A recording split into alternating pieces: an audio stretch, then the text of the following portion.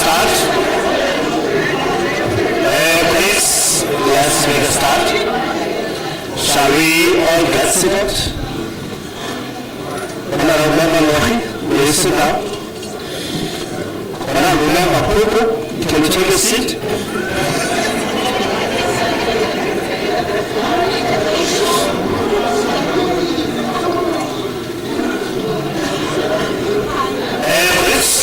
We are now about to start the program, and if you look at time, it's not in our favor, but we'll try by all means to catch up because we have a fully loaded program for the day, and it's going to be very tough to catch up with time allocations.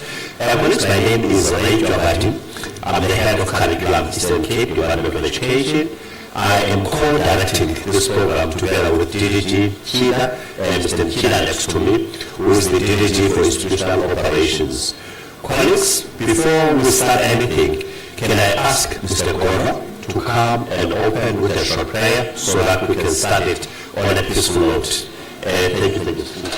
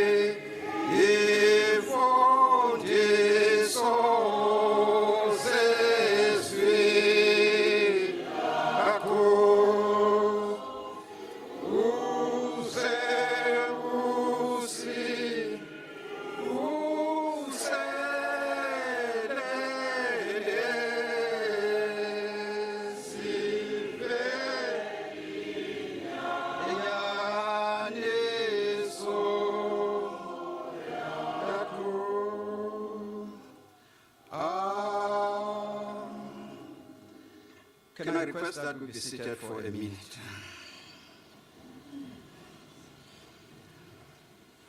I'm reading from the book of Deuteronomy, chapter 2, verse 3, which reads as follows. You have made your way around this hill country long enough. Now turn north. Kukade nijikeleza lendaba. Bhekani ngasentla.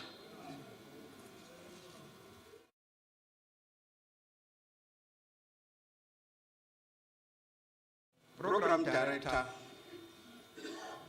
Program Directors, our Honorable MEC in absentia,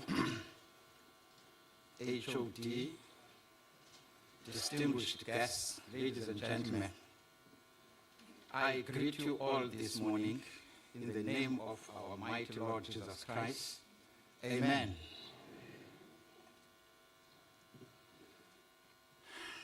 I have only 3 minutes, but the message for today is move on. That's the message for today from this passage.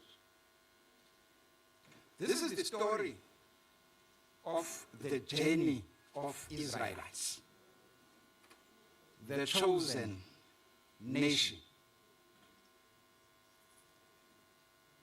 God had seen their misery in the hands of the Egyptians, in particular the Pharaohs. He heard their cry for help. And njengoThixo ovayo, he responded and said, I've heard your cry. I've come down to rescue you. Ndisileke ndizobahlangula abantu bam. Rhamente ngcwele kaThixo.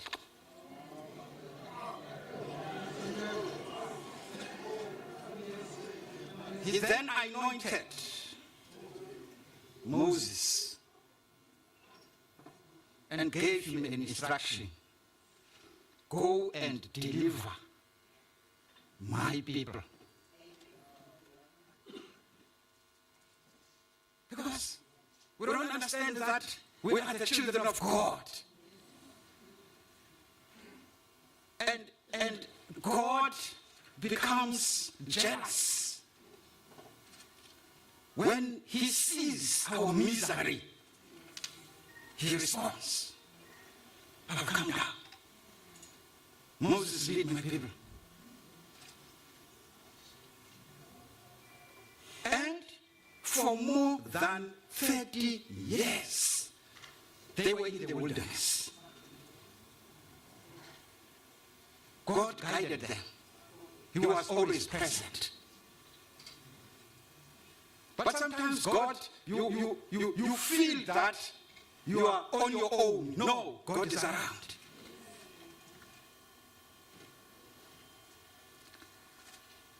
They were moving around this mountain, not making any progress in terms of their journey. I don't know whether in your life you experience this thing that the wheels are spinning, but you're not getting anywhere. 40 years in wilderness. 40 years. You realize that when you look back, you are exactly where you were 5 years ago. Now, Jesus, the Lord, then said to Moses, look, you have been moving in circles. Now is the time to move on. What you should do, turn north. Turn north to the promised land. Turn north.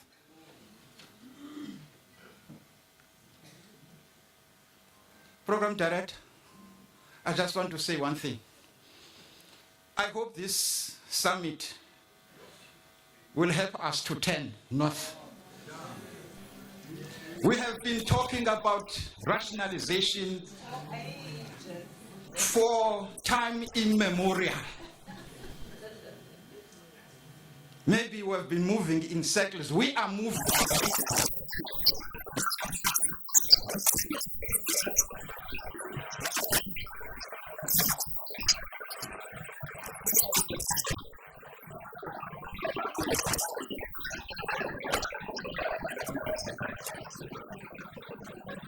It's the word of God. Amen.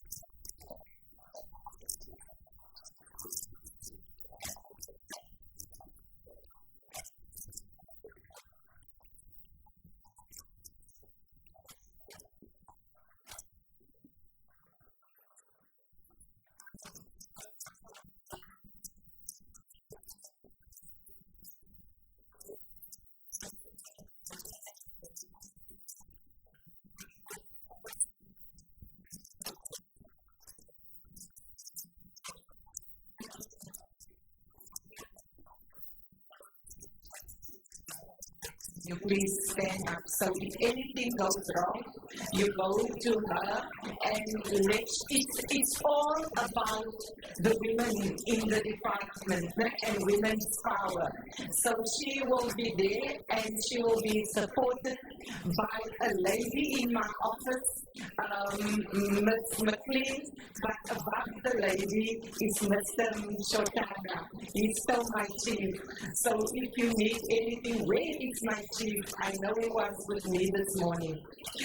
Colleagues, welcome. No one has welcomed you yet. Allow me to welcome you. But first, to start off, to apologize on behalf of our MEC. It has been very difficult for MEC to drive in and to drive back. So I will be driving to meet MEC and Premier, and then I will be driving back. By the time I'm driving back, I'm sure the session of the day will be over. But I'm hoping to join you for a short while tomorrow, whilst myself and Ms. Kete will be in 4x4. I also got a formal apology from Honorable Sondava, the chair of Portfolio Committee. They are currently doing oversight visits, although you would want it to be with us. So, Chair, I just wanted to formally apologize for our MEC as well as for our chairperson of the Portfolio Committee. Colleagues, I want to quickly caution you, Mr. Chokani is the chair for the first session and Mr. Mchida. What you see in front of you is a draft program. It's just a program to give you an idea what is going to happen. But they will change the program as we go along. For example, I picked up Dr. Ndingi that our Eastern Cape Advisory Council is not on the agenda. So I think we need to make sure that we bring our stakeholders on board and also the time slot we have given to our stakeholders, because this is all about consultation. Colleagues, I'm not going to do the purpose of the day. I know my colleagues, they love to give me the purpose of today. In the absence of MEC, as well as our chairperson of portfolio, I will give you a brief overview. But before I do that, I didn't have time to introduce a gentleman to you and to SNMC, but allow me to do it now. We have just formally appointed a DDG for corporate services in the department. We don't have an acting DDG anymore. We got rid of the acting DDG and we appointed a DDG in the department, which is Mr. Latuli. I would like to introduce him.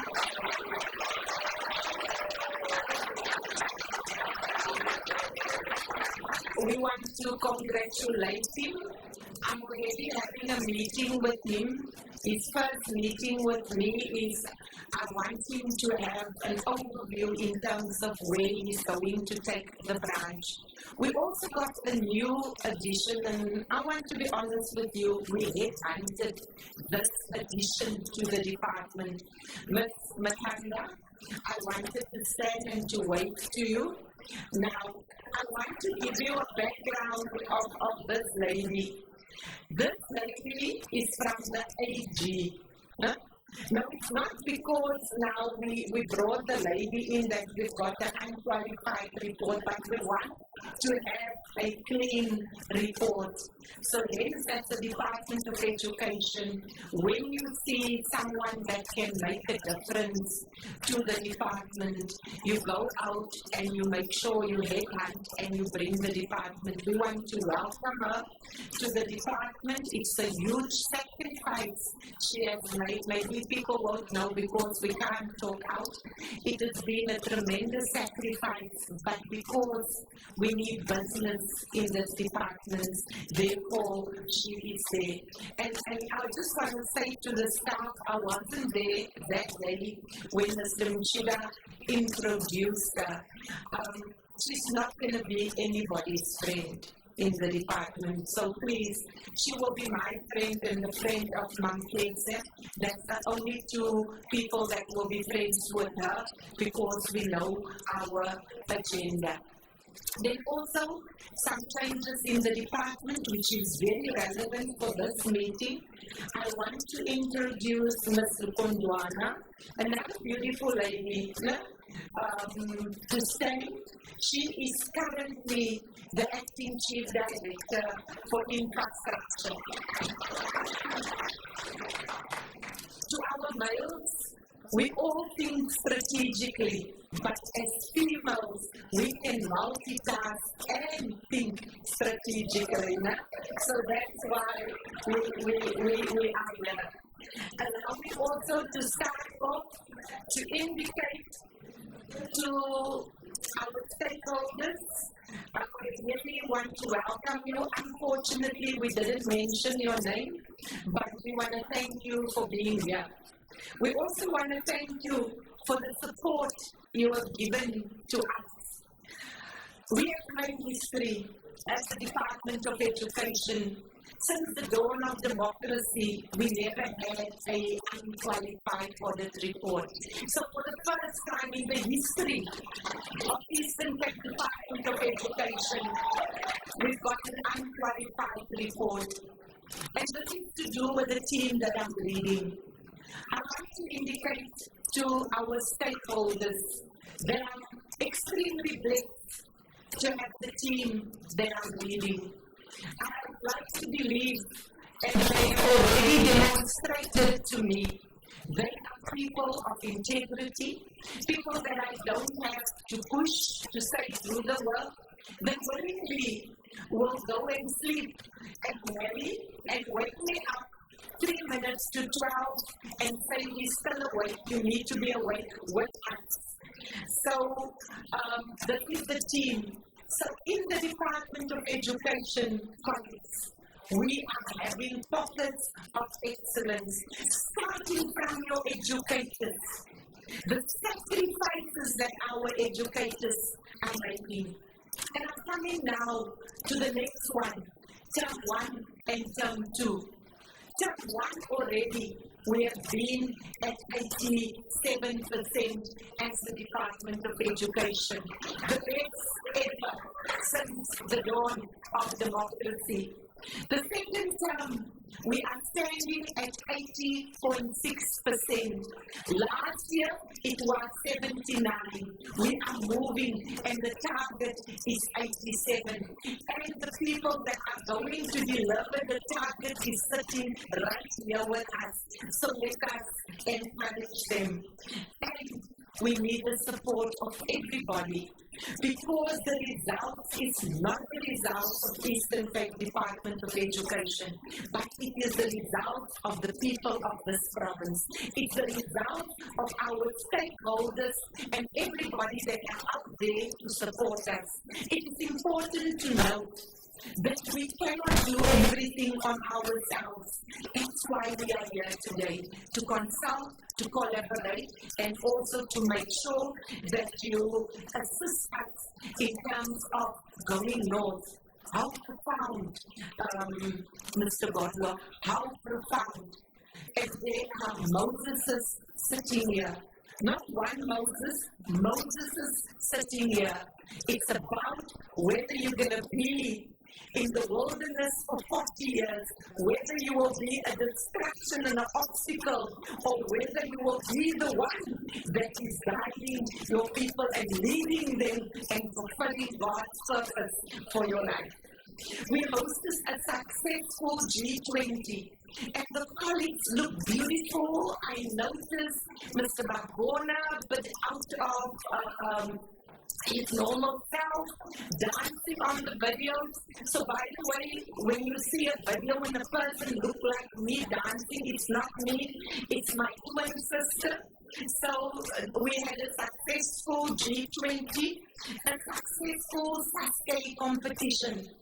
And we need to say, Mr. Zenzile, that KZN, we're coming for you. And again, I want to thank our unions and social partners coming alongside us.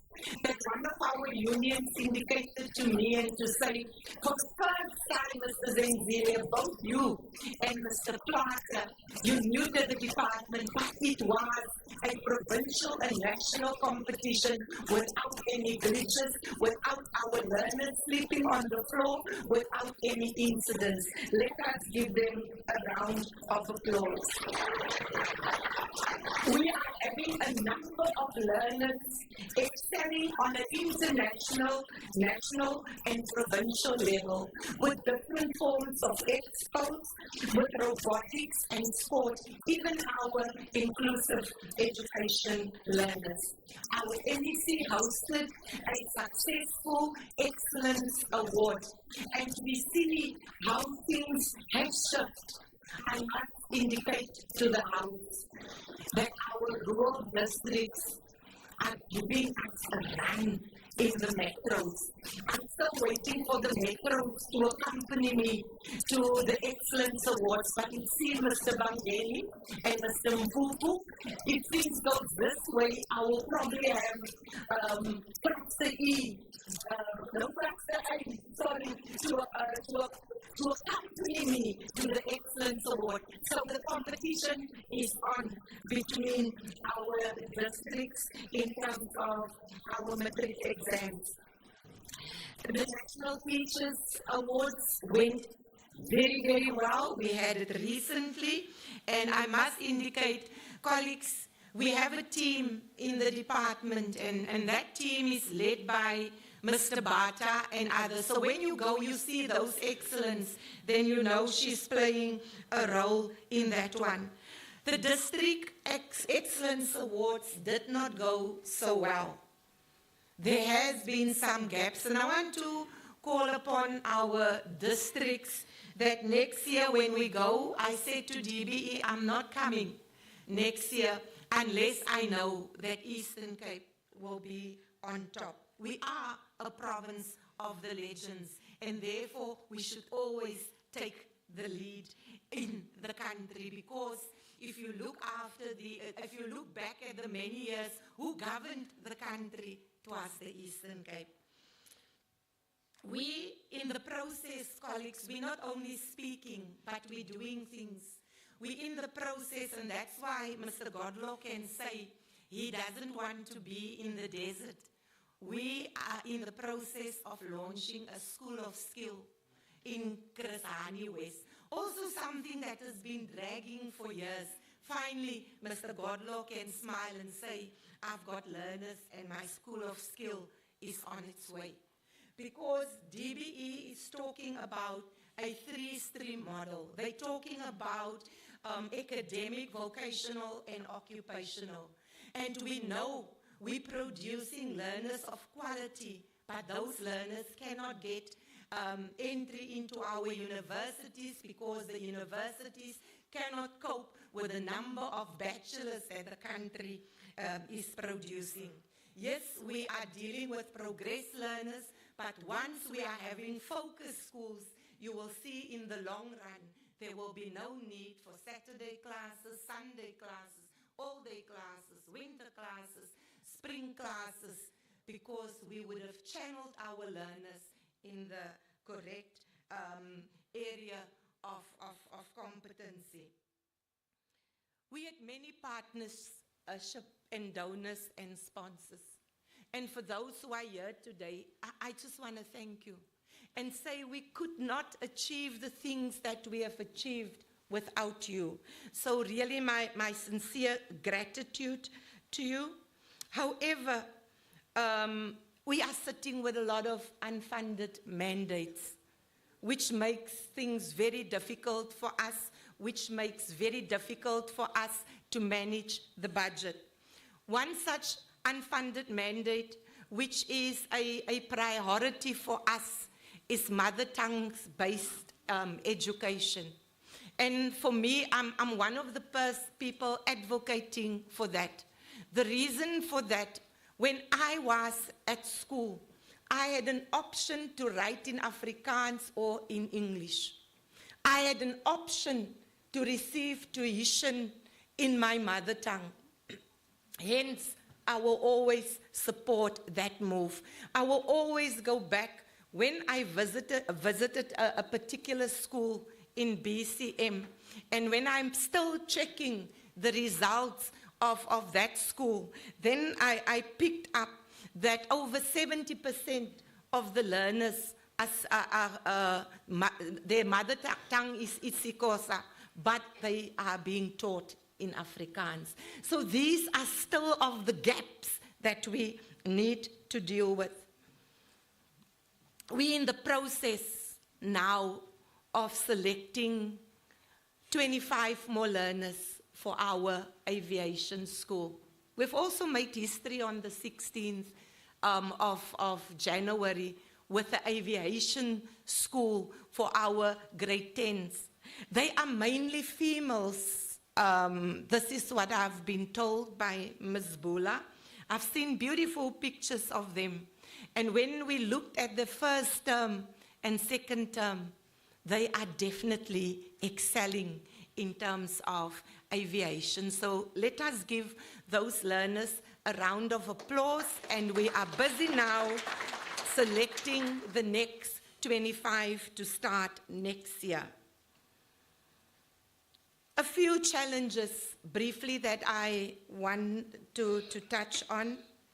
Yes, Mam Nokasa, you are on time with all your documents, your APP and your reports. We have graduated in that area as well. So you can see the department is stabilizing, but we are not without challenges. And the foundation has been laid for us by many, many other HODs before me. I can remember two that I've been tremendously close with. The one is Mr. Kojana, the late Mr. Kojana. I've learned a lot from him. And the other one is Dr. Nuku, that's also late. From my side, you know, if you want to move to the next level, it's always important to find out what can you learn and how you can grow. The moment you feel you have arrived and you can't learn from someone, you know it all, that is the moment you're going to die slowly. And then we must say, Ambakashle to you, because you won't be able to add value. We also have disasters in our province, and we lost close to 30 learners. One learner is still missing. We still did not find the remains of those learners, and it has really saddened us in terms of the loss of lives of our learners in the province, not only through the disasters, but also through accidents and even through killing. Nelson Mandela District, we had 4 learners that were brutally murdered. 2 in Kariga, 1 with a mother, and another one which was a special needs learner, also killed. And this has become a norm. We don't talk about these things, but we need to start talking about these matters. We're still busy with a review of the organogram. When I'm sitting down with Mr. Latuli, it will be one of his KPIs, and I will make sure that it's a very short period of time I will give to him to deliver that. I want to clarify that we're in the final stages, and we will not conclude on the organogram unless we consult all our relevant stakeholders. ECD and Grade R, the Bella Act, is really on our tongues. But I must be honest with you, the Bella Act is an unfunded mandate. So there's a lot of things happening at provincial, national level, consultation with the President, consultation with the Minister of Finance, so that we can make sure we realize many of the areas in the Bella Act. Yes, funding remains a challenge. Over the past few years, we have done exceedingly well with our LTSM delivery and making sure there is quality we're giving to our schools. For the past 2 to 3 years, we have also done well in terms of the expenditure of the infrastructure grant. However, we need to balance what we're spending and in terms of our performance. And that is why we are here.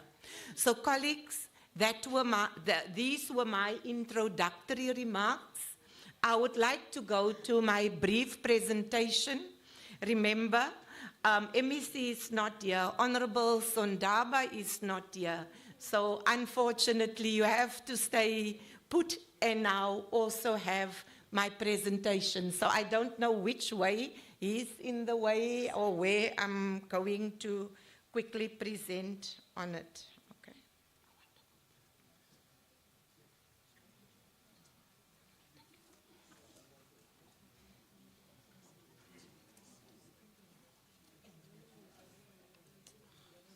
Okay, I'm going to start presenting while I'm waiting for her.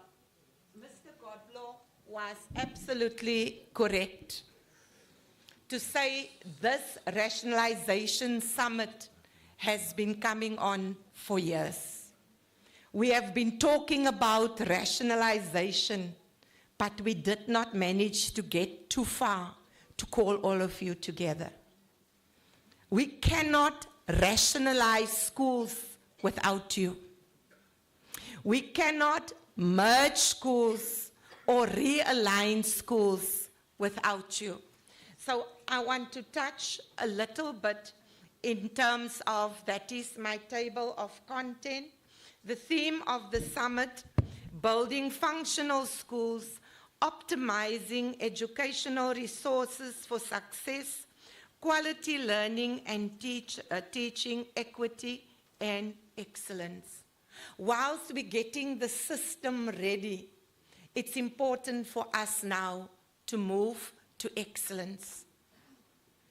In order for us to move to excellence, we really need to look at our circuit landscape plan. We need to look in terms of our schools in the province and ask, what are those things that are keeping us from moving into excellence? Now, the purpose of this summit is collaboration. It's collaboration. You cannot deal with rationalization without a collaborative effort. We're talking about, I changed this morning, it's unviable schools, Chantal, not enviable schools, community engagement, and also our municipalities. The schools are within the community. The schools are not outside the community, inside the community. And I can tell you, whilst I was a cluster chief, and I want to refer to BCM, Mr. Mabeke will close a school successfully, and then after 2 months, the community will toy and say, we want to reopen the school. So the work that we are doing, just a few community members can hold that. But fortunately, we have DFs, district education forums, to assist the district director. Redirect learners, educators, and resources. Normally, a few years ago, it was all over the newspaper. We closed schools, but the funds are still there. We close the schools, but we don't stop norms and standards.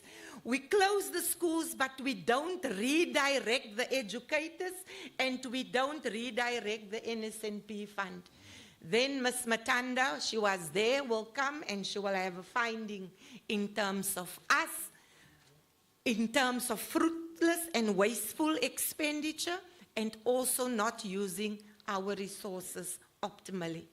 So when we talk rationalization, realignment, we need to talk, when we close that school, firstly, that consultation take place with the community, whether the learners will need scholar transport. You don't close a school and then a learner must walk 10 kilometers or in danger areas. So these are the things that we need to debate whilst we are here.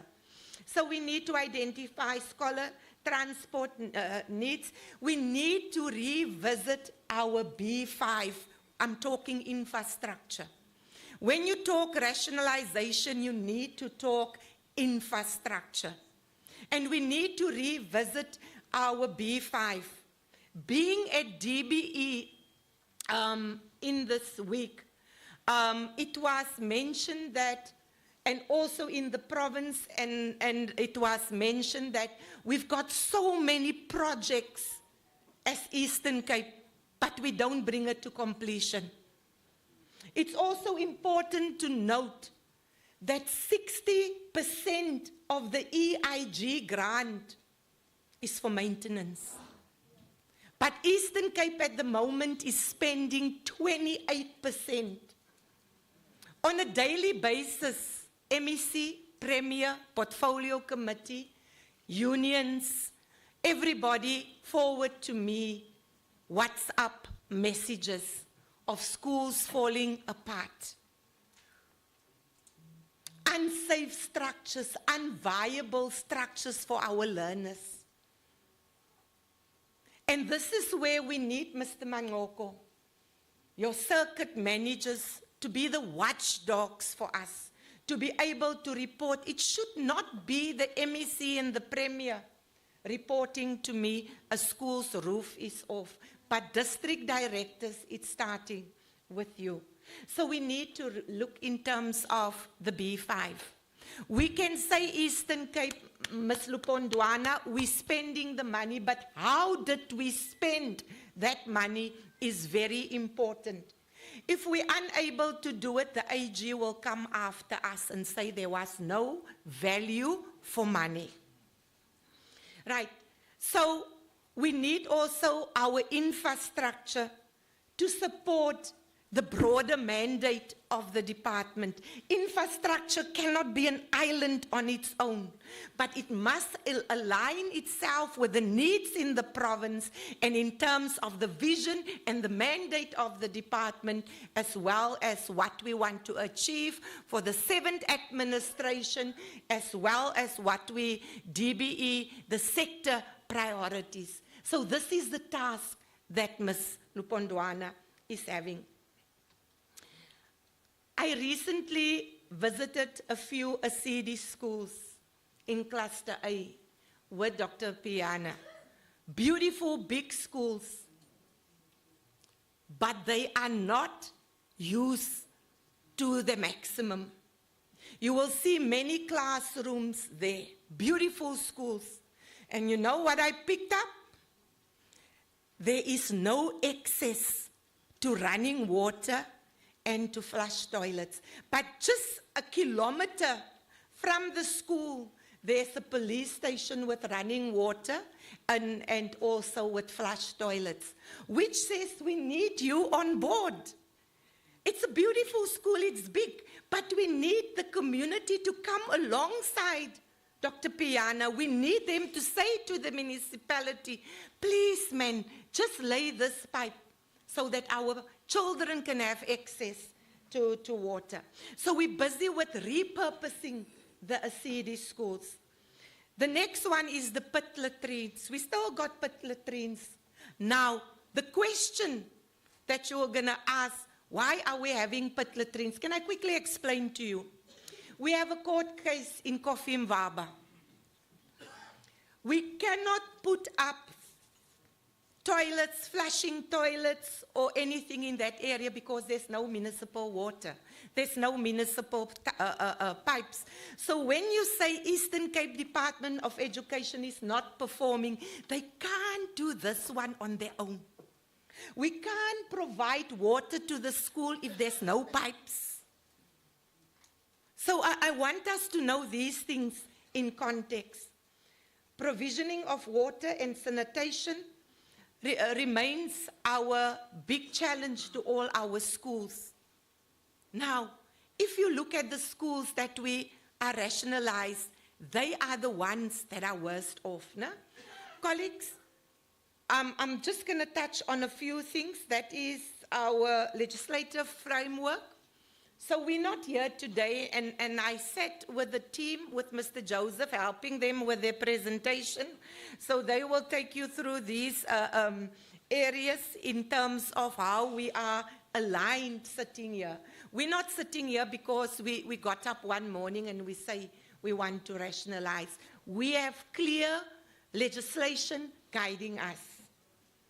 Then, colleagues, I'm not going to go through this slide, and I'm trusting the team to take you through this slide where we need to look at our very small schools, medium, large, mega schools, and what are we going to do with those schools that are less than 35. Can you believe it? Some of our matriculants are in those schools, and I'm going to prove it to you. Let me skip this slide. This is just some numbers. And the next slide is indicating our priorities for 25, 26 in terms of the schools we would like to rationalize, and we would like to have your buy-in. And again, the caution to the department, you cannot rationalize a school without following policy. without providing an alternative school, scholar transport for that. So this is our intention. We will know by tomorrow whether we will be able to deliver on that attention. And this is for the next year, and for the next year, let me not touch on this one. This is the WhatsApps I'm getting on a daily basis. I just want to show you in terms of our schools falling apart. The question is, if it was your child, would you be comfortable for your child to receive tuition in buildings like this? That is the question that I'm leaving. So what are we going to do as a collective to make sure we give our learners our best? There's a slide that I know Chantal has taken out that I asked her not to take out. The slide was, I asked him specifically show that slide for me. It was a slide that Mr. Mangoko has done yesterday to show that when we were dealing with our performance for the second term, we picked up that over 100 of the schools that underperformed is unviable schools, small schools. So which means our learners are not receiving quality education in those schools. So I would like that slide to come back during the discussion so that that slide can be highlighted to see that why we are having a challenge to get to 87%. It is because of the 100 unviable schools we're having where our matriculants are in currently. So really, these are the things that we need to discuss. So what do we want to achieve? We want to achieve, we want to merge schools with a rationalization and realignment program of action to be adopted by stakeholders here. We don't want to decide next year it's over 200 schools and then we're having toys. We need you to go before the district director to pave the way for the district director. Empowerment of managers in the department, Department of Transport, Department of Public Works, the Office of the Premier, so that they can understand our various policies that are guiding us. It's important that we also recognize the department to identify key areas and also its limited resources. Develop a comprehensive management recovery plan for implementation of rationalization and realignment program and strengthen our partnership today. And in conclusion, the success of this School Rationalization Summit is not to measure how many schools we close or consolidate, but how many opportunities we create for those learners being in those unviable schools. Opportunities for learners to access quality teaching and learning. Opportunities for teachers to teach in a supportive environment. Opportunities for communities to see education as the through pathway to progress. As the African proverb says, if you want to go fast, go alone. If you want to go far, go together. Let us embrace the responsibility with courage, wisdom, and unity of purpose. Together we can build functional schools that stand as a beacon of access, quality, equity, and excellence for today's learners and the generation to come. What landmark are you leaving behind in your area of operation? Chair, let me thank you for affording me this time. Thank you so much.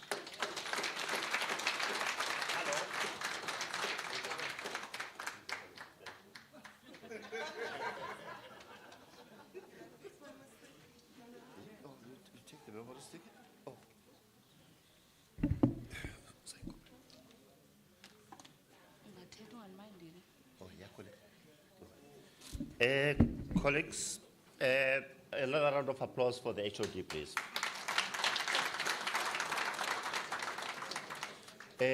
Before you can do anything, entering anybody's house, the house owner normally and usually welcomes you.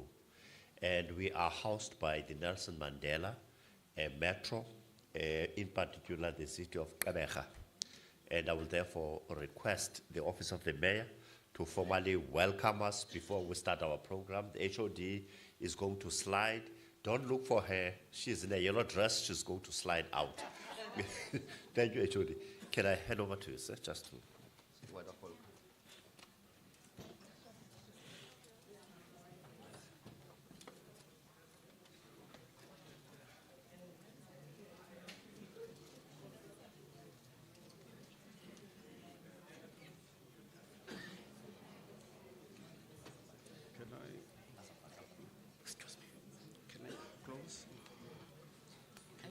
Something? No, but I hope coffee. Oh, I never mind this one.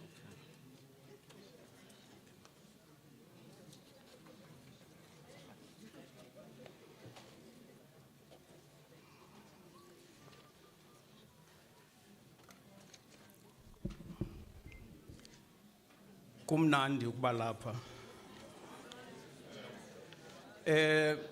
Ladies and gentlemen, I am not Mayor Honorable Lobishe. My name is Olani Noche. I've been asked by her office to come and represent her.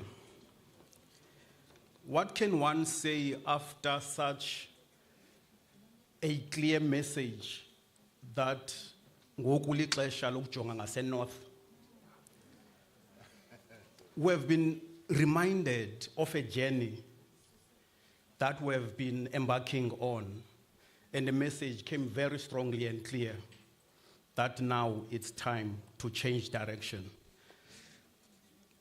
Fearing that some of you may report me to the mayor that I didn't read her speech, I will now read what was prepared. Honorable MEC of Education in absentia, Mr. Fundile Gade, Honorable Chairperson of the Portfolio Committee, Mr. Sondaba, the Honorable HOD, who has just presented a very powerful message here this morning, representatives from the Office of the Premier, representatives from organized labor, distinguished guests, ladies and gentlemen. As one listened in particular to the presentation that has just been made, one remembered what is contained in so many documents that this country has produced. The NDP, Indlulamiti scenarios, and many other strategic documents that force us to think about our future. Today, we see that as a municipality, this group of thinkers, this group of practitioners is meeting to solve one of the problems that has been engulfing us, layer rationalization.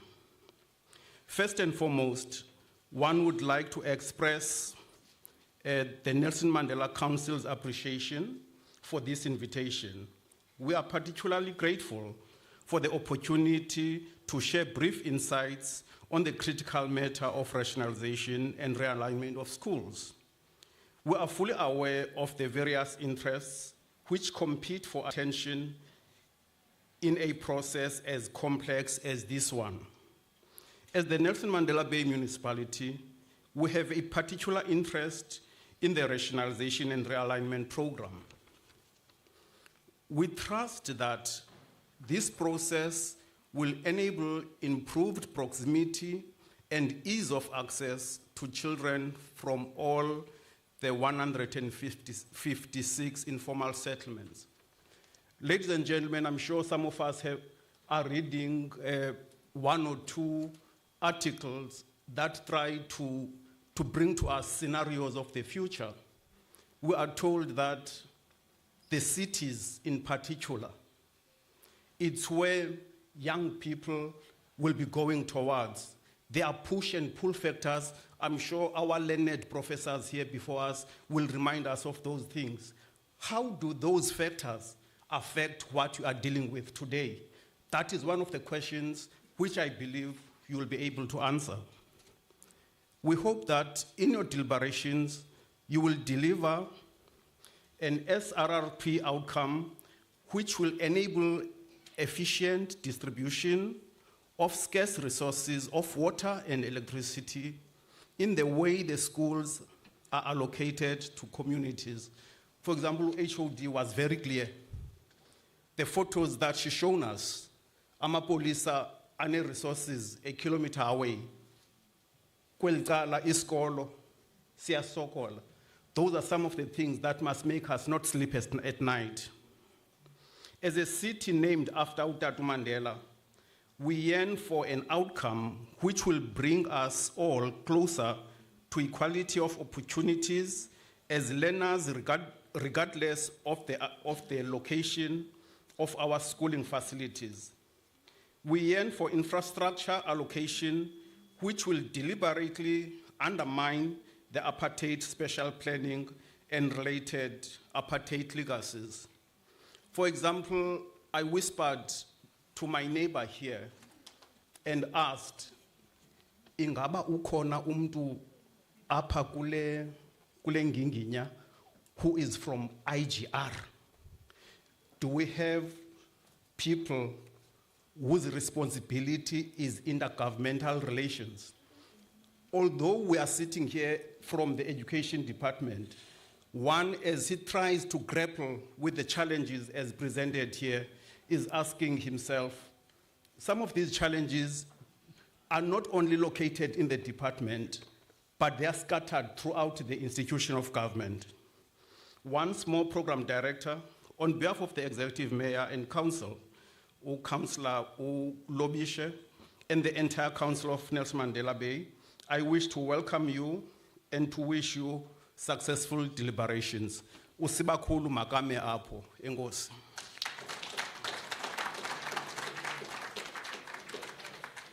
Enkosi sibakhulu. Probably just one last aspect of our logistics is to ask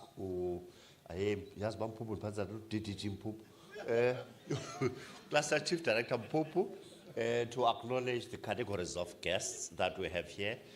Colleagues, I want to commend the full house that we see here. Everybody that was invited is in the house. A good round of applause.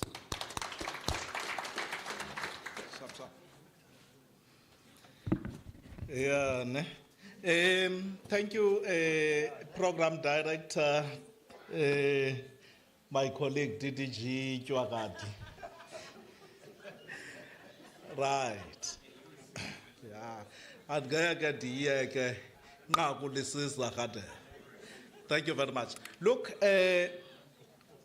Program Directors, the House at large, let me establish the protocols for this summit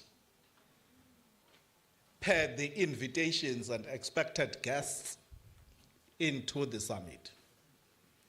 Obviously, the head of department has pointed to the absence of the Honorable MEC, but the mere fact that you have an apology registered, it marks that that particular office is in the meeting.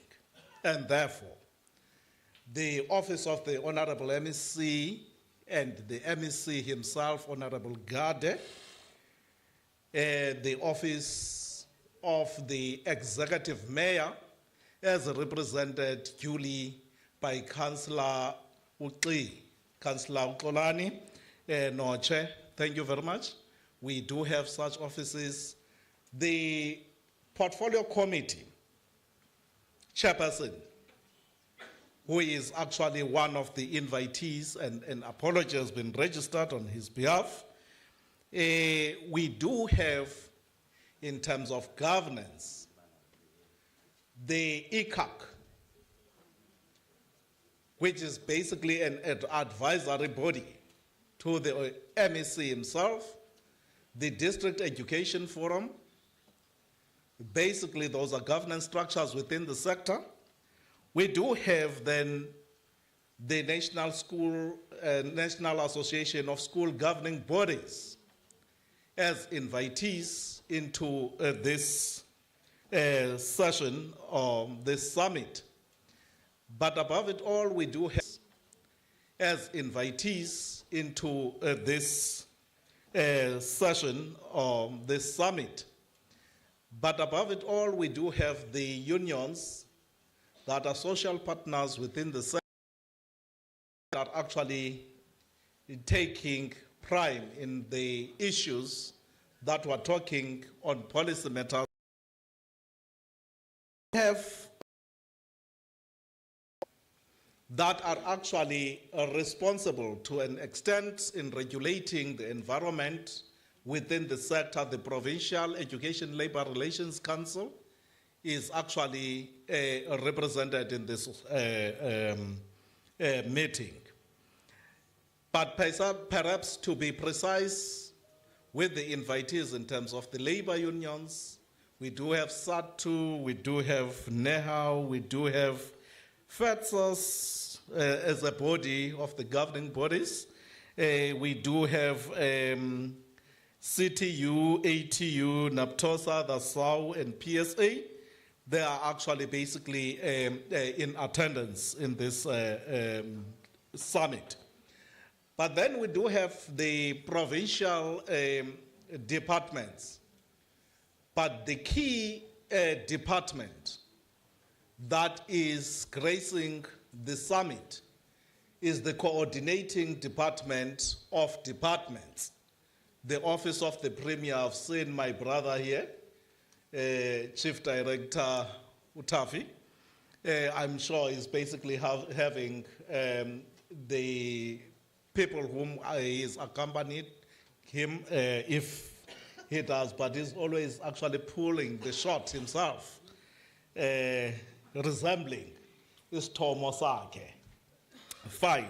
And then we do have, therefore, the Department of Basic Education, hailing all the way from the center, Pretoria. I've seen my colleagues coming from the Department of Education that is nationally. Then the Department of Public Works, DDG, is basically in our midst because this program cannot actually move without spicing it with the support that has got to come from those departments. Then Provincial Treasury is in the house as well, together with the Department of Transport. Those basically are actually our enablers in order to actually drive this program forward. So, Chair, we actually have the Eastern Cape Socio-Economic Consultative Council within ourselves here. But above it all, Chair, allow us to surely acknowledge the presence of the management of the department provincially. We do have the senior level management committee, your LSLMC, of course, those members who are basically sitting in that structure. Then the departmental executive committee, which is basically your DEXCO, that is actually in our midst, the top management. But critical within the top management, we do have district directors who are actually the stewards and the heads of the districts. And this is where this transformative agenda is finding expression. So basically, they are actually occupying a principal role or office in the districts. But the summit, colleagues, is graced with the presence of Obonjingalwazi, the professors, whom I actually going to introduce as seriously the guests that are coming to actually add some salt in our endeavor to see this program moving forward. The former statistician Ndade, Morenaka. Yes, we see Dr. Palili Wotler coming, of course, with Prof. Naidu and Dr. Muhatla, ne? Where is he? Oh, Nyani now. So we're introducing him generously in absentia. Chairperson, thank you very much. Otherwise, everyone is here in order to make sure that this summit becomes the success that we wish for. You know, one of the most interesting things in South Africa is the geospatial arrangements of the province. Umpupu comes from the Drakensberg, and they speak Sotho. When he comes to work, he must speak Xhosa. And in Xhosa, he must explain, oh, man. So the Jola thing, and then going over, the Jola gets lost. So when he comes back, the Jola comes back. Goes John. Goes God. Colleagues, ladies and gentlemen, we now want to adopt the program formally, and I will ask any mover for the adoption of this agenda as you've seen it. So Mama Kweta Paramisisada to we are mover. Mama Kwet, then Sandra Sak.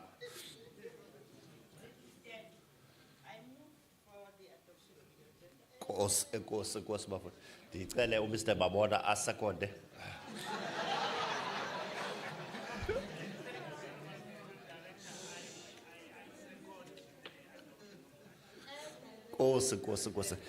Colleagues, we are now going to fly in full flight mode. I want you to switch off your cell phones because we're going to be running at full speed. So for the next hour or two, we are preparing to give all sorts of inputs that are going to be useful in your commissions. The biggest part of the discussion for the next 2 days will be the work that we'll be doing in commissions, because as a department, we are looking for solutions. Probably what's important, colleagues, we don't call a summit for the sake of a summit. We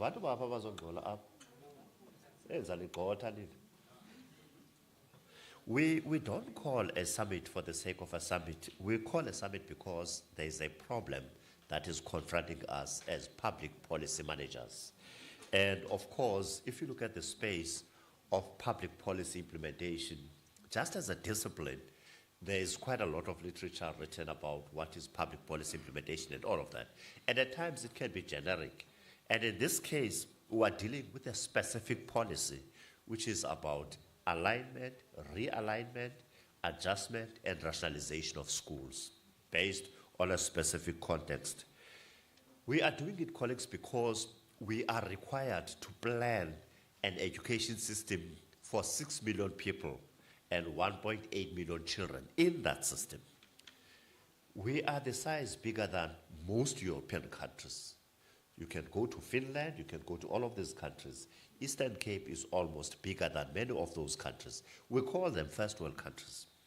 Now, when we plan it, as not Ralono Pope, because we are planning for a nation. Now, one of these things is to manage the disjunctures between what we are planning for and what is actually getting implemented. And out of that implementation, we are trying to see how we manage these disparities and discrepancies. Colleagues, rationalization has a background to it, which I'm not going to talk to. And as you all know where we come from, especially the apartheid spatial planning of our schooling system. So for the past 30 years, colleagues, we are dealing with a ghost. How do you manage a schooling system in a province that has been a labor reserve for 100 years? And you compare that landscape to a province that has been a hub of industrial activity like Gauteng. That's chalk and cheese. Now, don't blame yourself and be too harsh and say, we are trying to undress years of 100 years of dealing with a system that systematically has been intended to separate people. And what we're trying to do is to integrate people. Colleagues, to say the least, Asikai achieved no objective today. There's no X model school, there's no rural school, there's no township school. There are populations in South Africa that have never set foot on a township. There are populations in South Africa that have never set foot on a suburb. So that's where we are, it's our history. And as public administrators, we are charged with putting in place a mechanism to resolve all of that. Now, given that, colleagues, I should think the department must pat itself on the back to acknowledge that a lot of work has been done.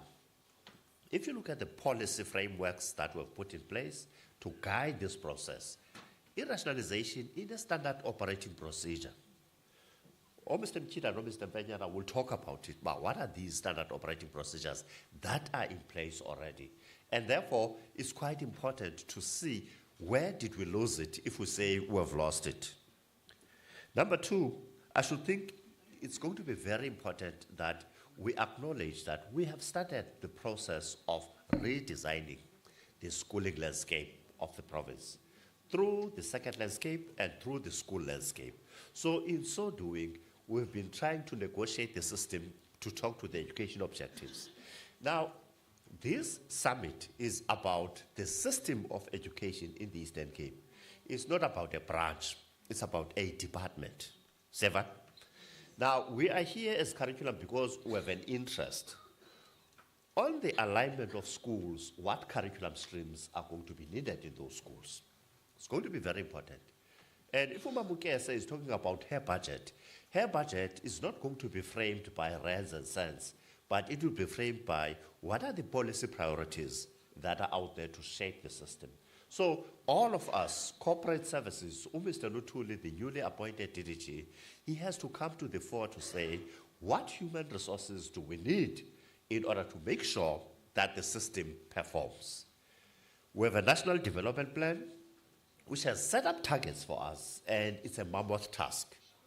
We have international obligations we've ascribed to as a country, which also set us up very high standards. So it's going to be very important that as we go along, we try to find ourselves aligned to the national development imperatives of the country, as well as international obligations that we have agreed to as a country. What are these lessons, colleagues, that we're learning? Number one, I should think policy implementation is very complex and it's very sensitive. Abantu, they always assume that by the mere fact that you've put a policy in place, it's all systems go. It's not. There's quite a lot of complexity that we must put in to make it work. You can imagine today, people are talking about the NSMP program or nutrition program as one of the most stable programs in the department. But where does it come from?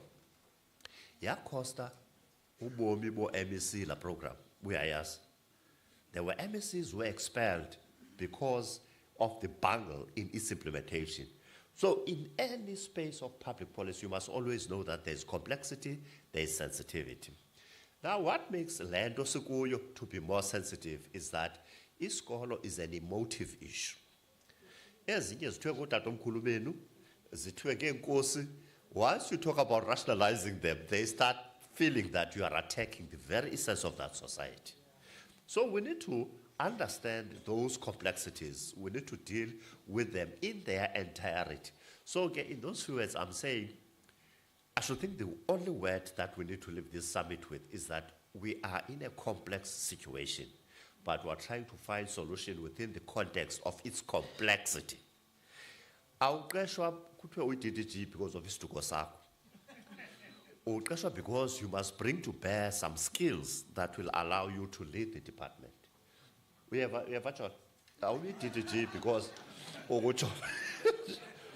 you are required to bring in a semblance. You are required to bring in a semblance of a thinking cap and a skill so that you can lead the department from point A to point B. In those few as colleagues, I want to welcome Mr. Mchida to give us an overview, and that is going to lead us into the discussion of major part of the summit. Can I hand over to you, Uchuta?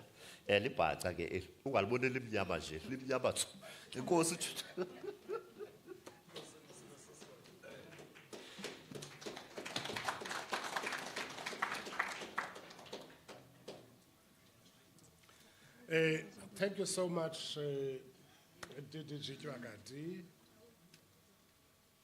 And perhaps because Mr. Mpupu has made our work easier as speakers for establishing a protocol that all of us are observing. So allow me also to stand on the established protocol. Thank you so much for this opportunity, Program Director, that I should give an overview of this program, which I hope at the end, everybody who is here, and maybe let me confess my appreciation, Program Director, first and foremost.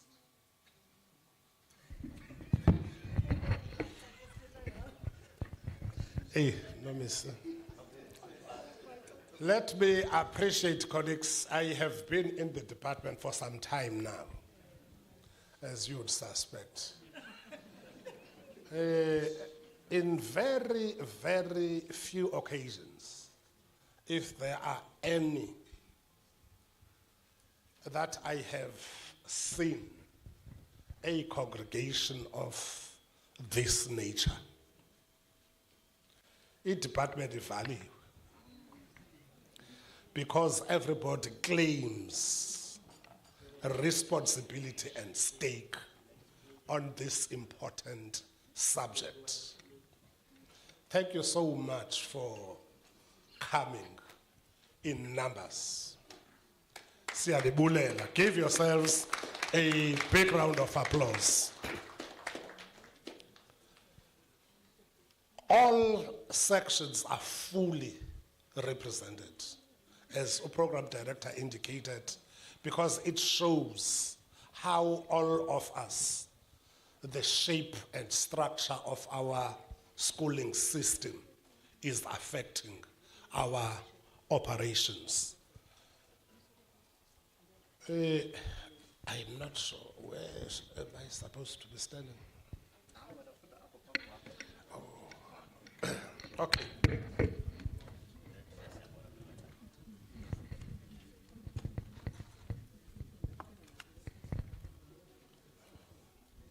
Colleagues, this is what I thought as I was preparing for these sessions.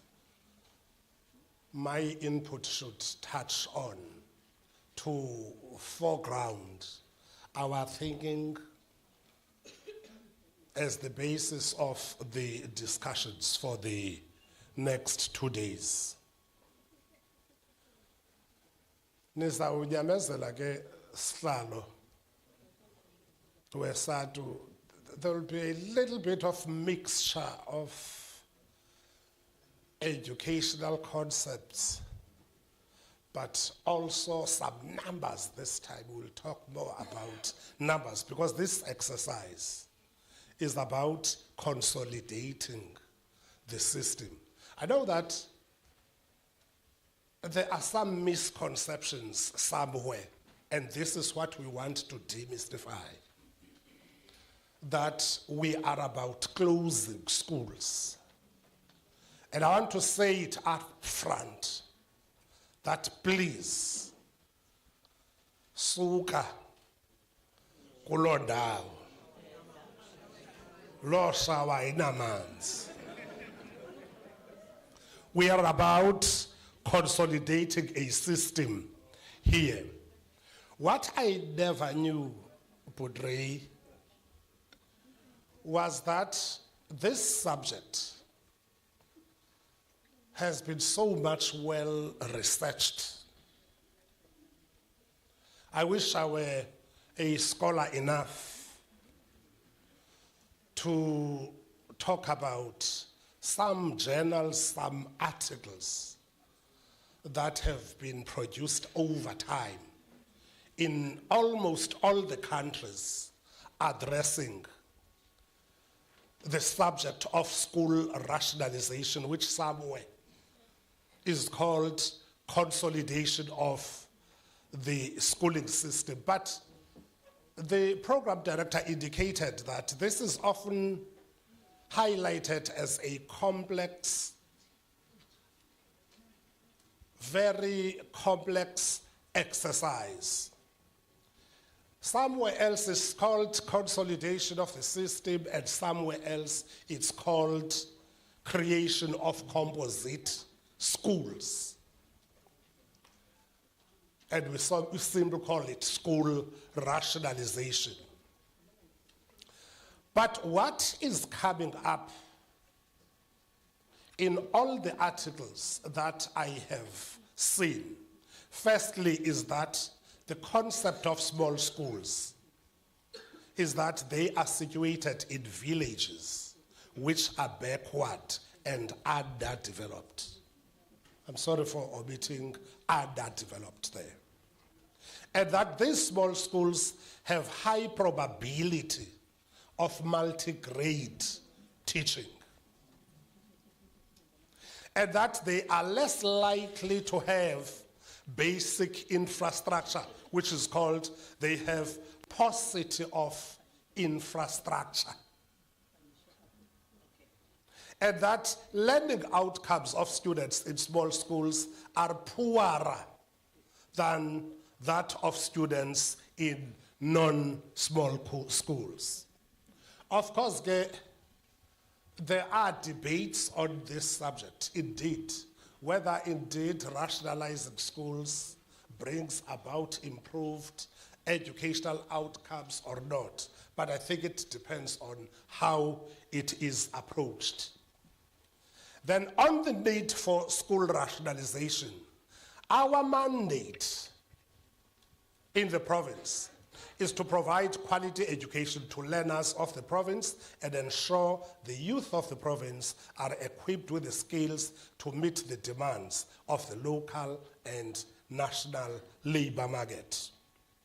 Also to improve its ability to deliver on its mandate, the ECDOE adopted a new service delivery model, mapping the way the department would organize itself to deliver effective and efficient education services to learners. And from a detailed analysis of the department and its system performance, this new service delivery model identified a strategic need for school rationalization to improve education quality based on the following observations. The first one, high number of micro and small schools in the province which are small, unviable, dysfunctional, and difficult to effectively provide with human, material, and infrastructure resources needed for quality education. Recurring unofficial closure of schools without following due procedures. I will talk about this later.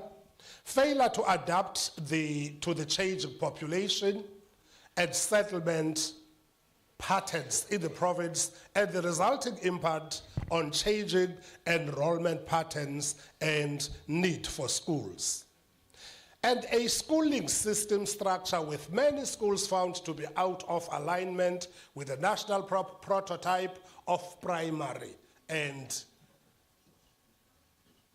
secondary schools were so misaligned. As the program director was saying, we still have lower primary schools, in some cases, senior primary schools, higher primary schools, and junior secondary schools, high schools, secondary schools. Limited education opportunities for learners in curriculum offerings in terms of academic, vocational, occupational, and other related streams.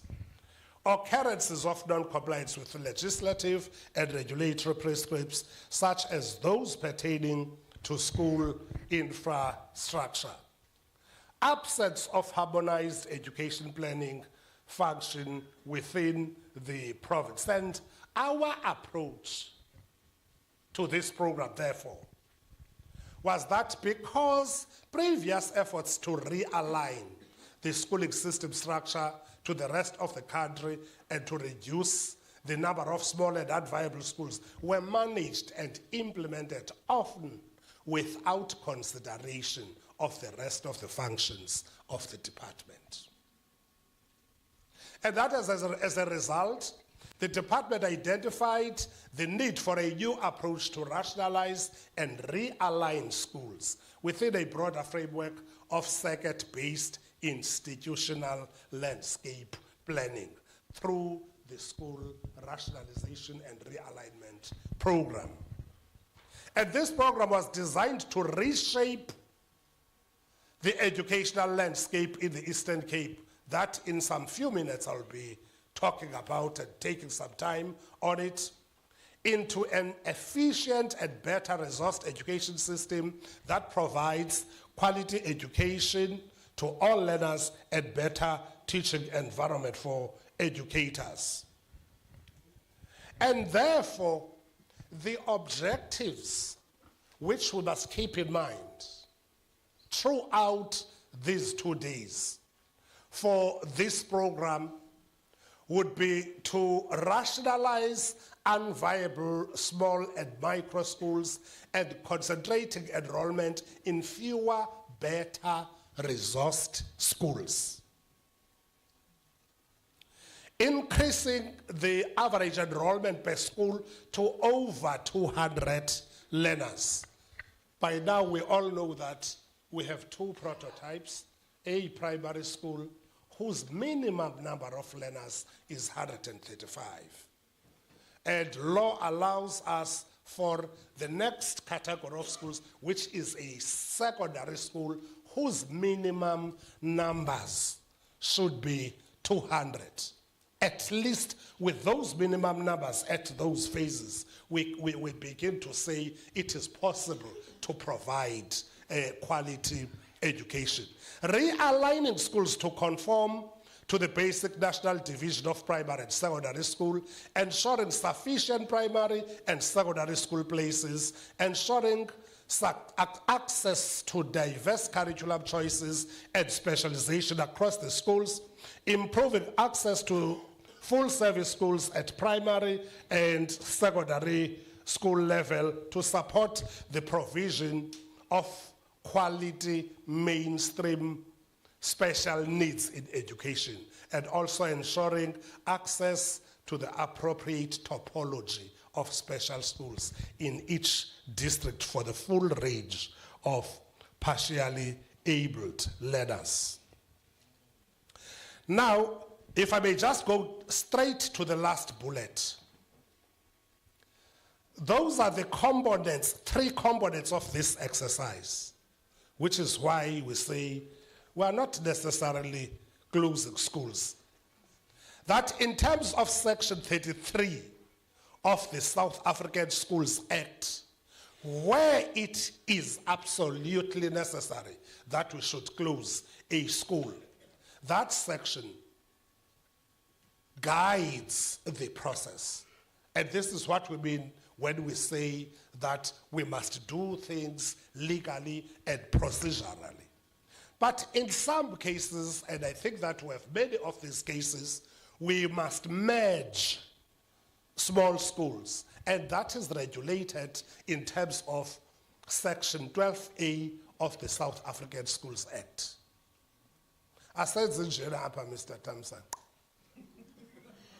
Usikuzijonge nje isikolo uzirhalele ubone uba ezi masidibane. There is law. In some cases, we realign so that we do not have your lower primaries, your junior secondaries, and all those things, so that we conform with the prototypes, where some of the grades that are still sitting in junior secondary schools must move to secondary schools, and that is your grade 8 and 9.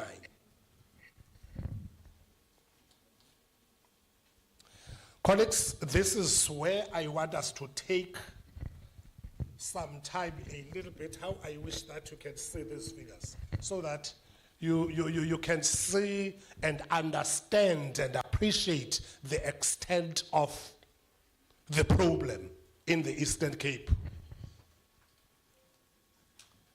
I'm not sure, CFO, can you confirm, are you able to see?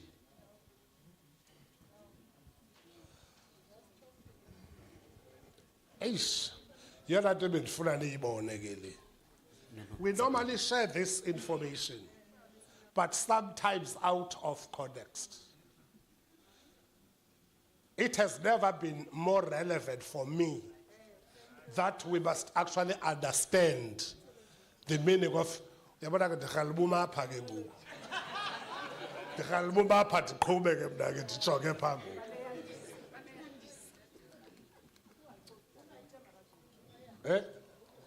Okay. Now, ladies and gentlemen, what we see here are our 12 districts. Now you see all our categories of schools, your ECD in each district, that shows you the number of ECD schools in all the districts where we have ECD standalone sites.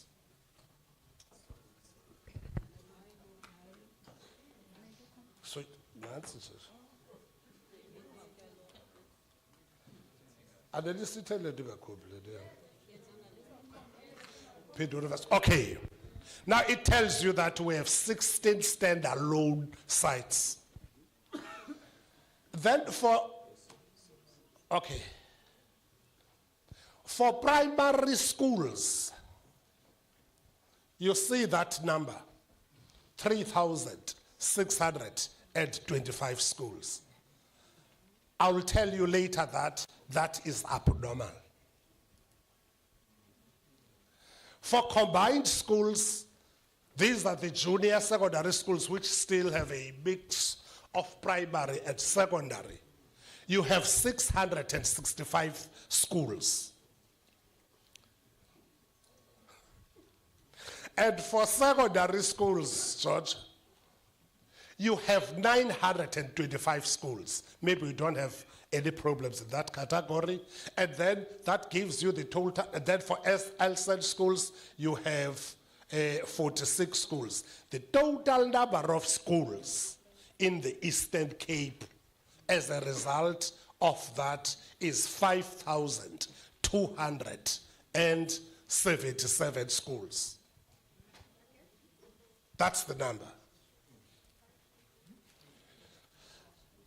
I'm not sure that column on your far right, Doc, whether it was not meant to share something.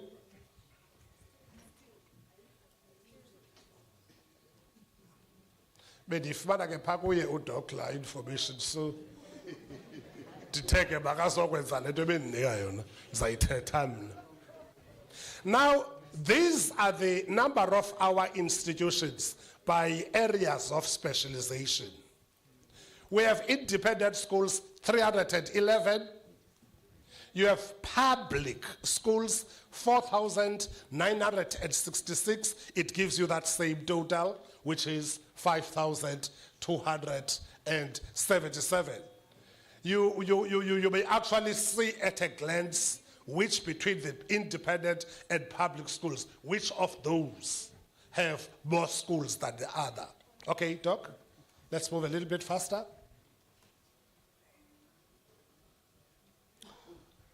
Ayisiko kubona nje bathi khale lokukhomba nansika. Internet yakubona ba kungathi compromise. So top left, Doc.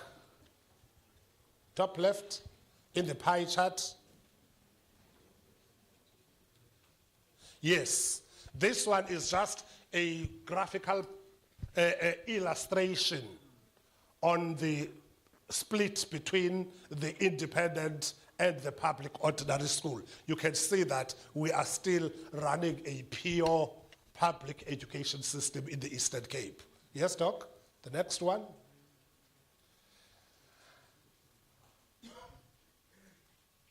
Okay. Now, as you know that our schools are ranked by quintiles, which simply illustrates the level of poverty in which those schools are. Those that are in quintile 1, the poorest of the poorest of the poorest, we have 1,817 schools. Quindale, 2. I'm not sure, Doc, why it is twisted, but in Quindale's 3 and 2, you still have those numbers. It does not make much difference because even in terms of how we are resourcing the Quindales, Quindale 2 and 3 receive exactly the same treatment. But then in Quindales 4, you have 92 schools. In Quindales 5, you have 106 schools. Yes, Doc? The other part of it? Now, okay. Now, the 3,901 schools are schools with grade R.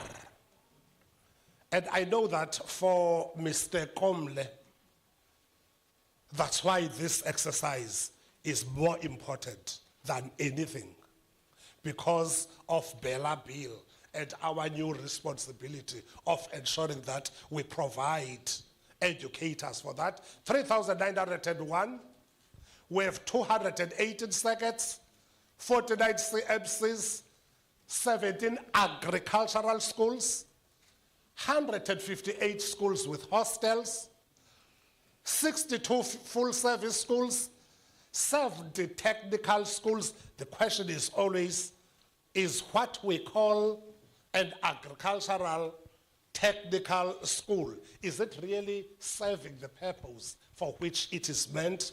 And then you have 4,904 public ordinary schools. Perhaps this one is more of a repetition of the previous chart, Doc. We may move to the second one because it still tells us that we have 5,277 schools.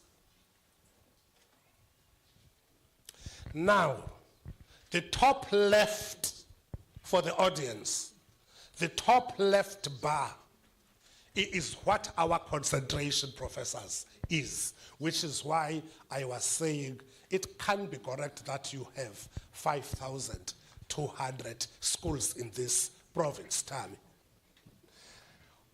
What is considered to be very small schools, which constitute 34% of our schools, is the whole 1,673 schools. So if the summit at the end of the 2 days are able to advise on how we should deal with that, because that's where education indeed is not taking place the way we would want it to take place. 1,673 schools are very small schools. Look at the district, because this size of schools has to do with quality of education, has to do with the location, the geographical location of those schools. Can you see that Amatole East has 384 schools? So when we say we have many schools, you must know that 384 of them are very small schools, followed by Krisani East, followed by Amatole West. So Amatole East and Amatole West are actually leading that group of colleagues. I am not saying small, small. I'm saying very small schools. And I'll tell you what it means when we say very small schools. Yet you still have small schools. Yeah. You still have small schools. 2,095. Look at where those schools are. Alfred West, Amatole East also comes. O.R. Tabo Coastal and Inland are also leading in that pack. Then you have medium-sized schools. Maybe that's where you can say these are the schools that we should be retaining in the system. You have large schools, 597. You have mega schools, those whose enrollment ranged a little above 2,000. You have 348 of such schools. Doc?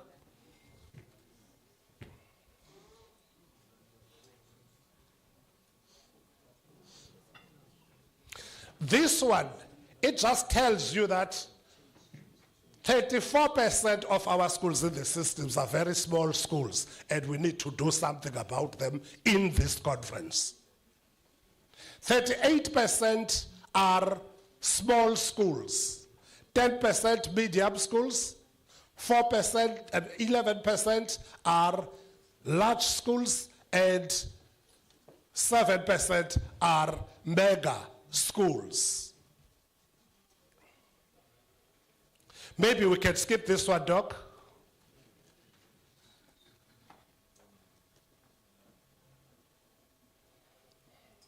I want you to go to the bottom right. Percentage of enrollment by size of schools. Now, we say 7% of our learners are in the majority of our schools. Can you see that contradiction?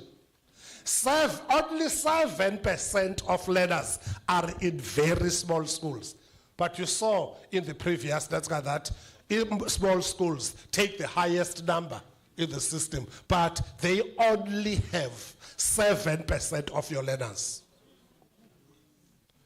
And 27% of, am I reading it correctly, Doc?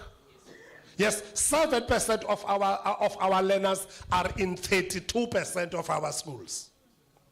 And 27% of our learners are in 40% of our schools. And 15% of our learners are in 11% of our schools. But look there, in our large schools, the schools are fewer, but learners in those schools are more. 26% of our schools are in 11%, of our learners are in 11% of our schools. And lastly, look, only 7% of our schools have the whole 25%, and we call it overcrowding. 25% of your learners are in 7% of your schools. Yes, Doc?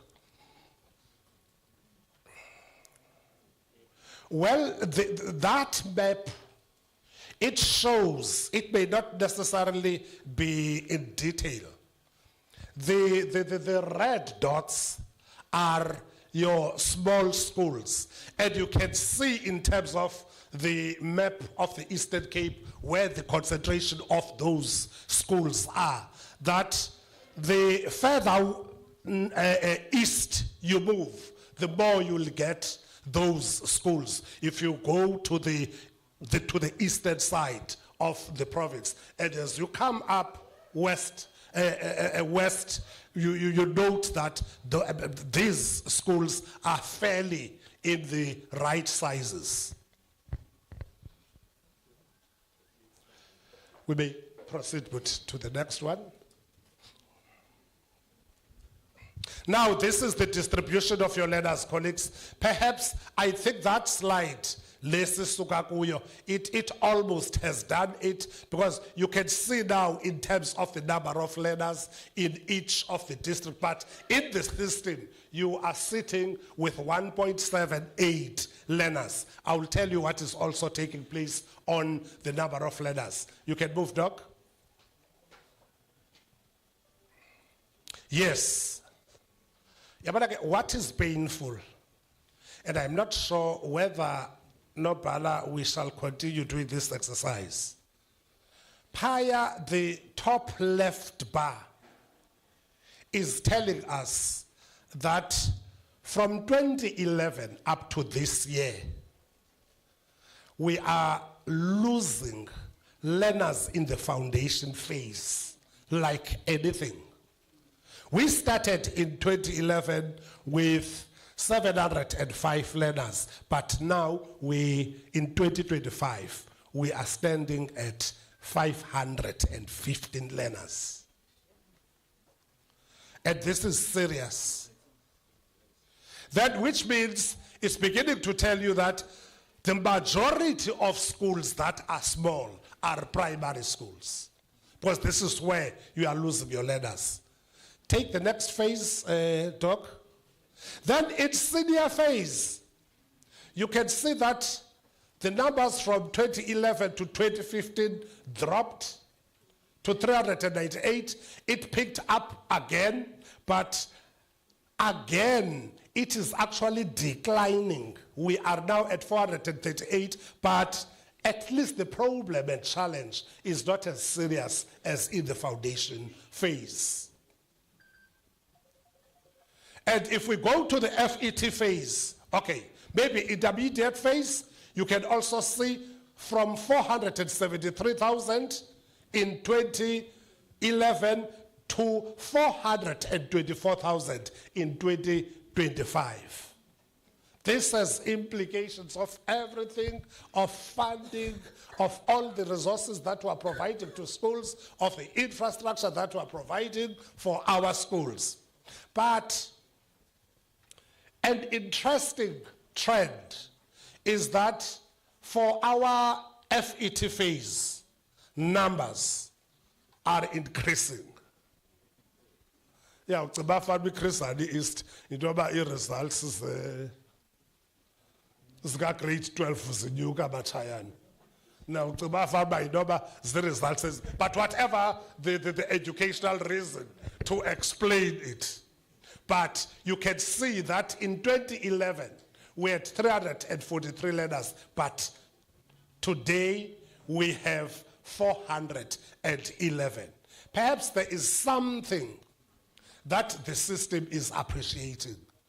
And I don't think it would be wise for me to suggest what that could be. Perhaps the summit is actually going to tell us what should be happening in the FET phase, which we must not drop. Okay? Now, the expected outcomes of this rationalization is that the largest reduction in school numbers was, okay. Now, you can see when we started rationalization, which is the yellow bar, or as we start with rationalization, we are standing in the yellow bar. But in order for us to have the right number of schools, we must all be in the blue bar. So Alfredo East, if you now have 224 schools, at the end of this exercise, you must have 127 schools. 187 schools. Alfred West Sisnandi, we only need 352 schools from your 618. Ambatole East, Itetwa Dim. Ambatole East, we want you to throw away that big number of schools. 749 schools, we must only have Shosha. 369 schools. Sizoncedisana ke ngalo msebenzi. But colleagues, let me hasten also and again to say that losing the number of schools should not equate to losing the learners. We are consolidating here an education system. We are protecting all our learners. So don't worry about losing more than 400 schools. Ambatole East. Ambatole West from 462 to 209. Buffalo City from 471 to 344. Christian East, colleagues, I think that the graph itself is telling all the story. And in the relative terms, the two districts that will not be losing quite big numbers, Ngabampodo. Ikhona ke into eyenzeka right phaa eMampondweni. Engenzeki right kwezinye indawo. Uyabona i-coastal ithe nje guqu from 656 to 400, and I can tell you, if you can go there, would please correct this thing. Ngaphinde ibuyele lapha kula 650. They will tell you how it is done.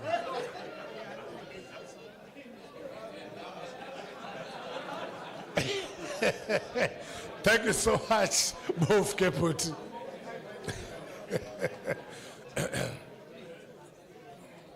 But colleagues, these are the enablers, and we shall be dealing these in our commissions. How do we deal with scholar transport? That's why we have the Department of Transport here. How do we make full use of our hostels such that this exercise is fully supported? Because as I said, we do not want to lose any learner. In merging the schools, in closing some of the schools, in realigning some of the schools, but all learners, and if anything, more learners must actually come into the system. Yes, but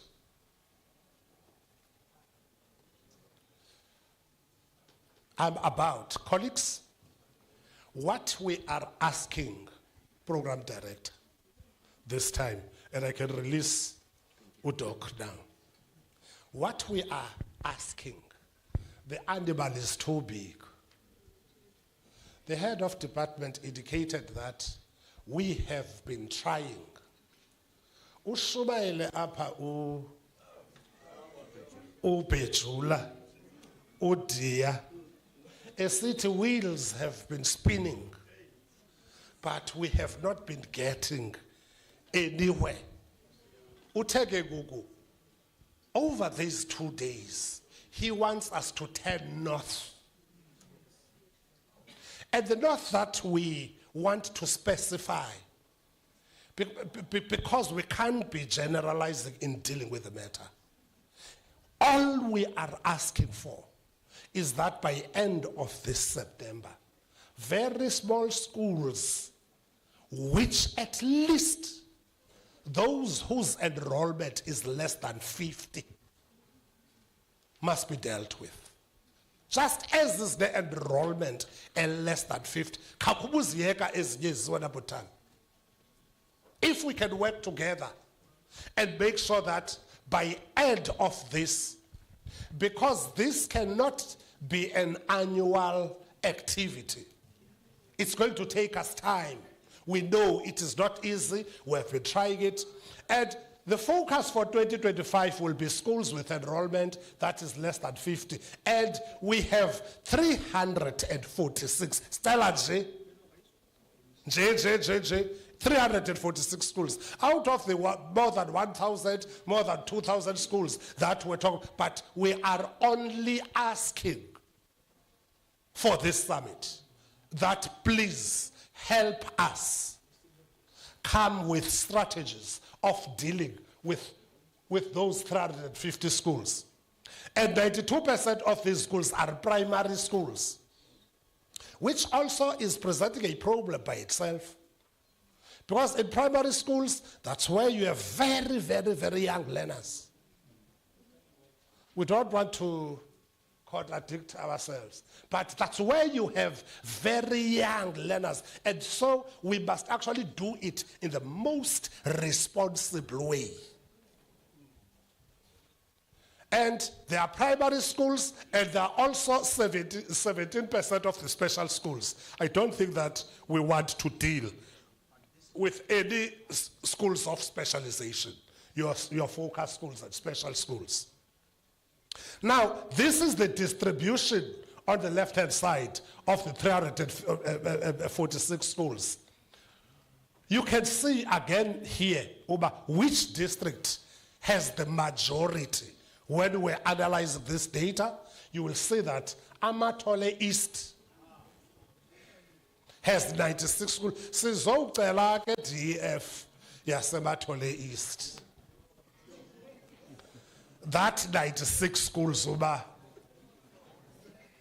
masisebenze ngala 96. Abatole West 74 schools, and so you can see that Alfred Zo East yaseMampondweni ayinaso isikolo esikula category. Nelson Mandela also does not have a school with less than 50 schools. With less than 50 learners. So it's the 317 schools, of which 7 are secondary schools, 5 are combined schools, leave out the LSED schools. So the total number of schools that we shall be dealing with here is 346 schools. The last slide.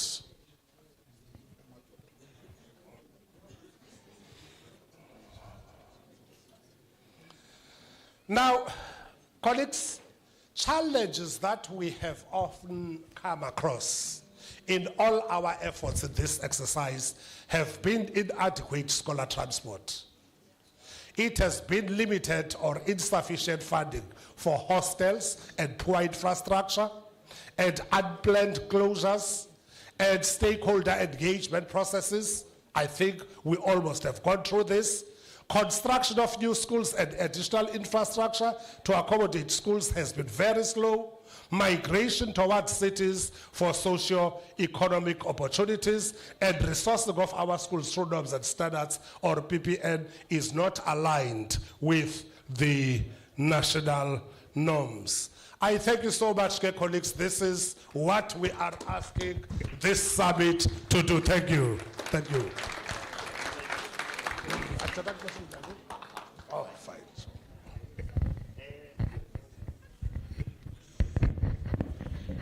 Iyacaca yasedutywa imkanayo le mic. Yazi esinqube. Uyazi personal possession. Colleagues, this is how we're going to arrange. I want to give you tea time, and I want you to make it 20 minutes strictly, because we can't be sitting here and listening all the time. We are going to get bored, and the amount of noise is going to escalate. So I'm giving you 20 minutes to take a tea break. We are coming back at 20 past. We have marshals that are going to usher you in once you finish. Can we take that break, and then we'll come back at 20 past? Thank you.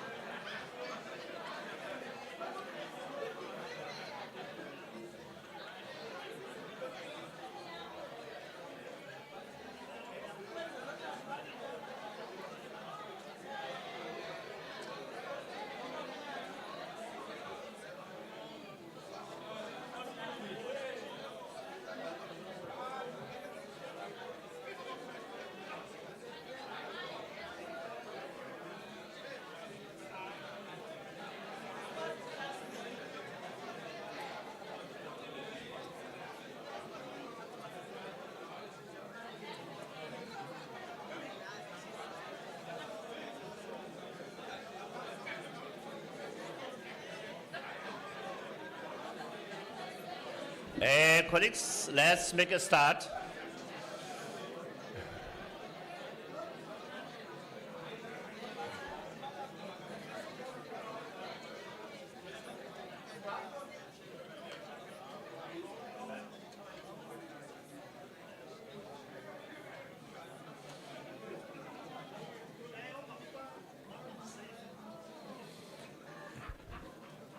Can we call everybody to come inside, please? Otherwise, I depend on there's a tea break. We'll show you what tea break we are paying. Colleagues, can you just call the last remnants standing outside to come in, please?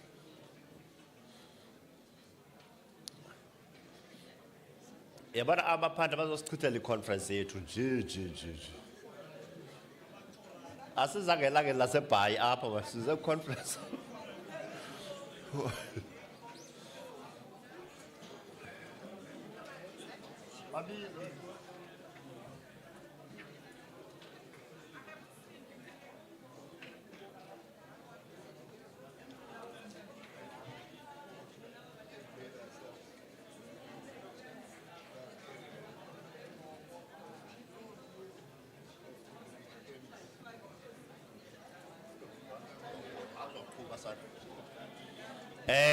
Colleagues, we are now handing over to Mr. Venyana, who's going to take us through the progress.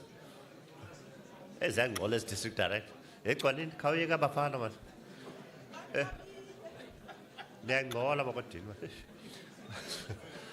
now going to hand over to Mr. Venyana to lead the discussion on the Srrp school landscape plans, which is going to be a very interesting dynamic of this process. As I've said, colleagues, we started implementing, the rationalization project some time ago. We had a lot of processes that were put in place to make sure that the project is moving. There's a lot of achievement that has been achieved throughout that process. And given that, we are going to hand over to Mr. Venyana to take us through. Nobilapha ne? Ya ingade betshilo. Benifuna uDr. Beshe nabona usaphunga. Oh. Ayiyo sigqibile mosile. Ane?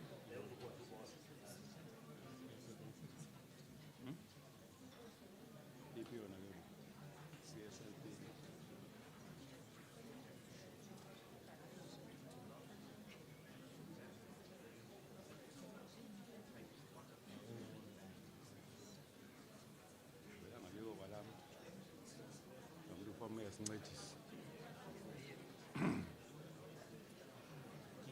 Yeah.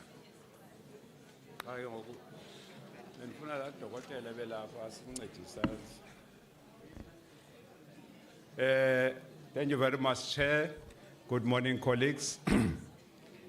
I want to take the opportunity.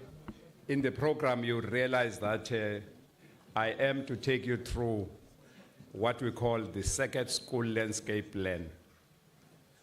And I think the importance of the plan is to indicate that there is guidance in terms of the program of rationalization and realignment.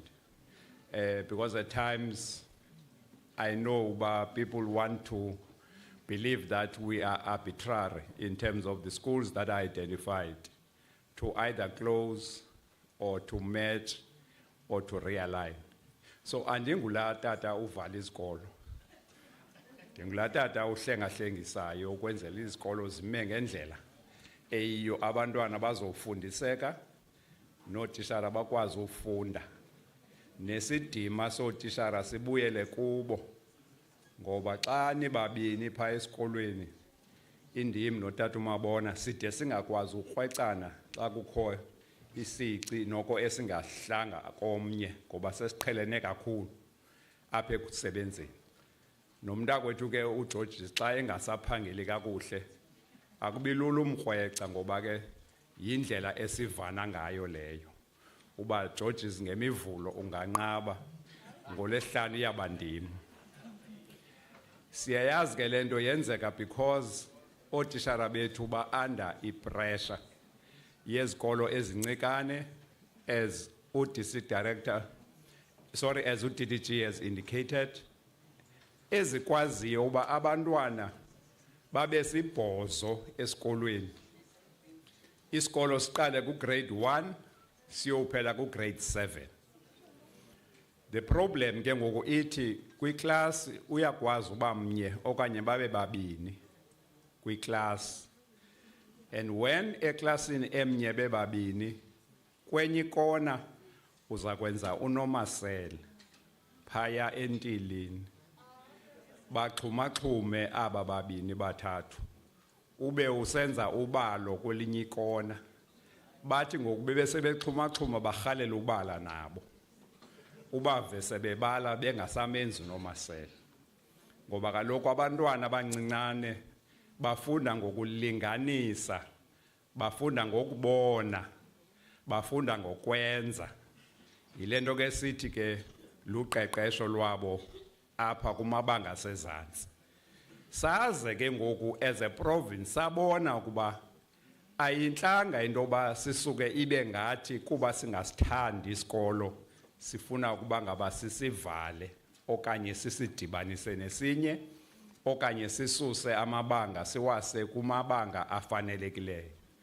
I'm giving this background, colleagues, because I want you to have an idea of a context that we come from. Meaning we have a lot of these small and unviable schools. So in 2018, having worked in a lot of scientific plans and tools that we developed, we came up with a plan called Srrp School Landscape Plan. We are the only ones, we are the only ones in the whole country who have got a CSLP.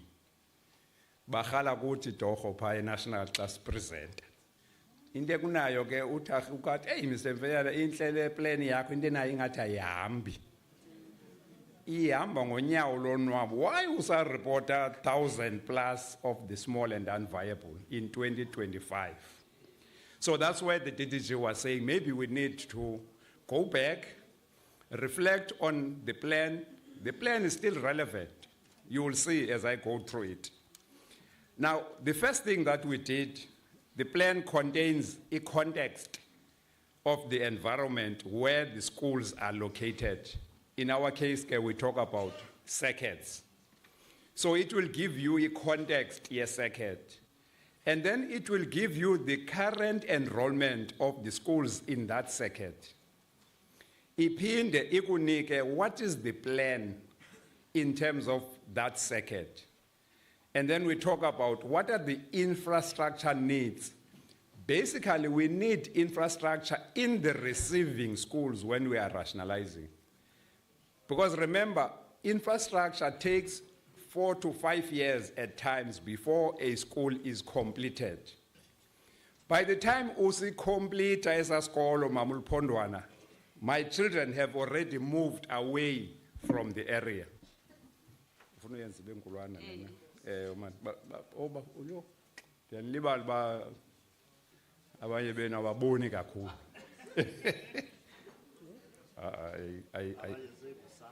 Sengusasa yaxolisa abazali bami.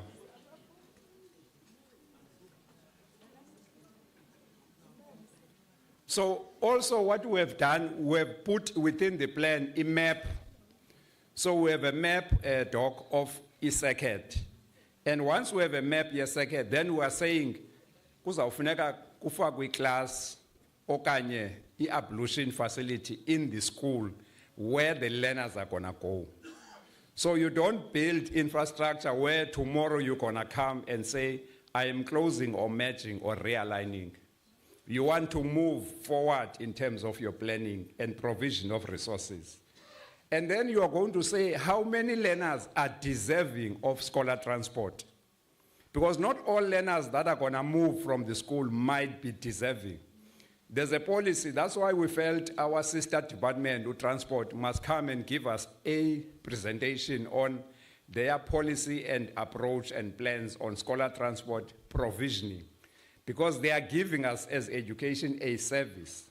Tina, we are telling them which are the learners that are deserving. The distance for the younger ones is no more than 5 kilometers. For Abadala, Noko, around 10 kilometers. To and fro. That's 5 kilometers going and 5 kilometers coming back. I think that's 10 one way. No, 10 one way. Now, we understand also that the environment is no longer the same. The terrain is not the same. Transport wants us to motivate if we are going against the police. And that's what we need to do as circuit managers, as district education forum members, all stakeholders at a circuit and a district level. When the list of schools for that year are put out to say we are looking at rationalizing these schools, all the enablers must be accompanying a submission that then goes to the MEC for the ultimate decision. So the districts, they make recommendations and the MEC decides in terms of what will happen finally. Lastly, we give you the shape and size of a future circuit. Over a period of time, these will be the schools that will then be remaining within your circuit. We are mindful that there are dynamics of migration, of population growth, but those issues, you will see that they are able to be accommodated. Now, colleagues, this is, for example, the context that was given in this one that I've chosen, yes, BCM. It will tell you that it's within a urban circuit, so a mix here rural and urban. And there are schools that are there in the villages. It will tell you about Ginsberg. It will tell you that you understand there will be traditional leaders in some of our rural areas. So when you do your public hearing, you have to bring them on board so that they understand the rationale, why ucinga ukuhlengahlengisa izikolo zabo. And it will tell you the special and the independent schools. And then it will tell you about quintiles, those that are in quintile 1 to 3, and then quintile 4 to 5. This is the map, Yala Circuit. In the map, where you see a blue color house, it means that school is viable. Where you see a yellow color, it says that school is unviable. And you can see up front what was the enrollment in the school, how many classrooms, and how many educators. So there will be a Vutondaba, 251 learners, 10 classrooms, 5 educators. In Nomke, iti, a primary school, in minimum is 135 learners. In minimum, yes, a secondary, it says 200.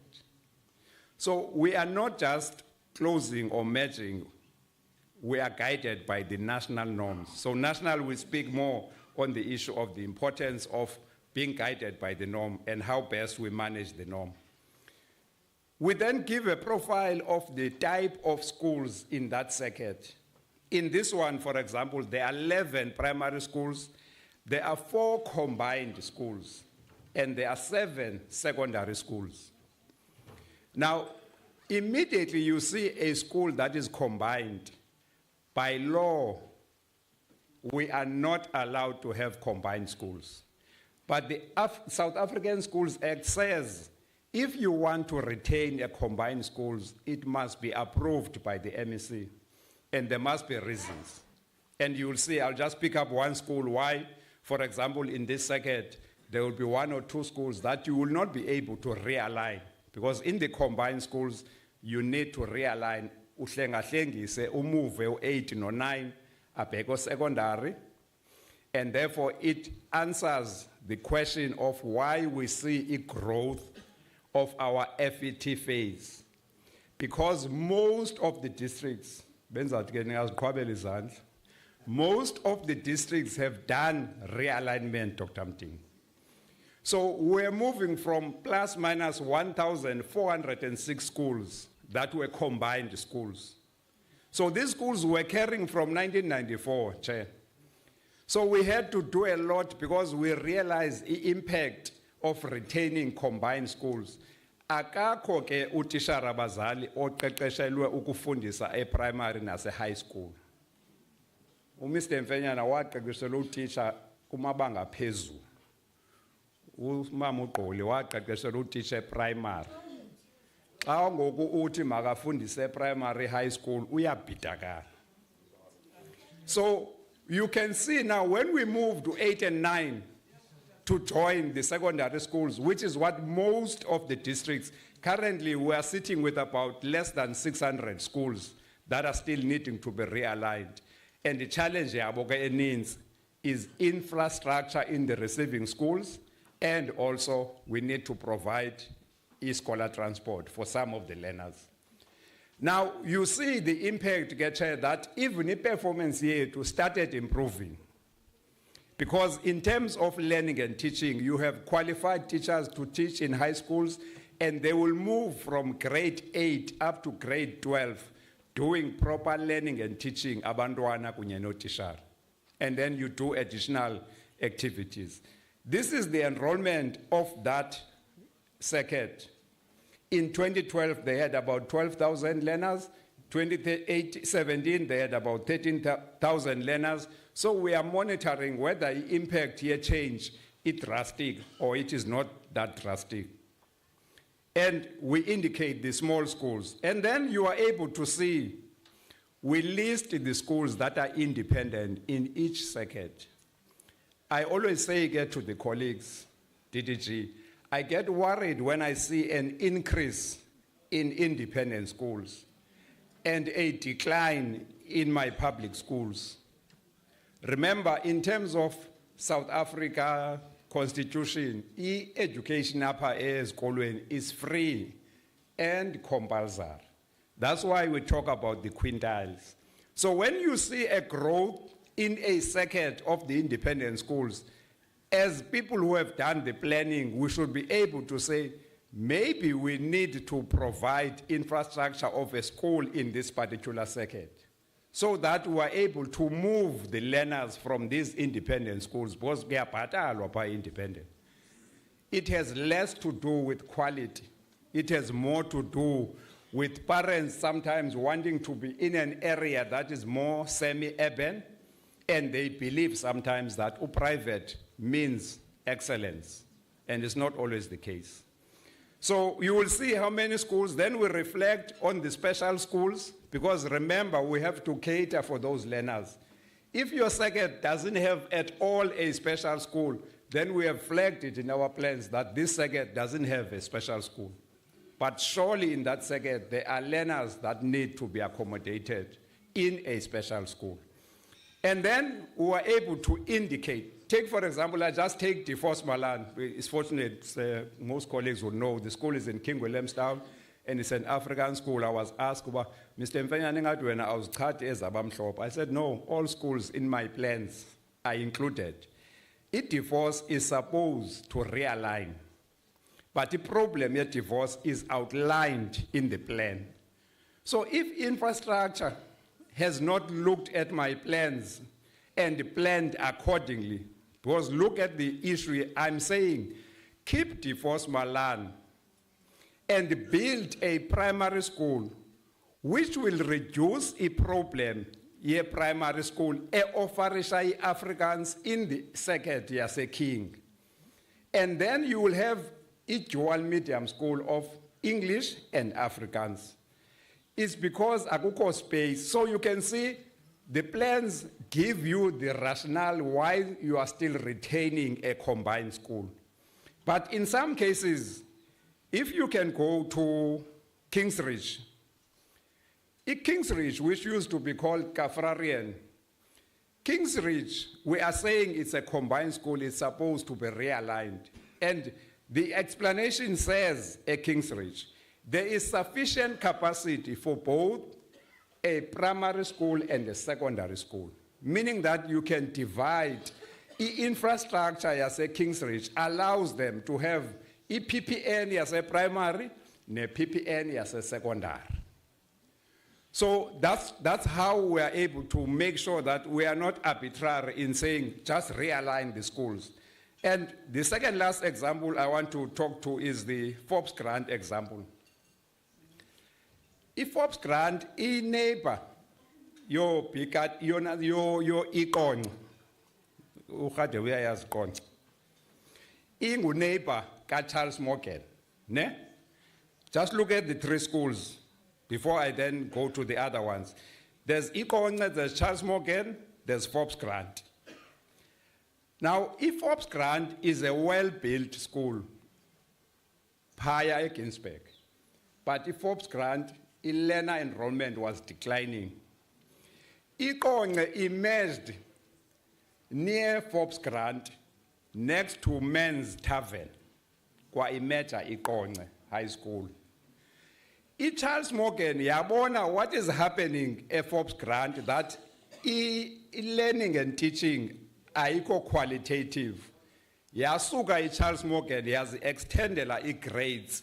Yayeka uba primary school, sabona ngayo seyikhula ifuna uba combined school. So according to the plan, we have outlined what is supposed to happen. We are saying, don't build for Icon, because that's what they've been knocking on the doors of infrastructure. Don't build for Kone, because Forbes grant has a space. Move learners to Forbes grant. The distance between Icon and Forbes grant, it's indicated in the plan, 1.4 kilometers, so you can walk. Don't allow Charles Morgan to grow into a fully fledged secondary school, including a primary, because it's against the law. Move the secondary grades to Forbes grant. But we realized that reluctance here, parents, was because Forbes grant was performing around 40% at grade 12. So it had leadership challenges.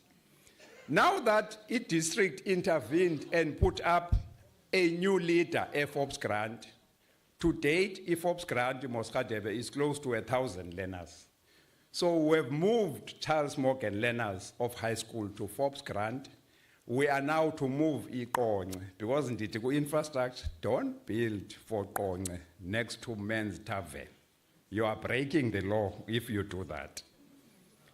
Now, colleagues, all these are then explained per school what is supposed to happen. And if you are able to follow what is to happen per school, then you are going to get to a stage where you are going to talk about the infrastructure needs. So the plan will tell you if Bisho High School is overpopulated. So if Bisho High School is overpopulated, what do you require for Bisho High School? You require it at the time to provide you with additional classrooms. So that's the infrastructure plan. Brownlee, Ishonville grant, it tells you Ishonville primary, the plan says replace the plank structure that is there in the Shonville. So infrastructure is supposed to be guided by the second school landscape plans when they prioritize with the DFs the schools that are supposed to be built or schools to receive additional classrooms or ablution facilities. And then once you have done that, you are able to say, I want to get into the needs of scholar transport. This is just one need in this area because it's more semi-urban, the second. Where learners need to be transported, you will get the number of the learners to be transported. Each district, second manager, will then say, if it's 194, are they all deserving in terms of the policy? And then they will be able to be transported where they will move from BKT to ZK Matthews. Once you are busy doing that, already now you have an idea of what will be your size and shape of your circuit. So you will be doing this and looking at, this is where I am going, because where you are going, you want to create viable schools, you want to create properly aligned schools, you want to have the correct prototypes. A prototype, go primary, no secondary. The right schools that we're supposed to have are schools that have got no less than 135 learners, not 12 learner schools. Because each challenge, I say to Dr. Peche, Emis, I am worried when I look at the performance of your schools. I say, I'm going to disown. As a scholar, I go talk. No tata umabhece zinabantwana abayi-20. Why is the performer at 80% pass? Something is not right. Now, I realize it because Pagwa grade 12 Georges, wena ucreate hostels kuzo zonke high schools no Mr. Zenzi. Apha Eastern Cape yonke high school hostel. And it's not declared by anyone, but hostel yonke high school from January to December or November. Alwe nathi ke uTSP did you know, hey Mr. Mfanyana ngenye imini ngawuze niyiphendule le nto niyenzayo. Ndithi hayi ayindim ndizama uncedisa. Now, it will give you what will be the future profile. You remember, you know where you have started. You now have an idea where you are going. And then in the plan, it will tell you what are the critical issues that you need to address. For example, it says you need to provide some temporary classrooms. TSP says a prefab sometimes becomes as expensive as a brick and mortar. It's fine. But provide extra classrooms where they are needed. Provide ablution where they are needed. In the West Bank area, they need ablution facilities. In the infrastructure, we have indicated that. So these are the issues. And then we tell you what will be the outcome when you have worked on your circuit. That you will see gradual growth and retention of the learners because your schools becomes viable. Kwizikolo zakho abantwana bayafunda babane bedlala. Okay? Mamungethu mabangadlali babane befunda. Mabangatyi babane befunda. Mabafunde and then batye ke ngoku. Uyabona? That's what will happen. And you will deal with your combined schools and at the end each and every circuit manager.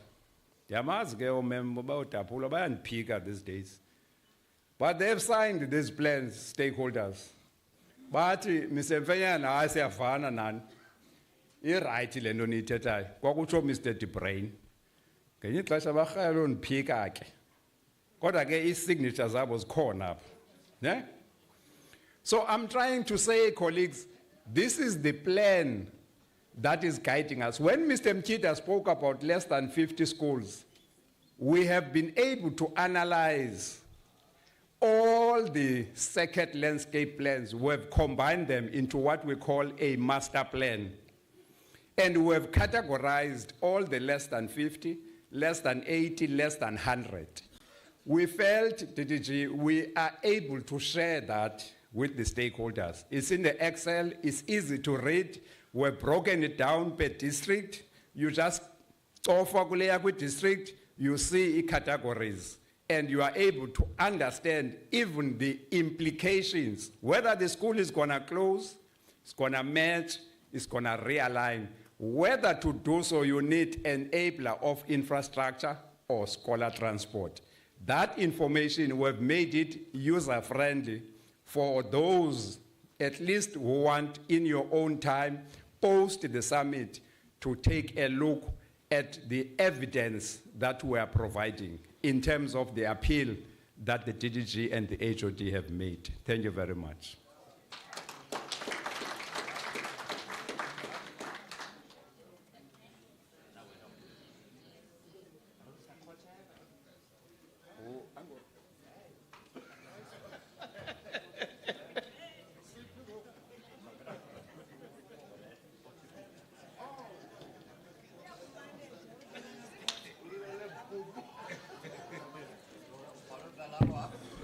Thank you so much, Mr. Mfanyana. Can we give him a very big round of applause?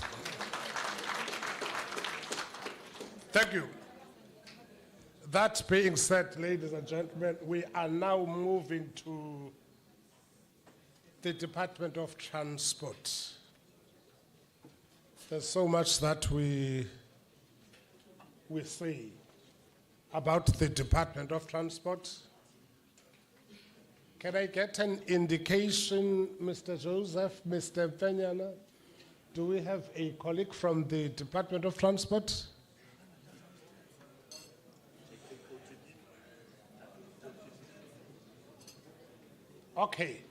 Okay, whilst we are still trying to see whether we have DBE,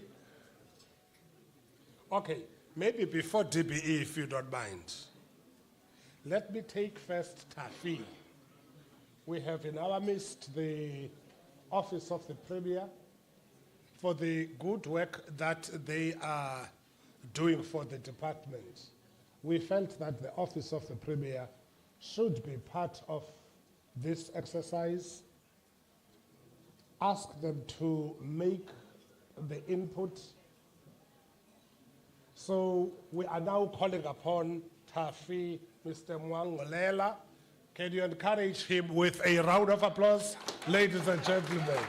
Thank you so much, Tafi. Thank you. Now, can I use my computer here? I hope I won't disturb global peace. Unplug. Okay.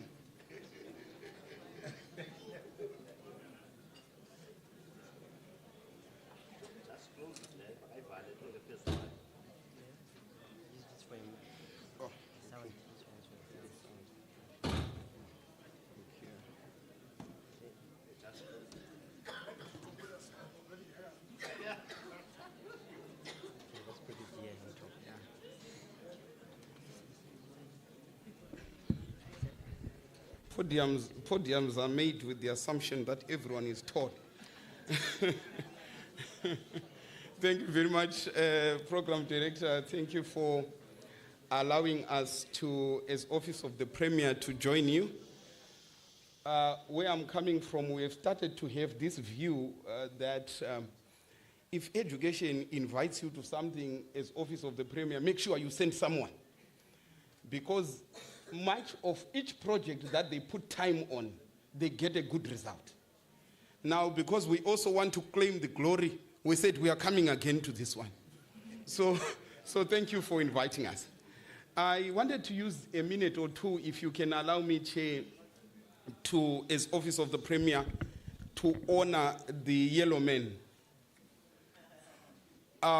For those who do not know who is the yellow man is the former statistician general. Yeah, it's unfortunate we are welcoming you when we are in Gqeberha. I would have preferred to welcome you when we are in Bishop, which is the home of the provincial government. Say you inspired us. 2016, you came with the macro-social report. We were in the room when you then deliberated on the Msinga case study. We are aware that as a statistician general, you are supposed to be neutral. But the activist inside you sold us an idea. I remember we left Pretoria and wanted the plane to land very fast to go and test this model. For those of you who saw a program under Premier Maswale called Operation Maspati Sane, which was anchored on 705 wards, where we were trying to syndicate government services per wards, what had inspired us was that imagination. Of course, it didn't really then fly for one reason or the other. We then went to a second trial where we did with Department of Social Development and Office of the Premier something called anti-poverty strategy. We focused, say, on 16 anti-poverty sites, syndicating against services, trying to create 16 Msingas. Currently, we are now using a 39 anti-poverty site strategy, and it's actually maturing.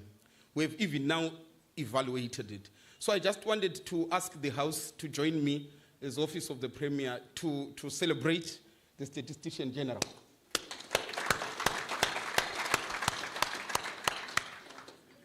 Thank you, sir. I've used my 2 minutes. That's Bishop. The statement of the problem of what we are dealing with, it's riddled with complexities. Of course, theorists would say we are in a volatile and uncertain, complex environment, the VUCA theory. We have seen different political leaders struggling greatly with the size of the business of what you consider is the Department of Education or the policy area of basic education. It's true what was mentioned by the previous speaker, that in 2018, in the administration of Mr. Maswale, he was the sitting premier that received the first tangible submission of what you called rationalization program. Those days it was called closing of schools. It had not matured to this polished English that it's realigned. It was the closing of schools. The numbers we were talking about was 2,700. The speaker was also true. We were even, us who were monitors, were saying, this quarter, how many did you close? Next quarter, how many did you close? So we were wanting to see a graph of a landing plane. But because we had not fully understood the complexities of the operating environment. So what's on the screen there is just a testimony to say, even in the public space, what we are dealing with here is a classical question of the Eastern Cape. And we all know that because of the size of the business in the Eastern Cape, whatever goes wrong in the Eastern Cape becomes a national question. It's not an ordinary matter, by the way, because of numbers. Now, if you come closer to the statement of the problem, it then, if I use treasury language to say that institutional inefficiencies in the Department of Education, and which can be resolved by the realignment of schools. Discrepancies in infrastructure management. There was a time one EXCO actually was saying, why not close all the primary schools that are not viable? Because there were those who were saying the problem is at the primary school level. So there is an EXCO decision, I surely can tell, that had zeroed in to say the solution is at primary schools. So when you talk of rationalization, you are essentially talking about primary schools. The 7% example that was demonstrated here, that was the strength at which that EXCO made that decision. But how we implemented it, again, it's what was raised to say there have been a challenge. Then the mixture of the ASIDI schools also created problems in society to say you have created these schools, they are becoming white elephants, you are closing. There's also those who did not trust rationalization of schools from the perspective of how when you bring the ASIDI schools program, and the Eastern Cape has the highest allocation of that presidential intervention.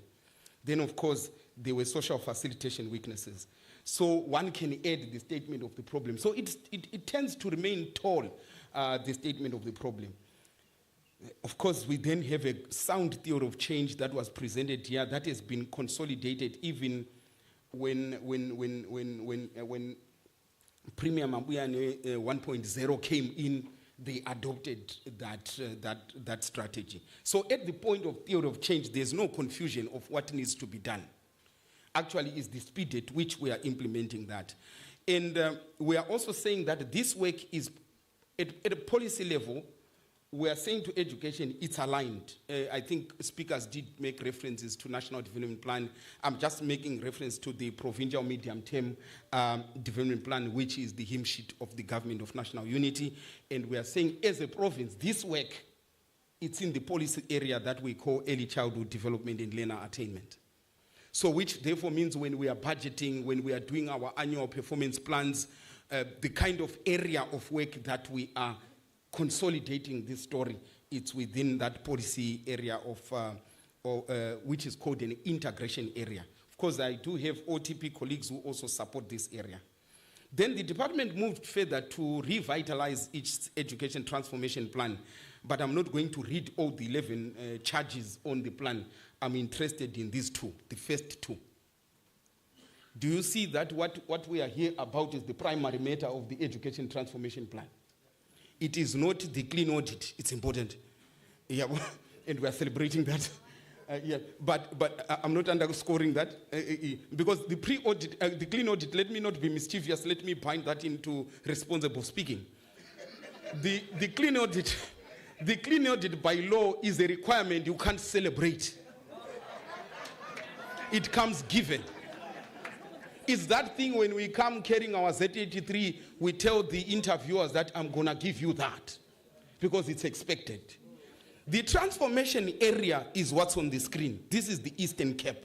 This is the journey that someone says 500 or some number of years of dispossession of underdevelopment, and you are not expected to actually produce skills that are learned for South Africa. You are a labor reserve.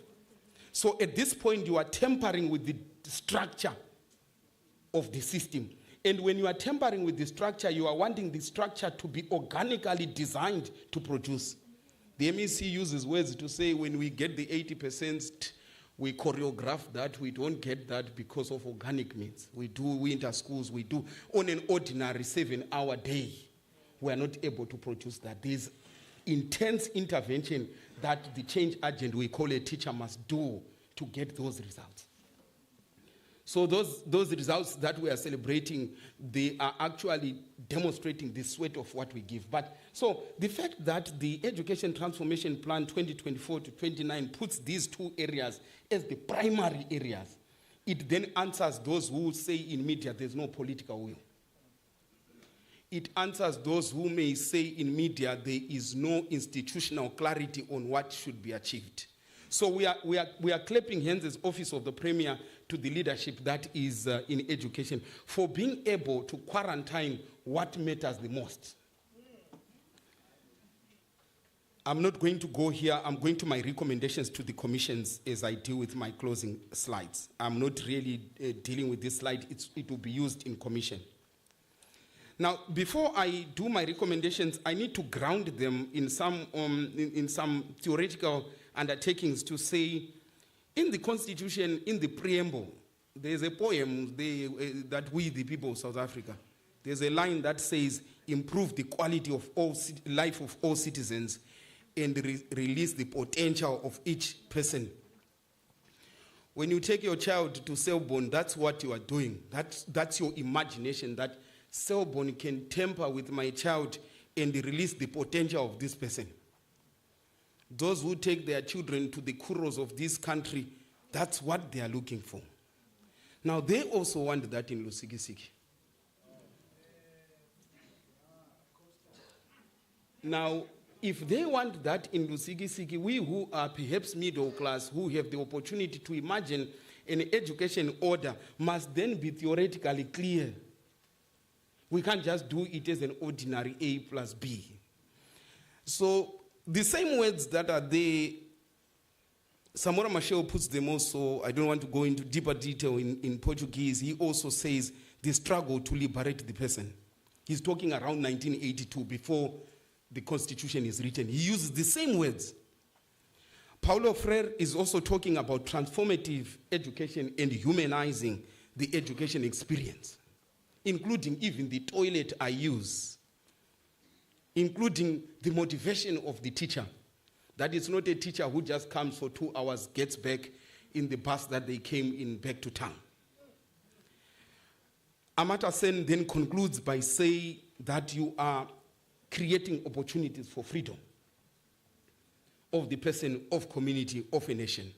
So when we are talking rationalization, it appears ordinary. It's about closing a school, it's about, because those are the transactions we are confronted with every day, and then they overwhelm us and we reduce to say it can't be, it can be. So we become the judge.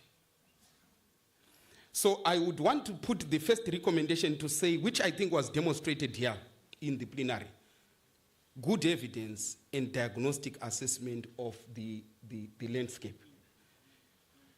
But I just want to make a recommendation that says, the evidence that we have is good, and we have been perfecting understanding the environment. But I want us to test to say, when we put other data sets, does this good evidence stand? If people who believe in 705 words and you say we are now, I'm not using closing, we are now rationalizing these schools, and they are speaking from their word, would they agree with you? Those who believe in 39 poorest municipalities and you then come and say poorest wards, and you say in this ward we are closing that school and rationalizing that, they must find sense in what you are saying. So the data set of education, which is a technical data set, must find resonance with the social data set that is generally acceptable in the environment. Now, the data set that is generally acceptable in the environment is the one that comes from Statistics South Africa. We are the poorest 10 municipalities. What are you saying about those schools? So if you can't sample out the 10 poorest municipalities and tell us how does it play out, this story, then it means you remain at a technocratic zone of planning, which means planning is relevant to you as a technocrat. I'm not saying the numbers are not right, but the numbers should be married to the context in which we are doing rationalization. So the context is of spatial inequalities in the farms. The context is of 10 poorest municipalities. The context is of that. For a municipality to buy your deal, for a mayor to say, I want to partner with you, they want to hear how does it make sense to that environment which is their hotspot of poverty. So a neutral understanding of numbers without that connection, we may lose an opportunity. So colleagues who are going to be in this commission, I want you to perturb the numbers and mistrust them, so that when then you agree to say the example of Lusikisiki Hamba Sharp, that is the faithful account that can stand even when another group of people are to make the same decision. I'll go to optimal utilization of resources and the implications thereof. The Department of Education is not an island. It exists in a conglomeration of departments, which are 13 completing priorities, which are budgeted at 90 billion. Education, of course, getting the bigger share. Now, this story that you are saying, is it going to come with demands? The team that is going to look at resource management, what we want you to give us, I'm negotiating, is are there going to be additional funds requirements for, yet you are also a super department? Now, if they are going to be there, at what point are they required these resources? So I'm also saying that around there, take advantage already existing structures the provinces put together in the past 2 years. The Premier has put the Provincial Infrastructure Command Council. You are doing well. You are no longer returning money to the central coffers. You are spending that money if you are given 100%, which is a good story. Scholar transport, I know that the story is always complex. We started, at some point, we started at 5th administration, we closed it carrying 65,000. We carried to 90,000. We carried to 103. At COVID-19, we carried 125. Of course, we were robbing Peter to pay Paul. We were supposed to operate around 100. Even the 103, it was a ministerial determination, which was, you borrowed, Peter to pay Paul, then borrow from Paul. So the submission currently that is before cabinet, that you need to go to about 120. I think you are looking at the scoreboard to say, did they say yes? So the team that is looking at that, this working group, your story is not easy. It's a bit complex because there are implications on transport, scholar transport. I don't want to go into other areas. I've just put them as bullets there. I'm going towards my 2 last slides. Social facilitation is going to be critical to ensure local government buy-in, because schools are in the environments that are, you need champions now. A speaker said here, where is IGR? You need now a cutting-edge IGR, not layer sentente. You need now an IGR that can result in a compact being signed by a council somewhere in Raymond Mhlaba to say, on the strength of what you are saying, we are going to support you education.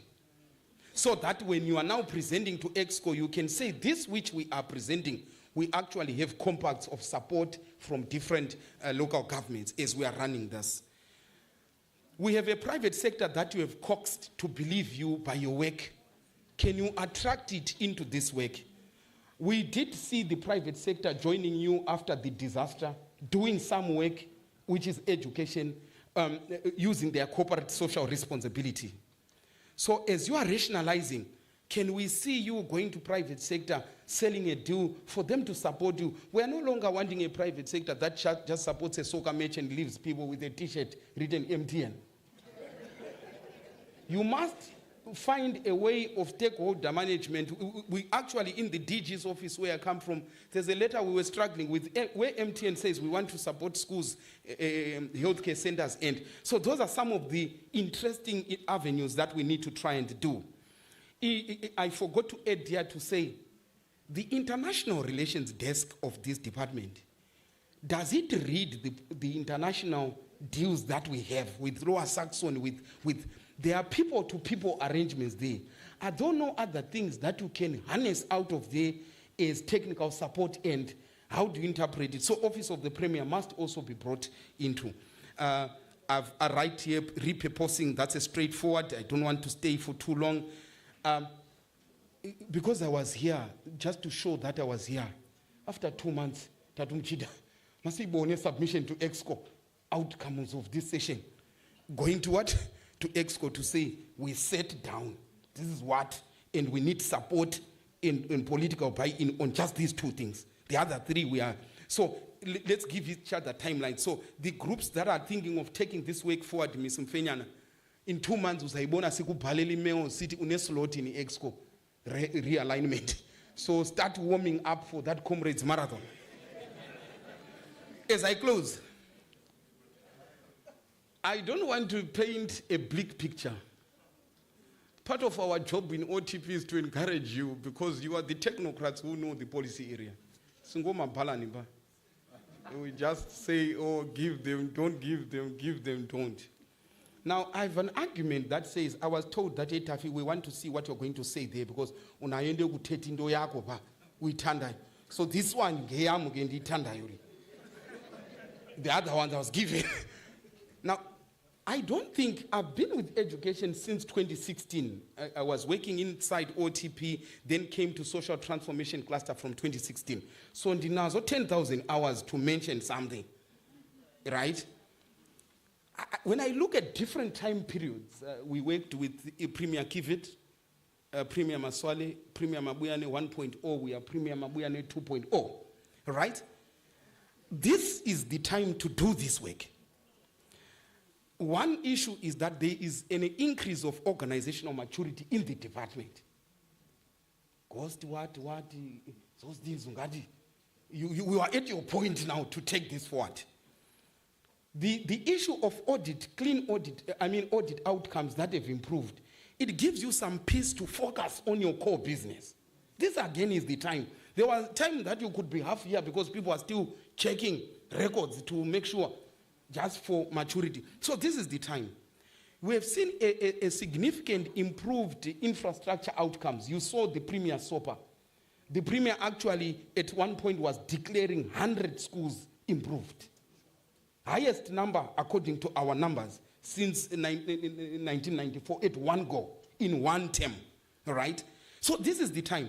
Your marriage with the Labour comrade, you seem to be agreeing to disagree, but pulling the wagons forward. So this is the time to do this thing. Well, at least you have those alliances.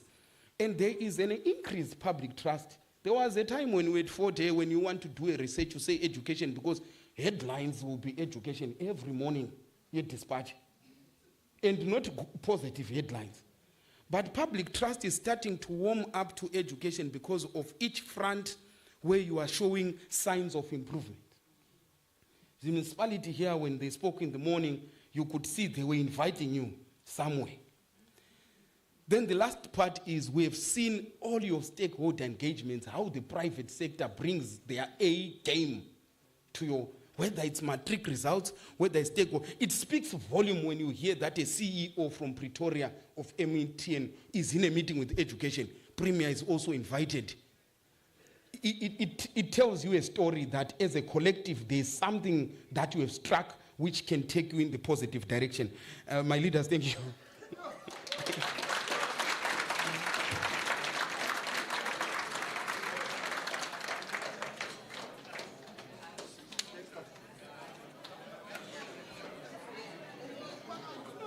Thank you so much,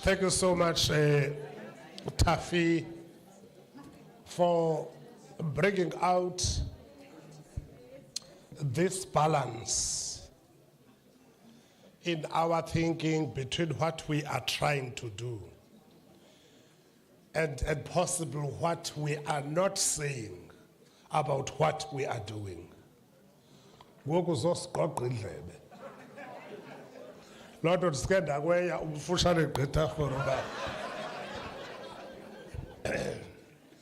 Colleagues, can we give Tafi another very resounding round of applause?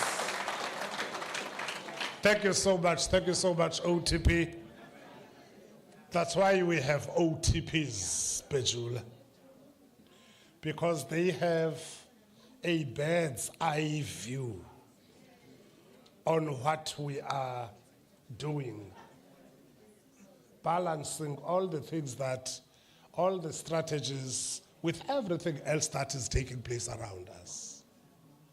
Thank you so much.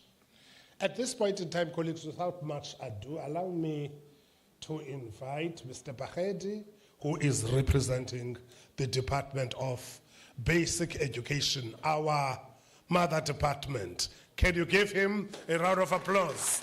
Over to you, sir.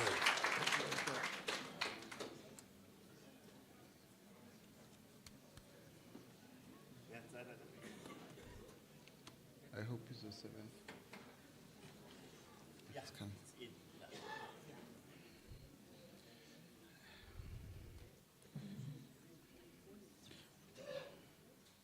What is all this? No, I don't need a. Oh, okay.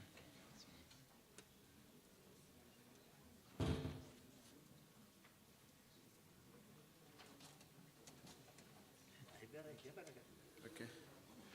DDG Mtida, DDG Chokadi, all senior managers in the room, our partners in education, private sector as well, and the Premier's office. I greet you all. Sanbonani. Okay.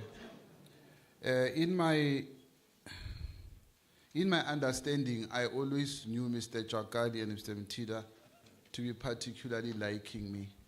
I only find out today that they don't, because they bring me after such a powerful speaker. Colleagues, can I just highlight that I'm representing Mr. Ndlebe, so I firstly want to bring his greetings. He should be the one doing this presentation, but because of the morning period that he's observing, he then saw it fit to observe it as an African man and asked me to come and present. I'm presenting to you just after arriving from one of your African states. And in that African state, Uganda, they've got a fewer number of schools than us, but they have almost the same number of learners as us. The difference between us and them is that they have a lot of boarding school.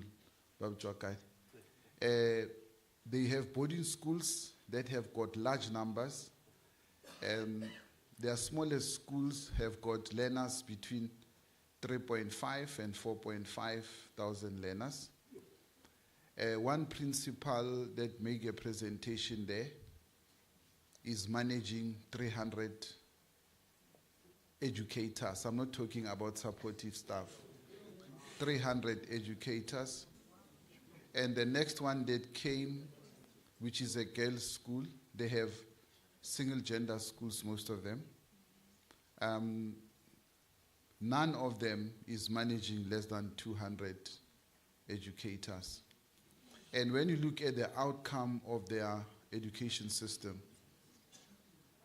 it's indicating productivity and quality education in terms of it. So all of them, what I picked up from Tida, from Chokat, I picked up that they've got what you call mega schools. There are no small schools there.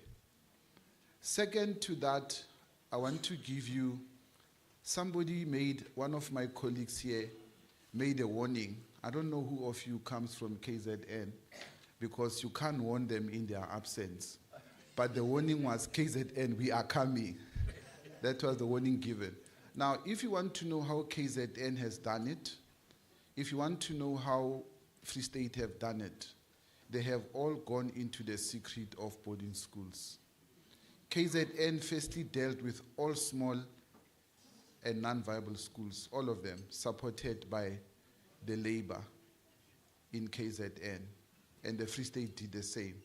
And they are where they are today. So if we're saying, be careful, here we're coming, I thought let me make that as opening remarks so that you can know that you are in the right direction. Bamtida, I've listened to all the presentations that have taken place, and most of the things that I had planned for would be duplication of what was said before. So I thought, if it was not announced that there's somebody from the AG's office, I would have just stood up and said, you are in the right direction.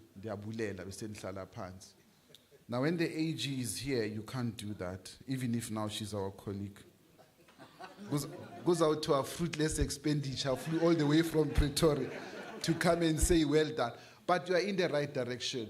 Can I indicate that in terms of this process, I'm proud to be in this session because, let me highlight to you, I'm not buying your face, it's the first of its kind in the country, where we're having a summit for rationalization.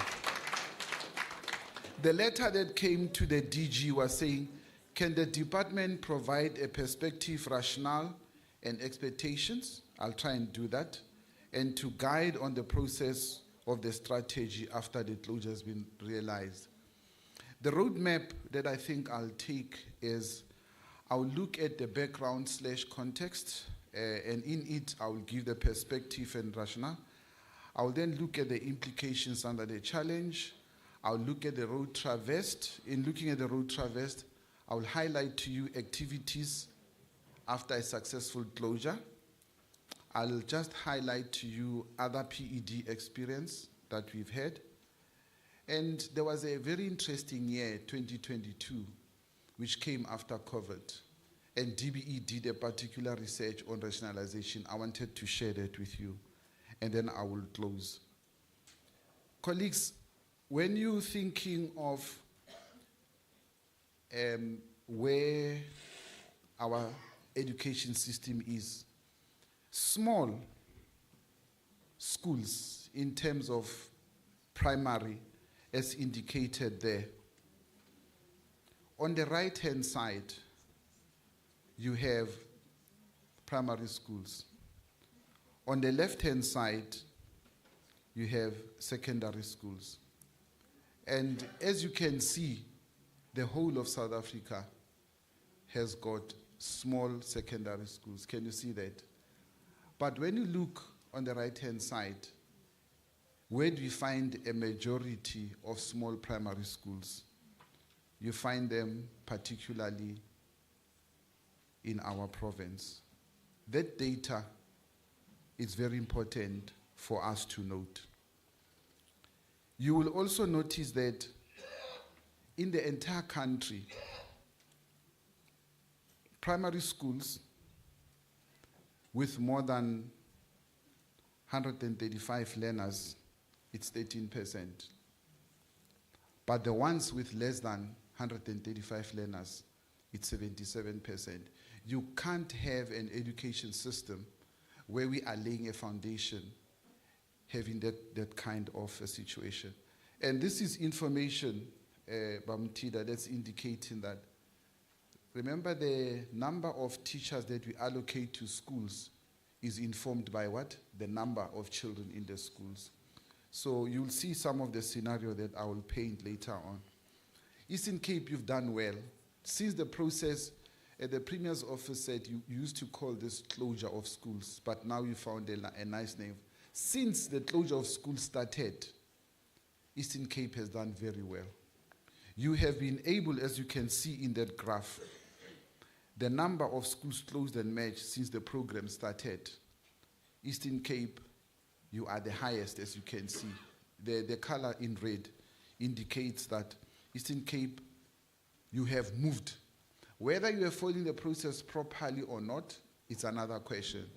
But you did close the schools as you wanted to do. But I also want you to look at the quality of education that is given. When you look at situations in Gauteng and the Western Cape, what do you see? The numbers are very low of closure. What is the reason? The reason is that small and non-viable schools are not in big numbers. So that is directly linked to rationalization. The statistician is smiling. I'm not working in his office, or did I? Maybe I'm presenting like a statistician. The main aim of rationalization for us to understand is we want, as an education system, to retain leaders and educators in rural schools. People confuse closure and merger as if we say we don't want a school in a rural area. That's not the case. Whether we like it or not, there are some areas in South Africa that will remain rural for some time, and that are farming areas. South Africa, one of its strongest points is farming and dealing with our situation in rural areas. So schools will still remain, and education will still have to be offered in rural areas. So we're not doing away with schools in such areas. But what we want to do, we want to retain teachers and learners in those schools. We want to turn around those schools and make them attractive. If I can share with you that you remember the Funza Lushaka Bursary, one of the requirements is that you educate this learner, and when he becomes a professional teacher, what must they do? They must go and teach in rural areas for a period of how many years? 4 years. What they do, for some reason or the other, they are able to make the 4 years run quickly, because they know that after 4 years, then they go to Gauteng, to Pretoria and what. Why? Because of the situation in those particular schools. So the aim is to improve the quality of teaching and learning and to promote access. There is no reason for us not to be supporting our constitution in terms of the right to basic education. And that right and access to education will be improved if we expedite the resourcing of schools through rationalization. Here is our perspective. We are agreeing as a country that we don't want to leave any child behind. That is an agreement. But if we don't want to leave any child behind, when you look at the situation of small and non-viable schools, those children are automatically left behind. Not only the children, but the teachers as well, because they are not able to excel in their expertise. We are saying we want to prepare our children for the 21st century. That cannot happen with the current unviable schools that we have. We are saying we want to offer quality education. Quality education can only take place in viable schools. Our children now, it was not like before. Before, a child who grew up, who was born in Mthatha and grew up in Mthatha, would have to compete within Mthatha, get a wife in Mthatha, get a house in Mthatha, get another wife in Mthatha, get a husband, and stay there. It's African culture, you can marry more than one wife, and die in Mthatha. But our children are not like that anymore. They are global citizens. If I can ask you just here by the raise of hands, how many of South African children do you know to be working overseas? Quite a number of them. But when they start competing at those levels, we should assist them by making our schools viable now. And we should make our schools self-reliant. It's not going to be easy to make a non-viable small school. Here is the rationale. If you are preparing a child for the 21st century, how must the class be?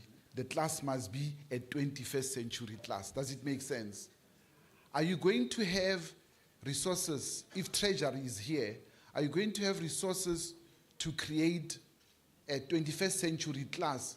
Babufenyana says, others at the corner are dancing, others at another corner are reading, then the ones that are reading want to dance. The HOD says ladies can multitask, so the girl learner is at an advantage because he can both dance and read. But what about the boy child? We are also talking as a system about coding and robotics. If we're talking coding and robotics, what is it that you are doing from primary schools? I'm inviting colleagues as I speak, just Google for yourself. Google and check an example of a grade R class in China. You'll be shocked how that class looks like. And those classes, it's because they don't have small and non-viable schools. And our children are global citizens. Those are 10 things that are also being addressed. I'll quickly run through them. Your teachers, colleagues, I must be very careful because labor is in the room. I don't want to give labor facts to attack about Jokadi and Bamtid. When we interview our colleagues at school level, a teacher says we are overloaded.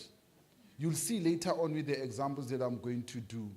A teacher having to do 10 preparations on a daily basis and work across 7 different learning areas on their own. It's not sustainable.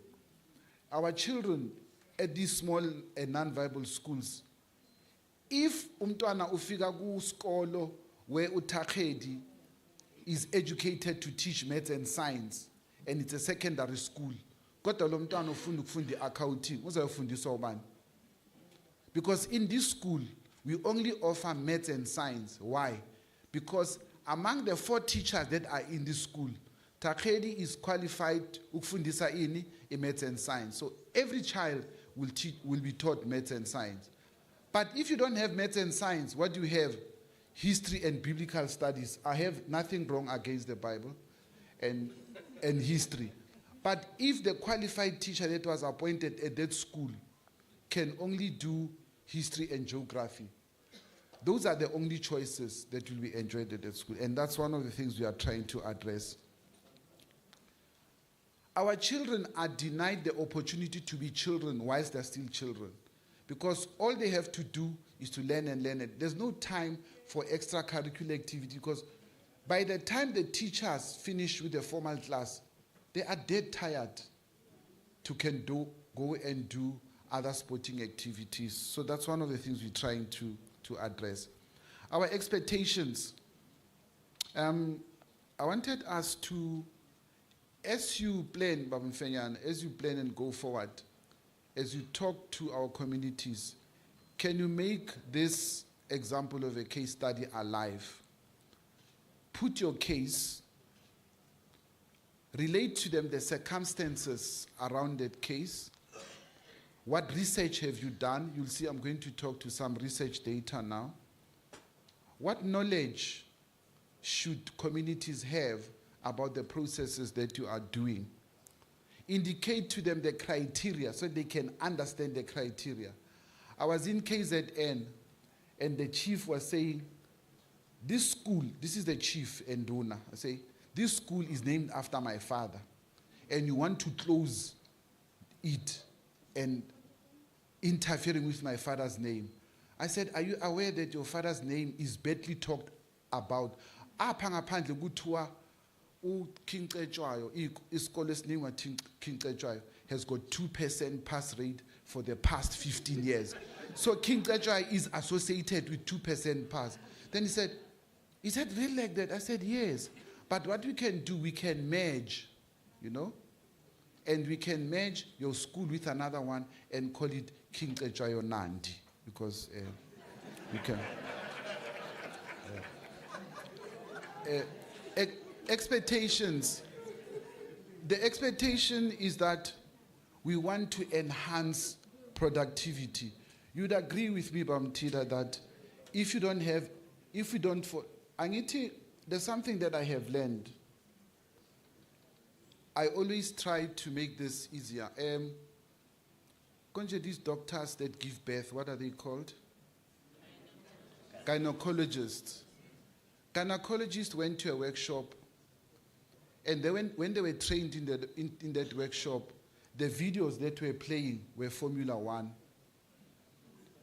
And they were particularly looking at the speed of changing the wheels. You've seen Formula One, Nangit. You won't even be able to count the seconds.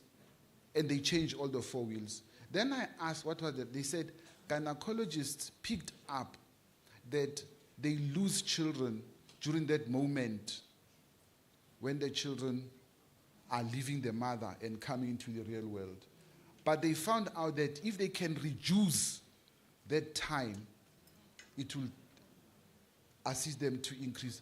Now here are gynecologists learning from Formula One. So us as educators, we always want to have education examples.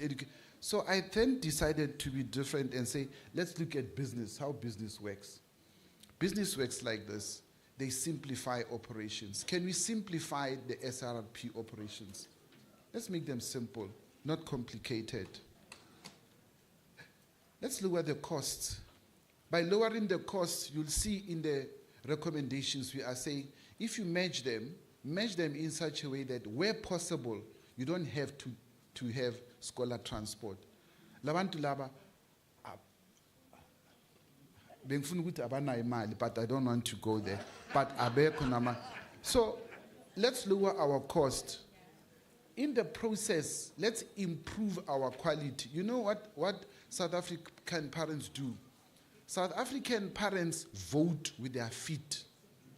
If you have a school that is functional, regardless of leso skolo moya kuso etumfula renza in. But if that school is known to be functional, producing results, and they can see examples, the child became a statistician, the child became a DDG, the child was headhunted and became a chief director, they will send their children to those schools. They will send it without any scholar transport. So if we improve the quality, I'm saying when we want successful rationalization, let's improve the quality. So that if you say we are taking these children to that school, parents can buy into that story. I won't bore you with the legislative framework because it has been talked to a lot, but for purposes of noting it, I'll just leave it here for you for reference. Implications, headaches. I didn't want to put the face of a man because if it's us having a headache, who cares? But if it's a face of a lady having a headache, everybody wants to stand up and address. Here are the concerns. The quality of teaching and learning is compromised. There are poor learning outcomes. You'll see it later on. And then I've already talked to limited subject choices. But our main concern is this one. You remember I said we want to retain these children in the schooling system. There is a high drop rate, a dropout rate. It's very high for these 9 viable schools. And the high progression rate. Ngama holiday, when we come back from Gauteng and come back home to see Abazugulu and all that, our children don't even understand what progression is. Tatumkhulu undithengele amaswiti ndiprogressiwe ngoku. Aba understand progressing. Okay.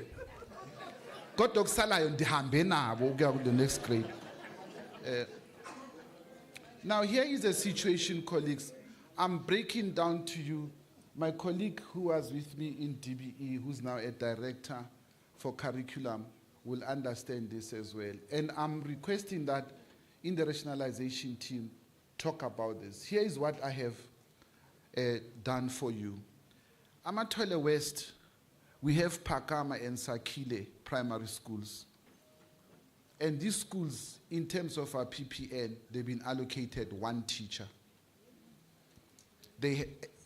I was allocated any other because they qualify for 1 teacher each. But here's the situation. I want to take it slow with you. Here's the situation. CAPS says in grade R, home language, in a week, how many hours? 10 hours. Mathematics, 7 hours.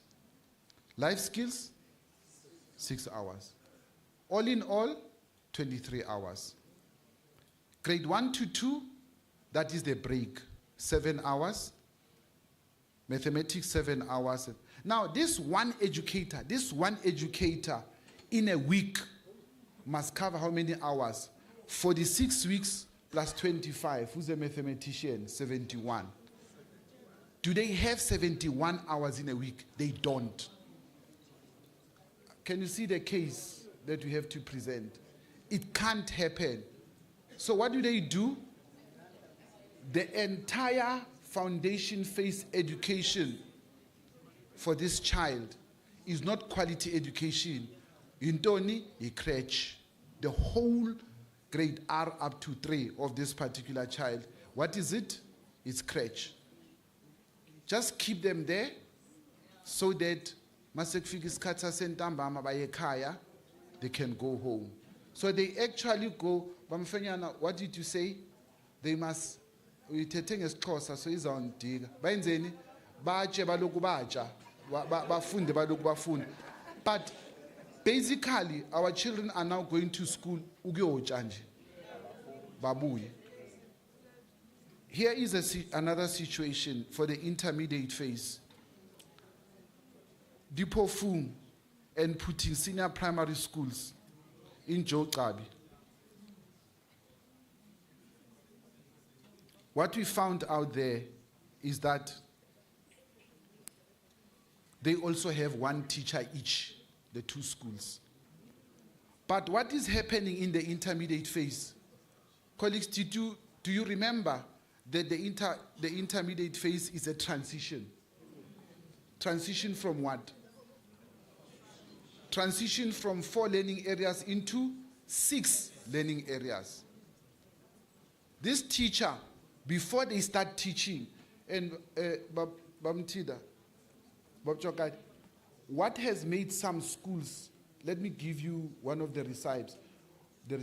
What has made primary schools that are functional to be successful is because before they start teaching, what do they deal with? They deal with the transition. There's a transition of the number of learning areas. There's also a transition of the language of learning and teaching. This one teacher in this one school, Dipofu, must deal with all that. Is it possible? So these are some of the challenges. And then the senior phase, I've put examples here so that you can see that we did some homework, but the same argument would follow. And I'm giving these names so that, when you deal with these schools, then you'll see there's a price at the end, and I'm going to argue for you to get that price. So I have taken you through the phases. I'm going to leave it because you can read the presentation. But as you have community meetings, this is what you need to highlight to the communities. I'm from the Premier's office, so I'm closing. Sell the idea. It will help. Now, activities after closing the school successfully. If you can allow me, I don't want to talk about this, Babumtida. The reason I don't want to talk about it is because Nelson Mandela is excellent in doing this. They have done it, all the schools that they have closed, they have done it successfully. Here is a challenge. You close the school, the children have moved, the teachers have moved, everything happened peacefully, you are now happy and excited with this value. But what you don't know is that the municipality account is still on you. The allocation is not coming to you, but it is in your name. But for Nelson Mandela, they've done it successfully. When the actual movement takes place, everything else has been dealt with. Then I asked them, what is the secret? And the secret is that they are working very closely with their municipality. So maybe they are the ones who must come and present to you better. When you have challenges, go to them, or they must come to you, whichever way works better for you. But what we have found, whichever way works better for you. But what we have found is that working. Can I give you one of the frustrations that you have made for district directors and rationalization officials? They've identified the schools. Takhedi and Jwakadi Primary are going to merge. But unfortunately, because of the number of educators in both, there was no post of the principal that was advertised. And then suddenly the post is advertised. So what did we do? We went on with the process of recruitment. We appointed principals. Big problem. Because HR is not talking to rationalization. Rationalization is not. So after rationalization, there's this thing that you must choose who should now be the principal of the new school. Initially, you saw a low-hanging fruit that in the two cases, there's no principal, so it will be easy to match. Now, because we like challenges, you appoint first so that you must have the challenge of dealing with the problem of who becomes the principal. If we can look into that, that will also assist a lot. You'll see one of my slides has got, the whole slide is full of communicate, communicate, communicate. Lessons learned from other provinces, not much, because you're already doing it. I'm proud of the SSRP team of Eastern Cape, because why? They listen. They came to a meeting. We had a summit in another small town. Mr. Joseph, you'll tell me what's the name of that town, where we had an SRRP meeting. They asked us, how is KZN doing it? We said, KZN is moving along with their premier office. And here is it today. I'm getting evidence that the premier is working with you. And I can tell you, it will never fail if you're working together as a unit. So KZN includes their premier office, and then they have done an extra effort that for a community, they identify a structure that is still usable, and then they hand it over to, which was a school, hand it over to Public Works, and start encouraging and giving Public Works ideas that this structure can be a clinic, can be whatever, so that the community still has something that is of government building that they can use. And that has been successful. But they have also handed out some schools to DHEAD. You know the programs that Department of Higher Education has, and it has worked well for them. The Free State has gone right into boarding schools. So their formula is working very well. They are revamping old boarding schools in areas where they are merging schools and they find out that there's a challenge of scholars transport, then they do a boarding school and hostel. So they will only pay a huge chunk once. Then they don't have to be paying, yeah. But be careful how you treat those taxi drivers, because they are the ones who own. And then Gauteng has worked at pace, quickly dealt with realignment. And as I'm very impressed by the presentation that you've given, Bamfenyan, how you are realigning. But the advantage that they have is that they have this extended structure which they call the QLTC. And QLTCs inside have got councillors, and they're working with them and other community organizations. I just thought I should highlight this certificate. This certificate is given to the KZN Mfenyan. Bamfenyan, I'm talking your case.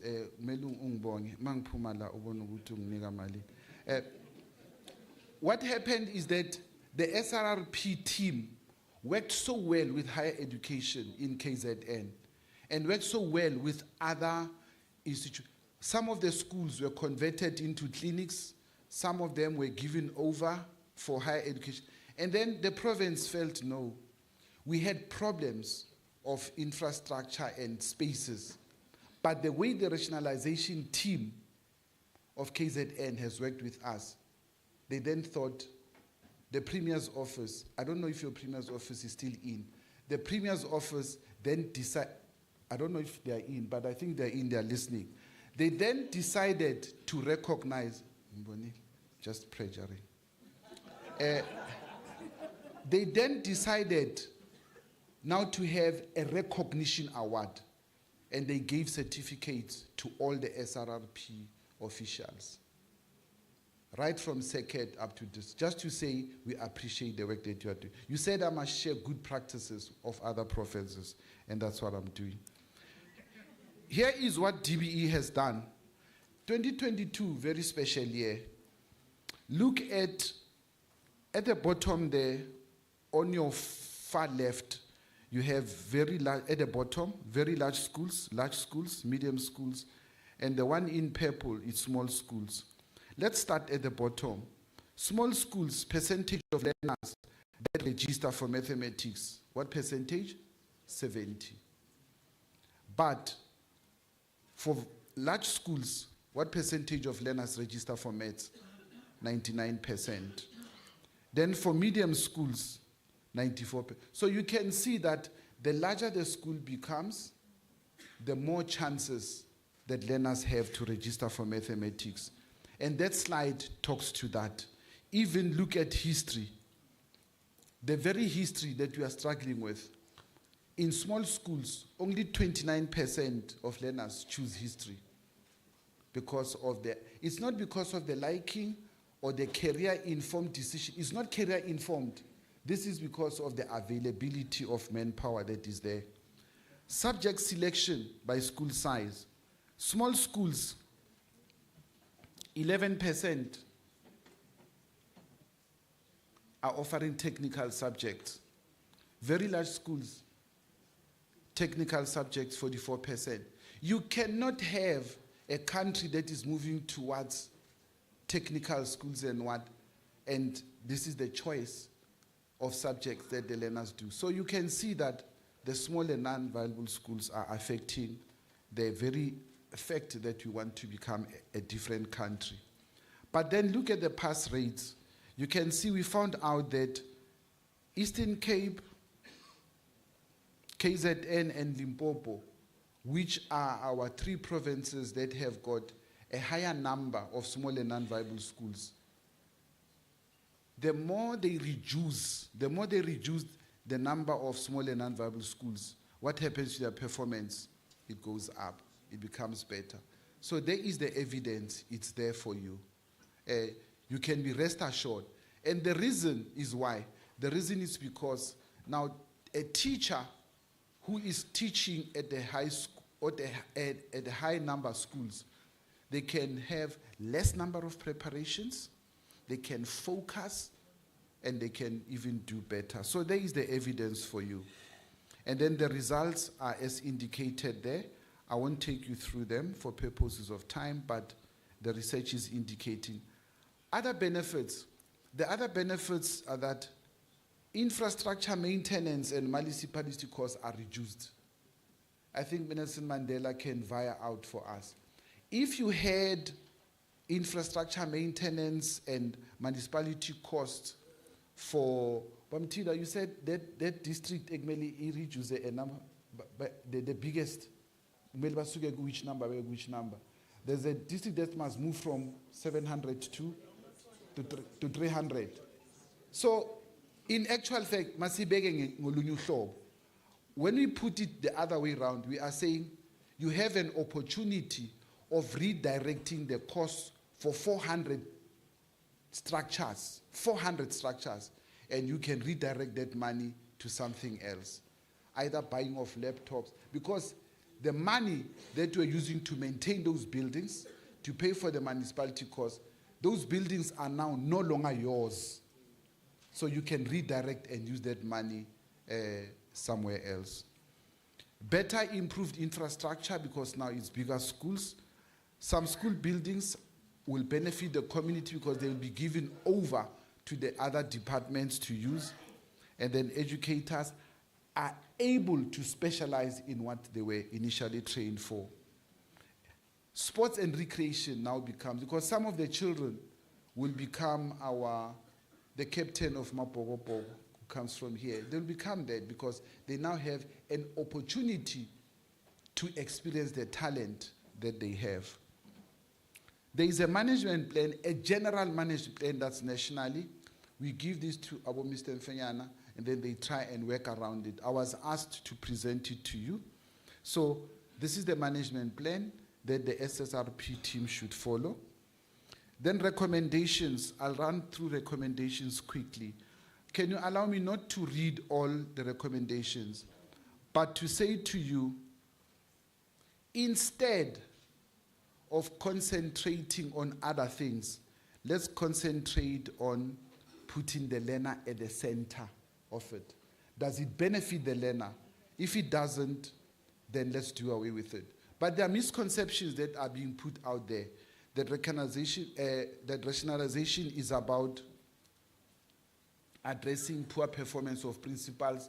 When a principal is poorly performing, we then rationalize the school. It's not a fact. That it's a platform for settling scores. I saw the way you looked at my wife, so I'll deal with you. But it's not the case. We are dealing with issues of ensuring that better and quality education is given to. So when you are addressing those public meetings, deal with these misconceptions. Before they are brought in, deal with them. What matters the most are the benefits of the child. Points to note, do not ignore the facts about teaching and learning. We've given you the stats. Intensify the consultation stage. It's very important to consult. Prioritize schools where scholar transport is not a need, so that you cannot say, I wasn't able to rationalize because there was no scholar transport. Learners that are moved to host schools, ensure that before they move, you've got other resources at that school. Do not just make the thing to happen without administrative processes being followed. Give life to the adopted management plan that you've given, that Mfenyana. Communicate with complainants. You know, one thing about complainants, I've picked it up. A person will write a complaint to either the minister or the DG. Showing the incompetence of the Eastern Cape. Beautiful. And then when you go into the facts, there's nothing like that. And the reason is because we're not engaging them. So as soon as there's a complainant, engage them on the spot, and you are able to deal with the matter. Intensify the approach. There's vandalism that takes place if you don't intensify the approach. So you end up losing the investment that the government has done. District team and the provincial team, can you please work together? At the end, I saw the Premier's office was talking about EXCO. I have requested that as you work, have in mind 2 dates in a year where you'll engage the portfolio committee on education, the provincial portfolio committee, as my last recommendation there. And then in closure, DDG, until then DDG Chwakati, I want to request the teams of merger and closure, and also the commissions that are going to take place, that would you kindly consider the inputs that have been made here and move with pace and move accordingly. Siyabulela.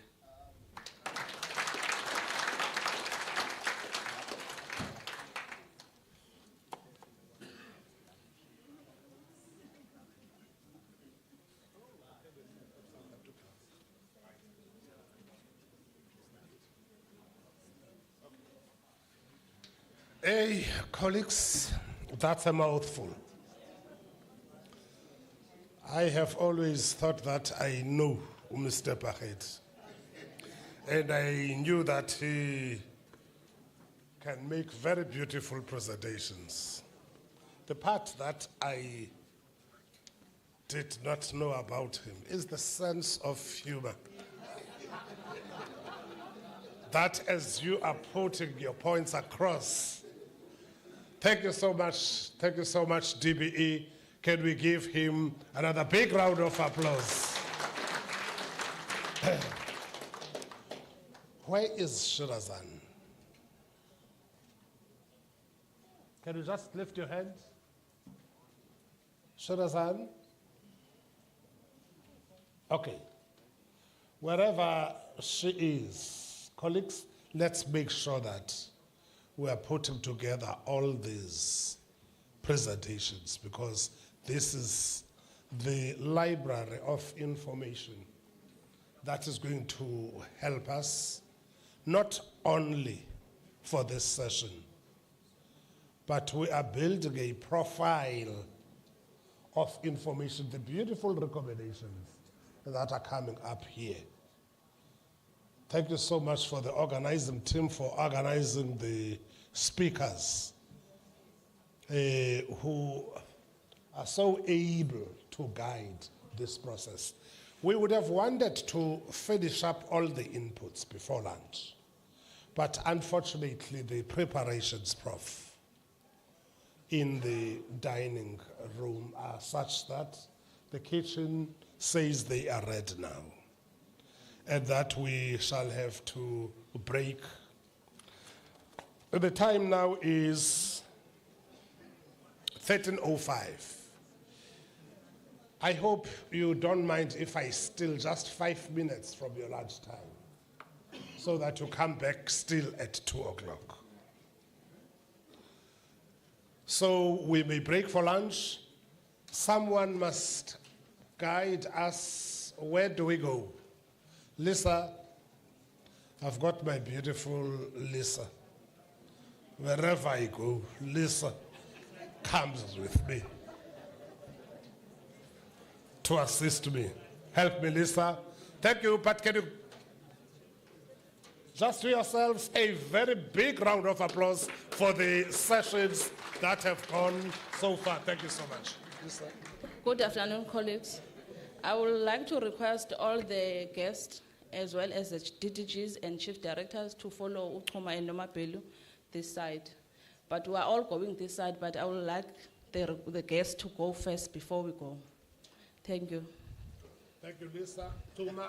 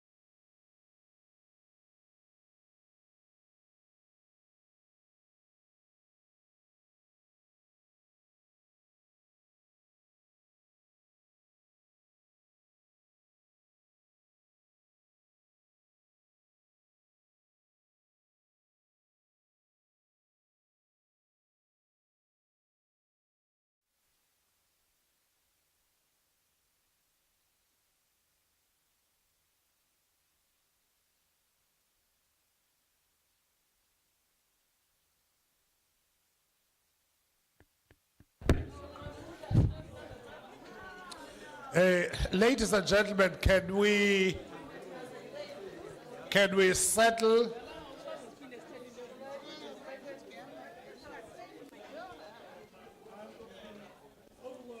Sicela nisondele bethuna sizoqalisa.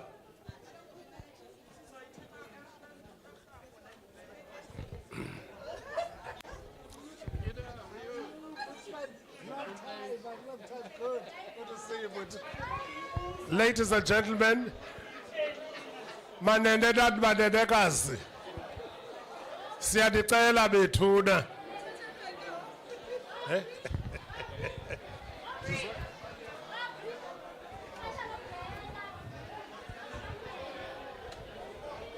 Mr. Fenyana, buyani bethuna. Nizawude ndifote nabantu bethu mbethe.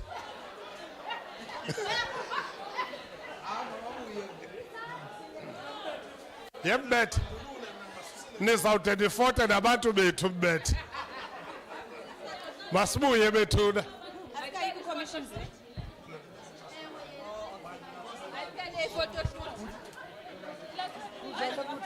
Ayiphelele photo shoot.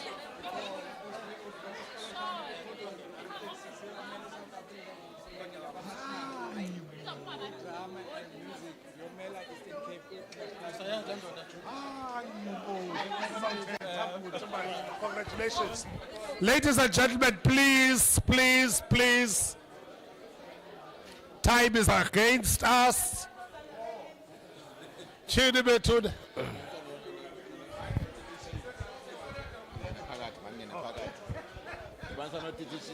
Hey, nizawude ndifote nabantu bethu ngoku buyani. MC.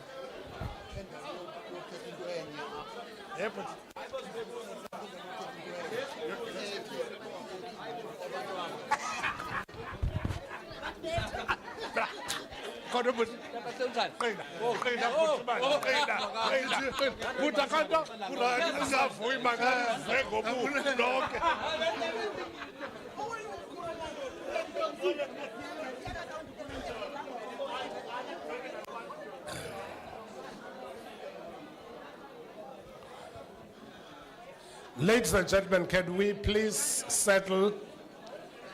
Okay.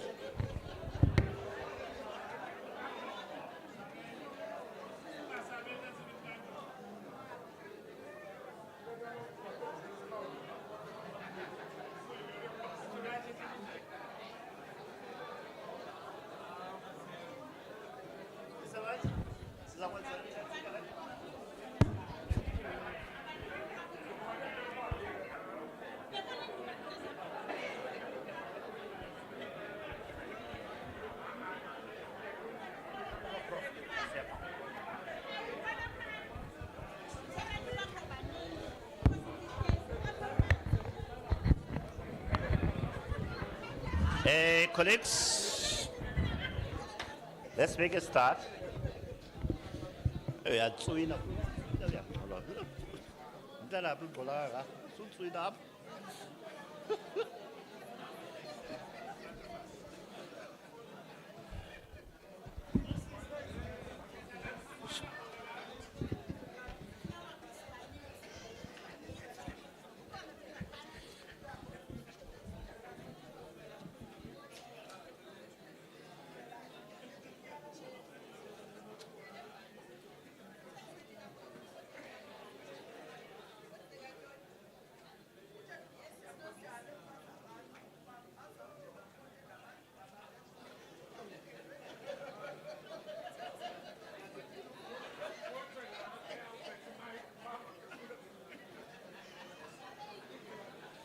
Can we get everybody to the house?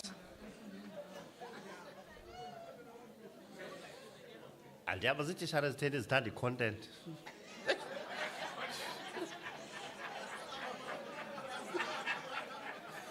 Hey, my daughter, hey. Hey, content apart now. Who is the China? Who tell you to smell about what to? Hey, your content. Content.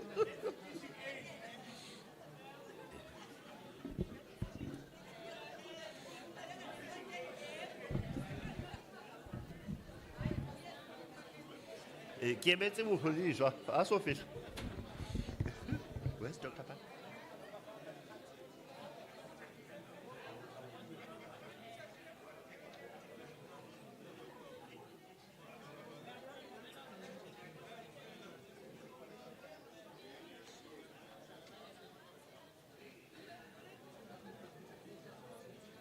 Colleagues, we will be moving from these sessions into commissions. In the meantime, I want you to acclimatize yourselves with commissions. Part of the logistics team is going to explain how we're going to participate in all of the commissions. So we are just going to be allocating time, people to the commissions. But meantime, look at the commissions, see where you can make the most contribution in the commissions. And that's where we are going to be spending the rest of the afternoon. Nobody is going to leave by this gate up. Everybody will be here in the commissions until we finish. Seven. Commissions, there's going to be a register. There will be a comparison of the register between your coming in here this morning and the register in the commissions. If there is anything that is amiss between the two, then there will be consequence management for abantu abenza loo nto. Now,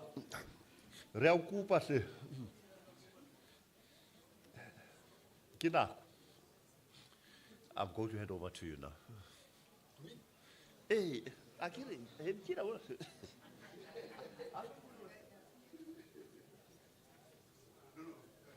Oh, eat like. Oh, who's going? Sure. Hey, these guys are going to connect us. Hey, guys, can you help us? Arul called me. So, it's not because I heard you. Do you have an adapter?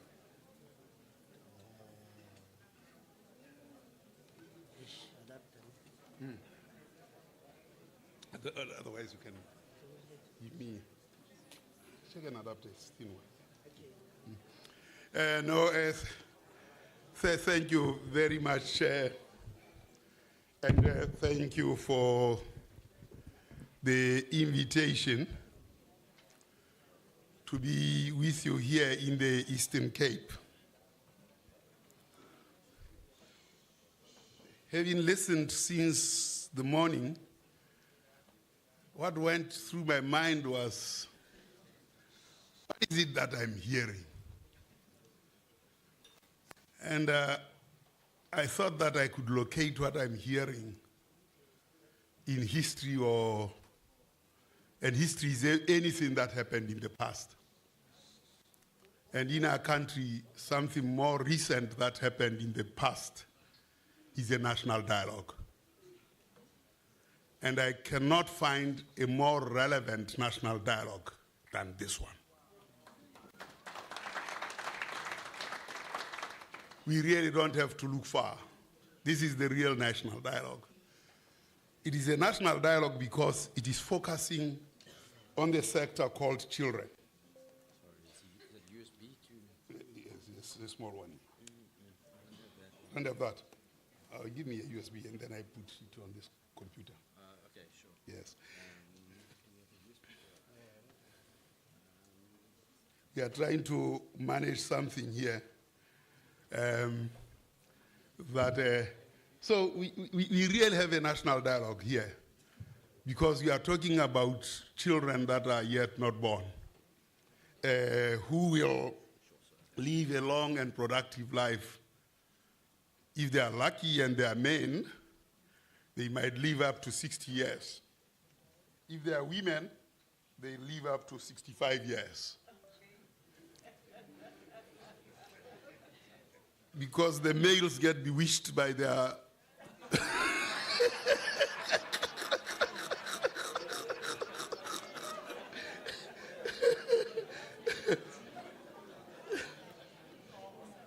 the problem has always been that, human beings, when they don't have an answer for a phenomenon, they have to find an answer. So the one phenomenon was that men die younger. And there was no answer. So the only thing one could think about is Those who live with them must have bewitched them. Where's your one? Mine is the one that was on. You just save it on the. Is it this one? This No, I don't know whether this is. Six? No, it's not this. Oh, yeah? You Just- just show me where your file is. Browse. Is it on your desktop? Yeah, no, it's on the. Sorry, let me go back. My apologies for this. Here it is. File. So Just we're save gonna it on save here. as- Yeah, save it on here.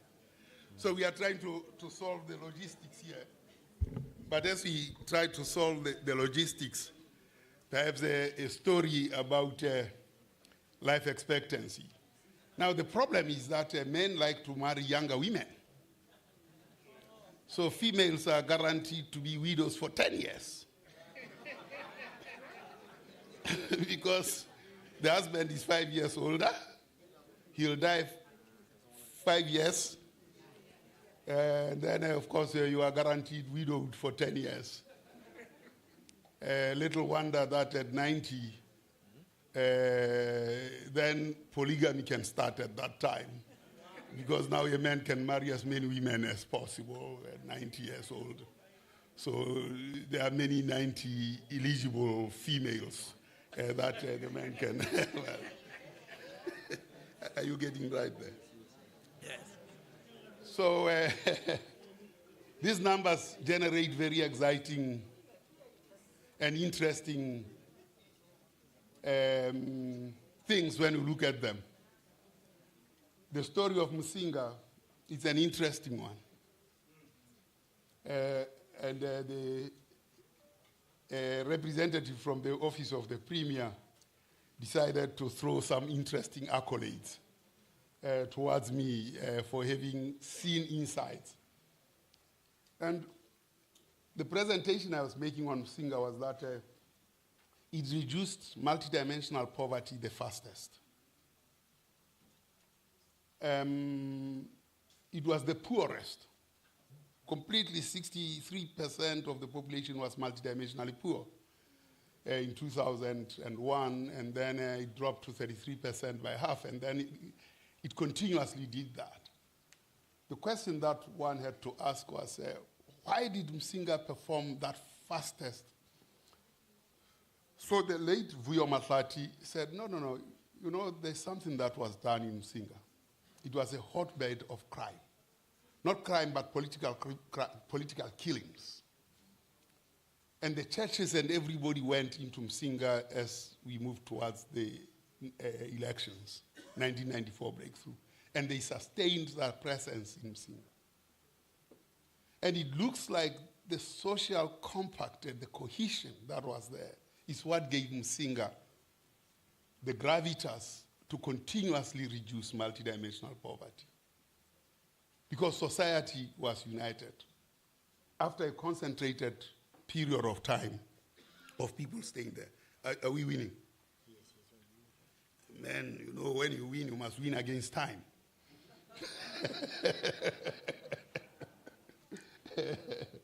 Yes.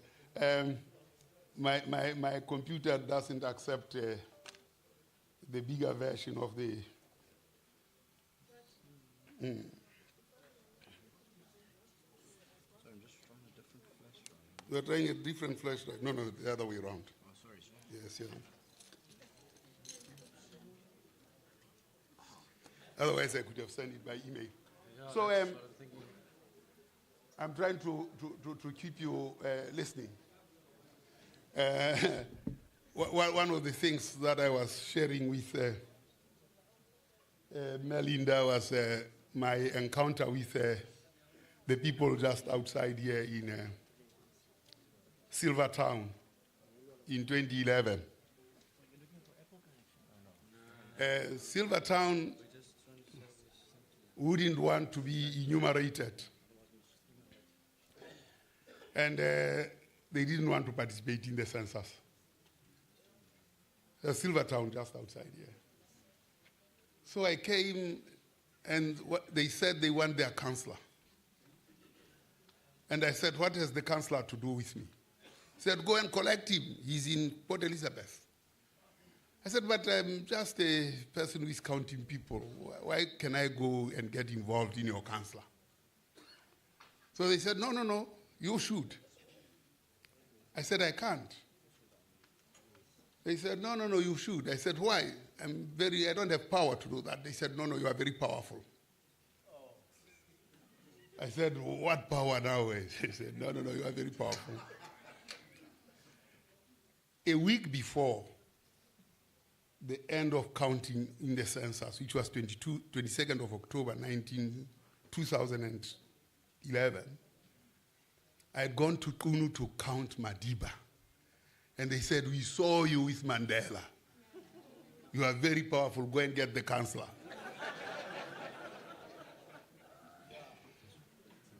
Now, they said, otherwise we are not getting counted if you don't bring the councillor. So it was very difficult to get the councillor because I didn't know who the councillor was and so on. So I had to make a promise. And the promise was, if we get students who have passed matric, Statistics South Africa, which is my organization, will take those students to any university in South Africa. My God, the results came. There was no one from Silvertown that had passed. Now, what was the next step? You don't say we are not going ahead with that. You got to find ways of. So we started a program, and Jafta, who is working for Stats SA here, we recruited him and said, Jafta, take care of these students. Put them to a level where they can actually start passing matric.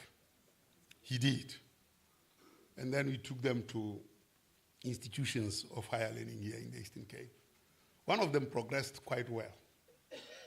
But as fate would have it, he didn't survive. He died 2 years ago. He had actually contracted tuberculosis when he was young because of the conditions in Silvertown. And the lights on that project dimmed even on that one who succeeded. And I think what we are looking at here is resolving those problems. That's why I'm saying it's a major national dialogue that we are having here. Yes. Are we winning? Yeah. Which one do you want to go first? Which one? No, not this one. The other one. That, you had the one. Which one did you pick, guys? All three. You said I'm just copying. This one. Yeah. Okay. Now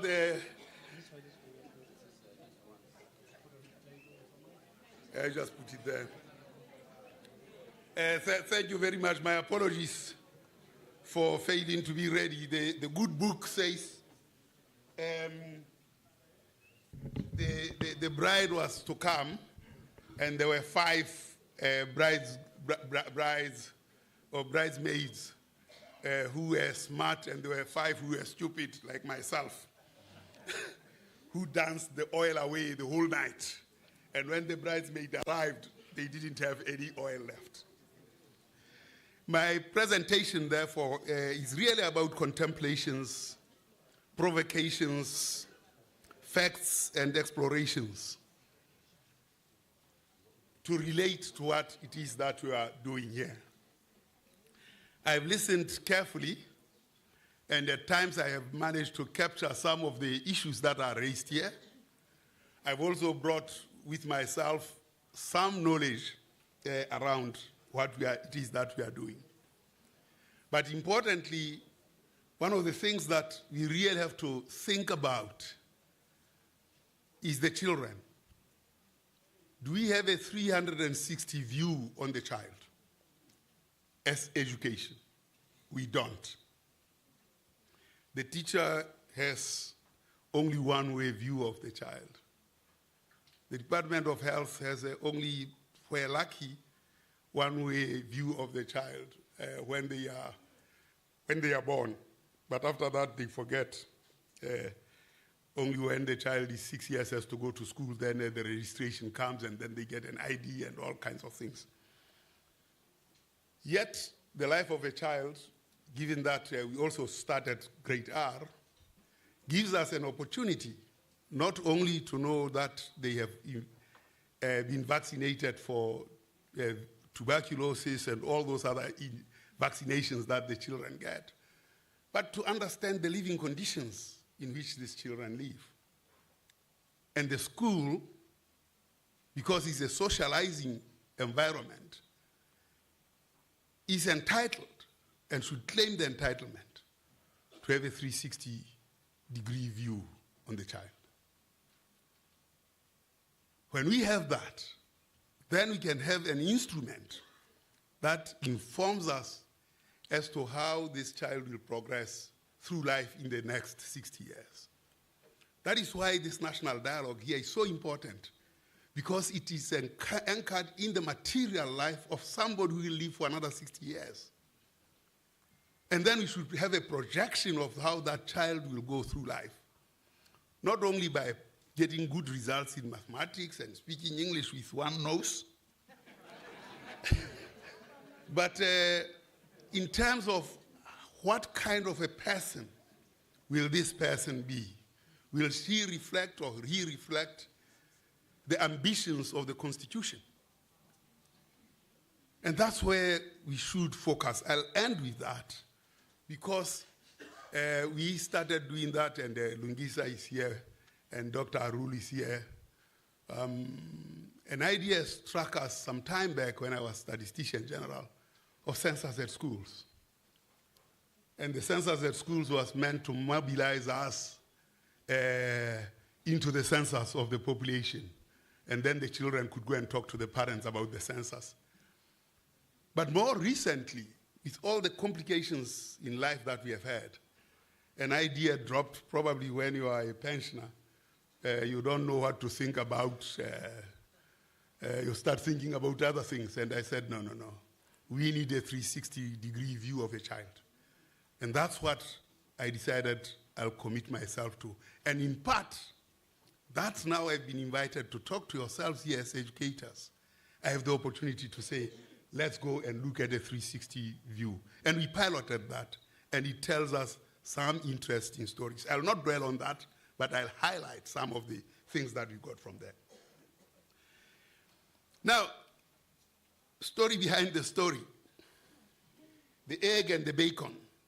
Who paid the price? You know, for breakfast. I would argue that Eastern Cape has been the pork, has been the pig, while other provinces have been the hen. It paid with its life. Yet it has not benefited, or at least it should recover some of the benefits of having been the pig. If you think about the discovery of diamonds in Kimberley, when you get to Northern Cape and Kimberley, you find many Xhosa surnames there. They were the first to be on those mines of diamonds. If you think about gold, it was the Basotho and the Xhosas here. They also were made to fight amongst themselves and kill themselves in the 70s amongst themselves by the Afrikaner regime on the mines that the Xhosa and the Basotho were fighting there in the gold mines in the 70s. If you think about the rail, you find all Xhosa surnames across the country because these people were working on the rail lines.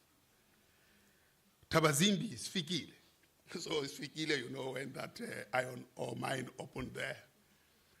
There is a village next to Manser around there, and it's called Swigile. So it's called in Setswana Swigile. When I got to Botswana, and I was wondering, why is this name Swigile? And then it's called Swigile. So the Xhosa men were going there to work on the mines. And, the Botswana women were very generous.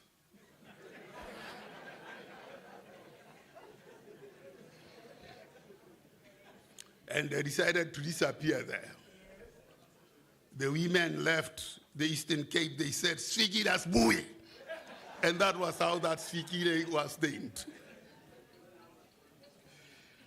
Now you go to the Bafuki and the platinum mines. There's a place called Pikinini Transkei. Yes. And that's Pikinini Transkei.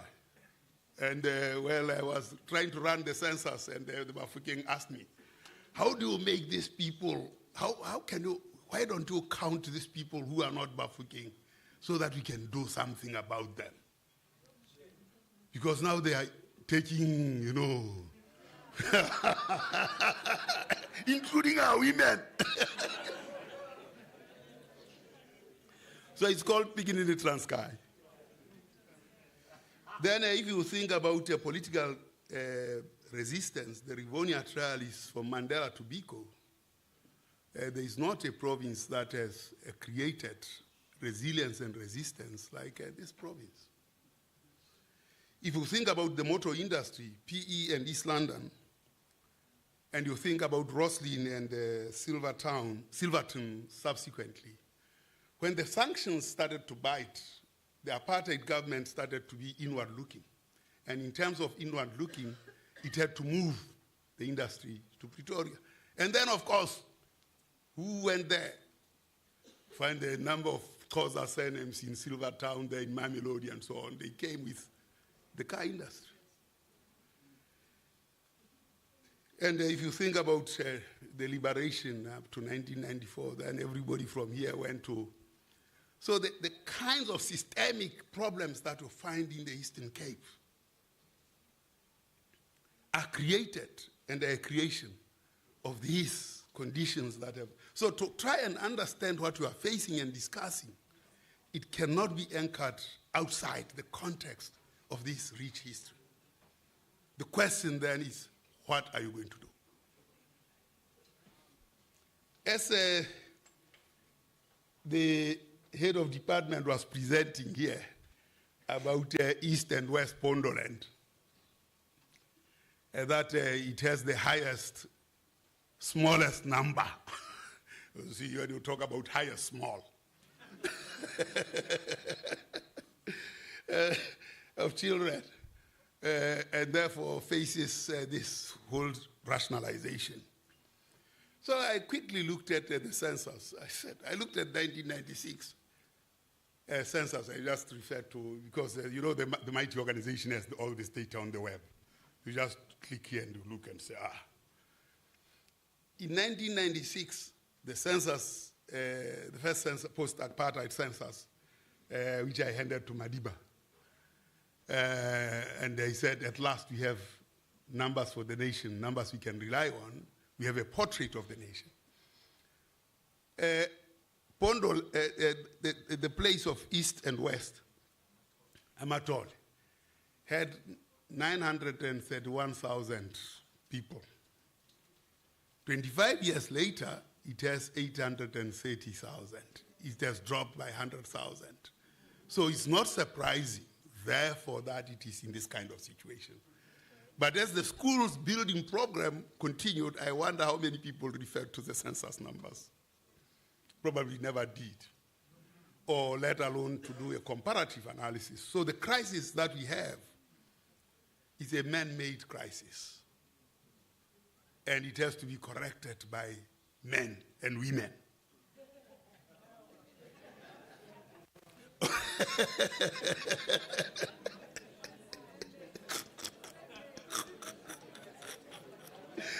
Oh, the men do things and run away.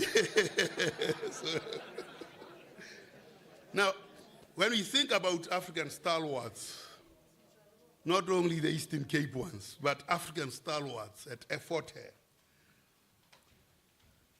established in 1915, South Africans were excluded from white institutions. It had to come to fight the struggle. And it became a key ground for black intellectuals and leaders across the continent. And of course, it created Pan-Africanism. So when we deal with this issue of education, we have to bring the collective memory of ourselves here in the Eastern Cape into this debate. Because then we can foreground that which we are trying to do. Who are those stalwarts? Activists. Struggle against apartheid. right across the African continent. And they were united by education, political awareness, and commitment to liberation. This is the continuation of that struggle. It has to be framed in the context of that struggle. It cannot be, this process has to be contextualized in that struggle. Well, let's give them the names. We can't just say it was, it was. Nelson Mandela, Oliver Tambo, Govan Mbeki, Chris Hani, Robert Sobukwe, Mangosuthu Buthelezi, Kenneth Kaunda, Seretse Khama, Julius Nyerere, Robert Mugabe, Yusuf Lule, and Tsumukhehle. All these are people that went through Fort Hare and were there almost at the same time. And therefore, they created this African nationalism, and this became the backbone of African liberation struggle. And it shaped diverse political ideologies.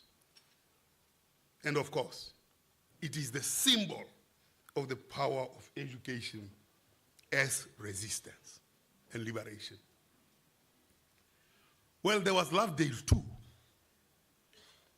And at that Lovedale, my mother, maiden name Adeline Mweleti, married to Kenneth Lehotla, got a Standard 4 certificate of excellence in 1930 in Lovedale.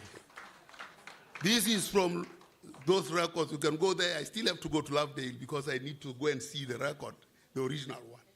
Because, so when we think about this province, we are thinking about a province that has been absolute of legends of leadership. And therefore, this national dialogue that we are beginning here becomes the true national dialogue, not only for the Eastern Cape, but for the continent of Africa, for the whole country, and everything. Yet, and when we say yet, we have interesting difficulties. As a statistician general, I ask South Africans what their priorities are. Priority number one was cost of electricity. This was before load shedding. It was reliable water. Yes, it was reliable water. I'm sure once with load shedding, it will not be, you know, when you have number one here, and to the left you have third priority. Load shedding electricity would be a priority somewhere here. 1 to the power of something. Of course, when you say 1 to the third power of 3, it will still be 1. So then second priority was adequate employment, and then of course priority 3 was electricity.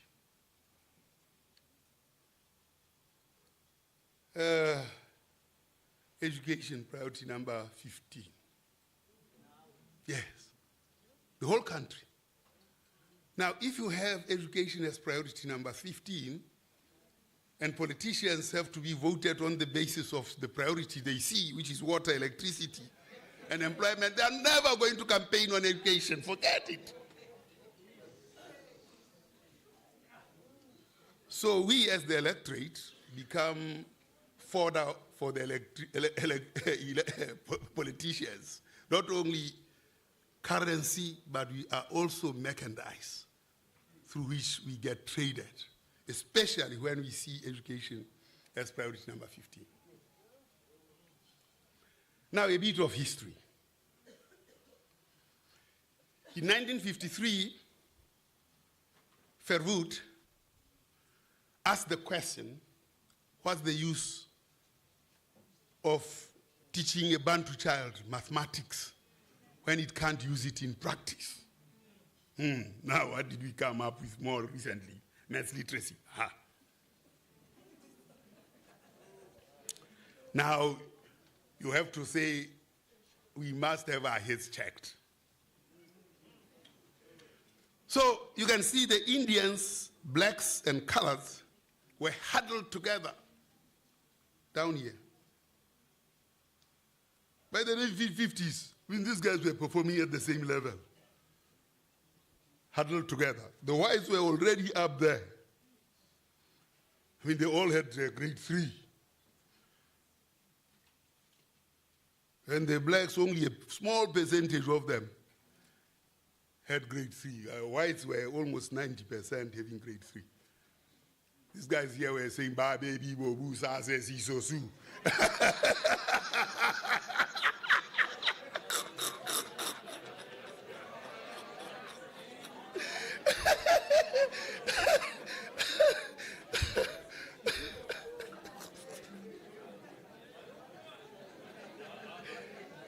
Oh, yes, I know. So at my school, where I was at primary, you'd sing and say, "Rona rebana ba emoni re rutile sekolo se rebala ABC, we bala 1 2 3. Bina nkatabo opandia tla re rutile sekolo se." Well.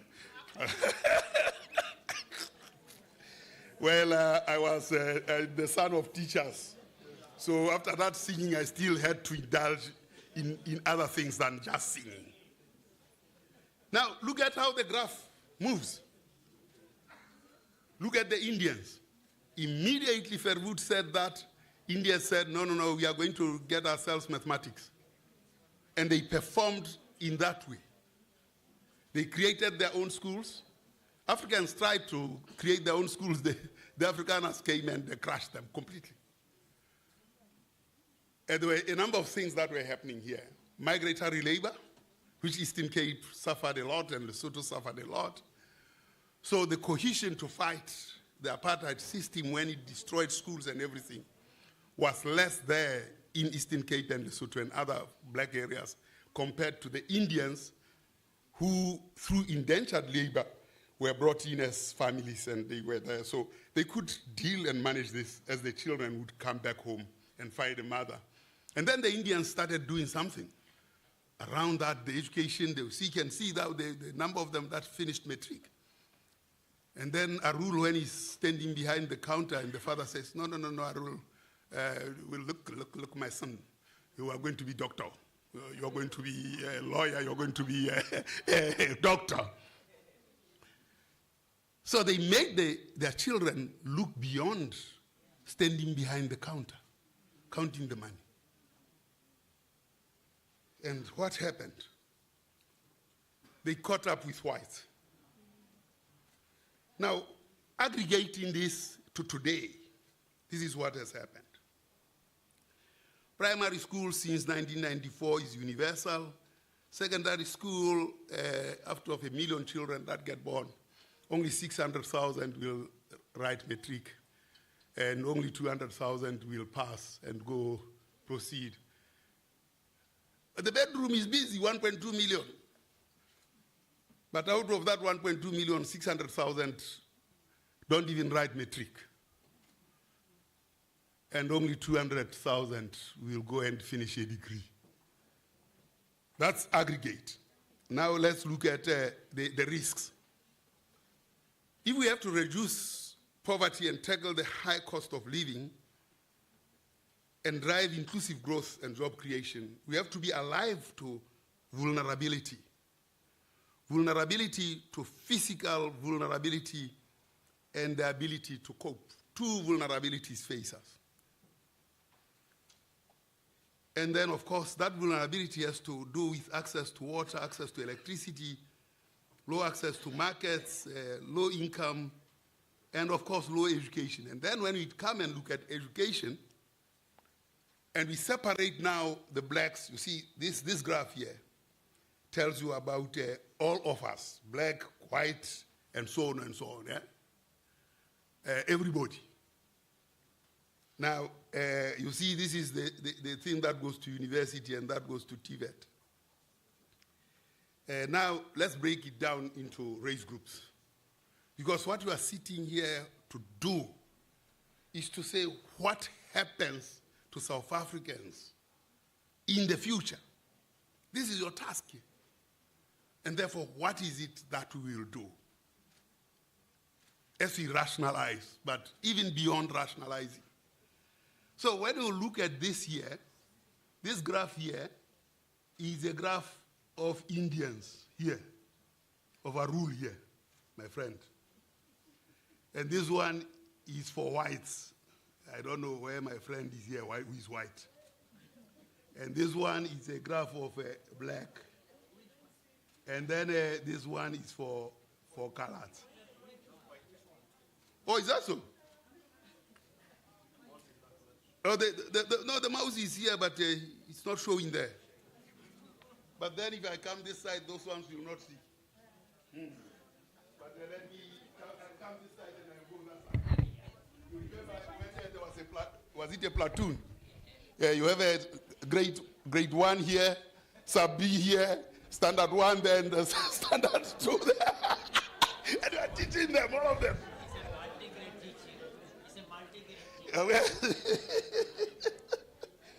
So here is Indians. Here is whites. Here is blacks. Or here is colors. Or I can use this one. No, thank you very much. I'm empowered now. I may be triple BEE now. I can point with this. Can you see that from that end? You can sing. Kalidren, Katuping, Kalidren, Katuping, Kalidren, Katuping. You know, during the Second World War, people, when they had to march, they had to say Kalidren, Katuping, because they didn't understand this thing of left, right. So you have to look at the way there is a stone and where there is a stick. Then you march like that. Now, when you hear, this is an Indian graph. It is generated by that graph I showed you. This is a white graph. This is primary. This is secondary. This is university and technicons. This is primary. This is secondary. This is university. You see this purple, blue. This is primary. This is secondary. You can't even see university there. You see the light blue for blacks and coloreds. Here, for every Indian child, 70% of them and then proceed into higher education or technical. For whites, it is now about 65%. Indians have surpassed them. For blacks and coloreds, it's 10%. So, you think we can win this battle? We can't win it. We can't win it completely. I want to come this side. Oh, you are showing them? No, you are deputy president, prime minister, deputy principal. Good. So, the challenge that we have is we are not making any progress. Completely no progress. The two race groups are 90% of the population. And they only have 10% of their population progressing to higher levels. So what we are dealing with here, and fundamentally what we are discussing, is a difficult situation that requires Banakaditai. Now, by province, degree completion. Western Cape, of course, is up there. The top graph here. The deputy principal is showing you that side. This one at the top, it says Western Cape. Eastern Cape is this, is competing with Gauteng here, you see. Of course, it had Fort Hare and the University of the Transkei. You can see that there. And then Limpopo, then KwaZulu-Natal, then Free State, then this one here. Northwest. And Northern Cape, and then Mpumalanga right at the bottom. So this is the human resources that are of a nature that we have. Then completion of degree by race. These are whites, you see, from 1996. This is Indians. They were not doing that well, you know, but they had started. and then blacks who are here, and then they are combined with colors going south. And that song is the same all the time. But the Indians did something better over time. As you can see, how their graph begins to change, that of blacks and colors heading south. It continues to head south. 2011, you see the Indians are doing much better, and the blacks and colors are heading south. 2022, same song. Same song.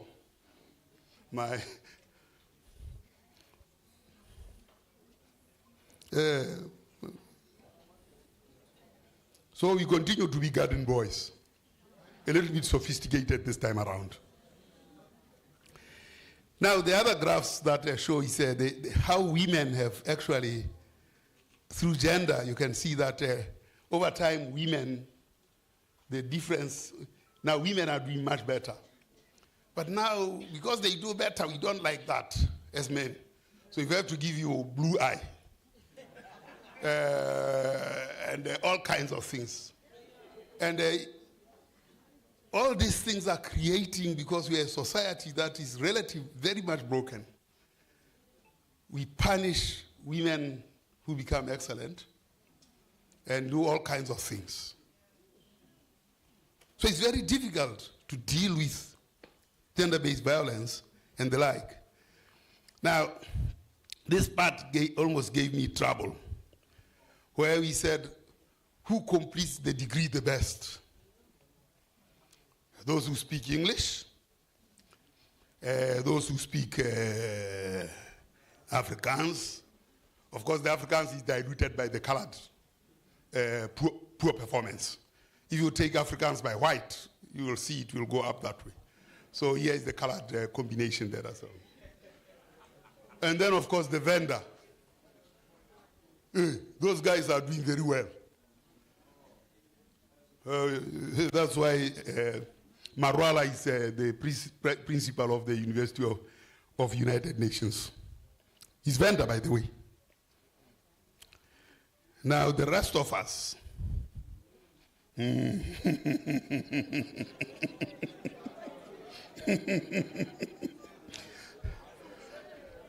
But you see, I'm almost there. I'm amongst those English. If I come by, I belong here as a Msotho. You see, Sesotho, I belong here, but I've transformed myself into an Englishman. So I perform there.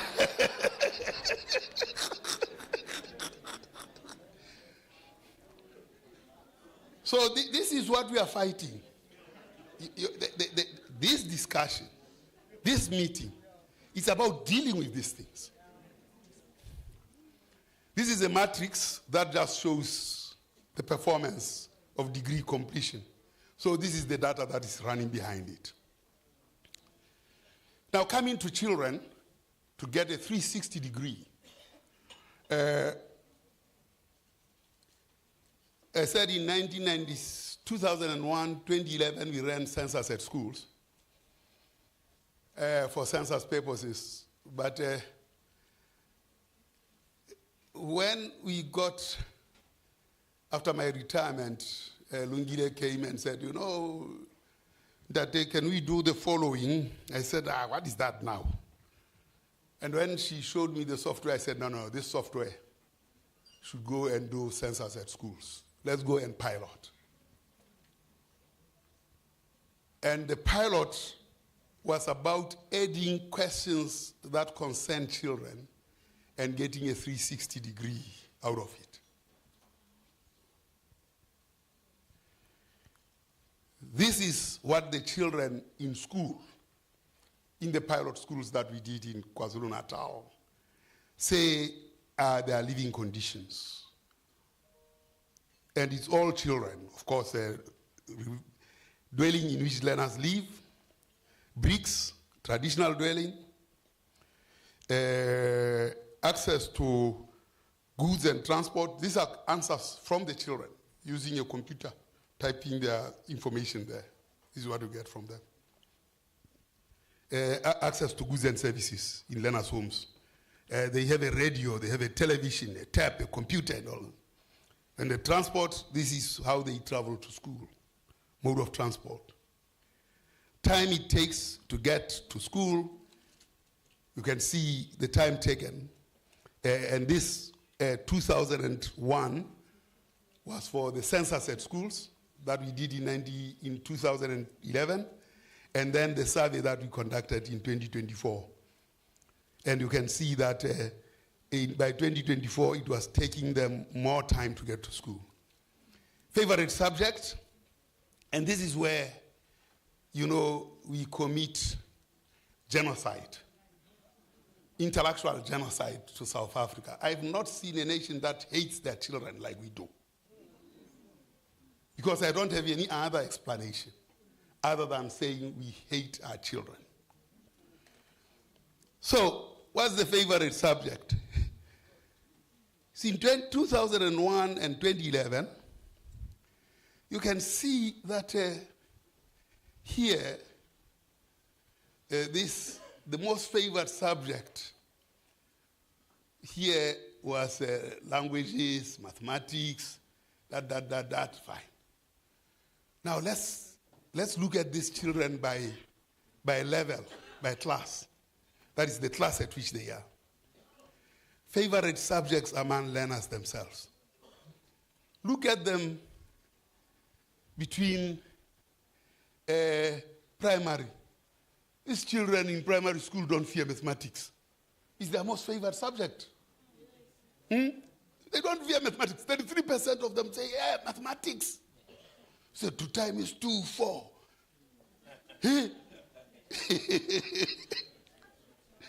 I just try and say 7 times 3. Yeah. See, that song goes. Good. Yes. Now, look at them when they are in secondary. They drop by half, 16%. There isn't anything in normal life that can have that kind of sea change, except if the stimulus is purposefully driven by the president, by the Minister of Education, by the MECs, by yourselves, by the parents, by the children, so that they can have a certificate end of the year and say they have passed. What have they passed? When they cannot even proceed. They are told that you can't do mathematics. You are going to lower the results of our school. And that comes from us as society. Children have no fear of mathematics. They swing this way because they are discouraged to continue doing mathematics. Therefore, we endorsing, Verwoerd's words in 1953, that what is the use of teaching Bantu child mathematics when it can't use it in practice? Verwoerd must be laughing in his grave. Oliver Tambo must be absolutely cringing and saying, what happened to me as a scientist, as Oliver Tambo?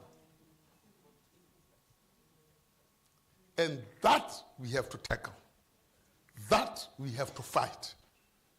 Because without the knowledge of mathematics, statistics, and so on, you have a problem. Hunger.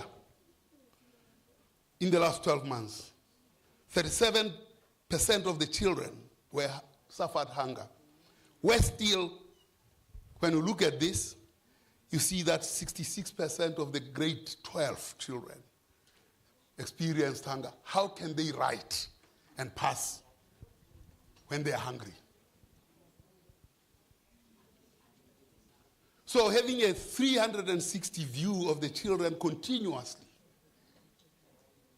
around school transport, and the malume who is driving that kumbi, around the drug lord who sells them drugs, around the mother who might be ill in the morning.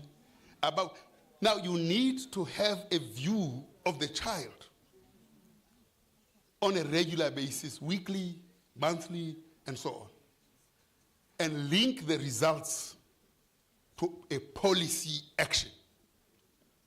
A 360 view of the child it's an essential monitoring instrument that will jack us forward to deliver a different set of results in the country. So while we look at the 350 schools, the agenda must trigger us into a different future. And we have to understand that there are a number of new questions that we can ask in this kind of situation in order to understand what lives our children are living, both at home, between home and school, and everything else. Of course, these things must be anonymized, because the ME says an ID, the answers must be anonymized, linked with the results the children perform, what is happening at home, and have to be treated ethically, because we are dealing with young people. It can be very sensitive. But when we understand the aggregate at the level of policy, then we can intervene much more strongly and in a much more futuristic way, when we know that within the first 20 years of life, 62% of these guys will not be employed. We have to answer the question, how are we going to sustain them in employment, et cetera, et cetera. And it starts with the quality of education and the ability to monitor and have a 360-degree view. One of the things that this 360-degree view does is that the kind of data and the kind of software that we use is software that goes into higher education, university, and people can write their thesis, understand what is happening, so that jointly, like I say, ilima, let's say, to drive and deal with these issues. And I think that ilima starts here. Thank you very much.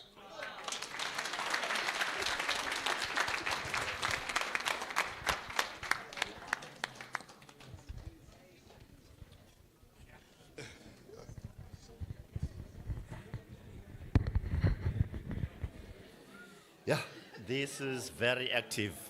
Colleagues, what a beautiful context to contextualize what we are dealing with. At times, we think that we are dealing with an isolated matter. It's not an isolated matter. It's planning the future of a nation. And planning the future of the nation, you look at all dimensions, up to the output of that system. And if we were to break with the legacy of the past, I should think we need to do things differently. And that's what this summit is about. What is it that we're going to do differently to break with that legacy? Can we come up with a new shape and size of schools from this summit? Can we suggest new ways of planning and delivering education as Eastern Cape? Can we turn the direction of the ship, not the chairs on the deck of the ship? And this is what it is all about. And messages of support. After this, hey, is our message. Now, can we start with ICAC, the Eastern Cape Advisory Board, and that is advising the MSC? Can I invite the Honorable Chair of ICAC to come forward? We are on messages of support now. Chair support? Okay. Can we take Satu? Can I take Satu? Messages of support?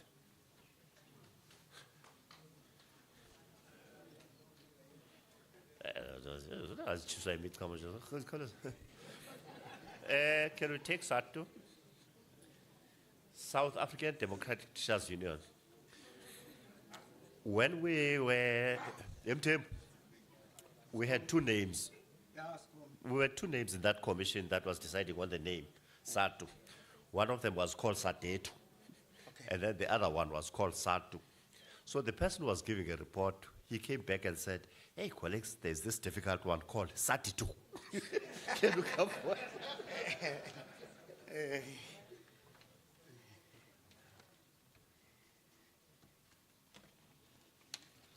Andizange ndinonqena kangaka.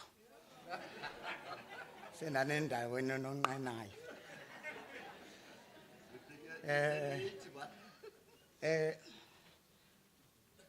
Program directors, let me join the already established protocols. Sitsho isingesi comrade sihle esitsha ngo. Isikade singekho lento yo established protocols. We just want to say we being invited in a session of battle of ideas was so happy. This is a platform wherein we are sharing ideas as stakeholders. But we want to preface our message of support, because we're doing a message of support, by saying, isiqalo sobulumko ukuhlonipha abantu. Isiqalo sobulumko ukuhlonipha abantu. Xa ugqiba ukuhlonipha abantu uzakoyika izinto zabantu. Our view about this summit, chairperson or program directors, is to assess the state of health of this department. We're coming here as SATU, committing ourselves that we don't contest the driver of this transformation, education transformation agenda. The driver is Department of Education. We don't contest that. But Department of Education must always recognize and remember that there are passengers, active one for that matter, whose responsibility, those passengers in this car, their responsibility is to determine three things with the Department of Education as a driver. Is to determine destination. It's a collective effort. Question a destination. Is to determine the speed that this car must be driven with. It must also determine the route. So these stakeholders have got an important aspect in this car. The route, the speed, and the destination.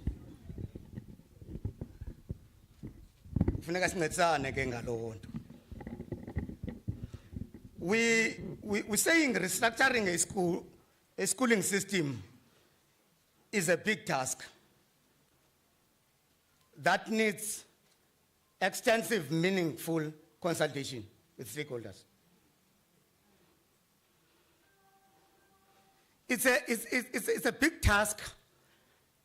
I heard some of the speakers before me saying that we are going to take decisions or resolutions. That's fine. But these resolutions need to be fine-tuned by a statutory body, which is called Provincial Education Labor Relations Council. We can't take decisions here and then in Imbizo. Then wherein the conditions of services of employees, there is a statutory body, the chairperson and also the manager of a functional statutory body called PRRC is present here. These decisions or resolutions will be taken there, wherein they will wear legal spectacles.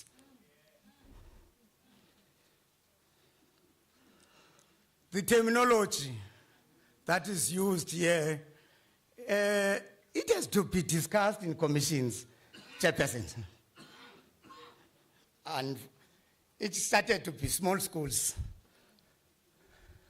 It graduated into unviable. Now, there's a new word, dysfunctional. You're defining schools. You're defining hub of hope to individuals who are learners and their families. You're defining a hub of hope for development and change to that particular community. So we must be cognizant as we are using the terminology. Tatum Chita, we wanted to raise, before we adopt your agenda, that we, before it get adopted, but Tatu Ray, we told him. He said one will raise and the other one will second. And he appointed those people.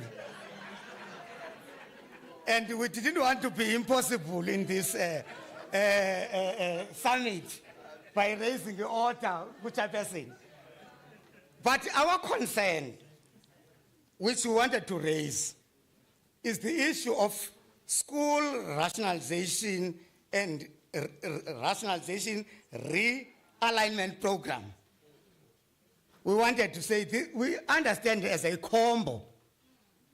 Starting from SG, and all speakers talked about measure and closure of schools. Hence, we are of the view as society that this is a combo. Talk of school rationalization, realignment, measure and closure of schools. Because currently, we are faced with these two ones, last ones. Measure and closure of schools. Yet they are not included in this program. As we are about to land, we are a trade union. We are a trade union. Kuthiwa liphandlwa libe kanye libone. In this province, in 2010, the then MEC declared 68,686 posts in 2010. Today, in 2025, 52,817 posts are being declared. Plus 15,000 posts have been retrenched. Mr. Ngonoya has learned, Mr. Mting, that they are retrenching posts, not warm bodies. So we are confronted with that under the pretext of post-provisioning norms, wherein retrenchment was introduced by Pepto. I listened to Mr. Mchita appealing for more than 300 schools in Amatole East that had to be closed. And he was making that earnest appeal. And we want to say, we are observing that posts will be retrenched in that process. Maybe even home bodies.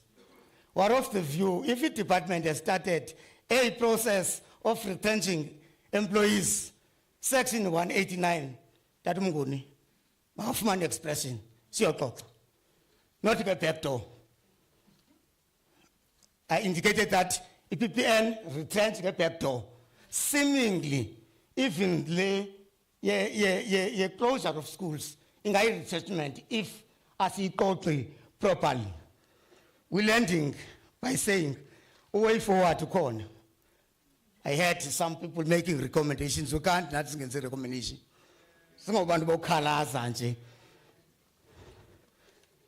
the first recommendation. In 2017, I looked for Mr. Jack during the lunch time.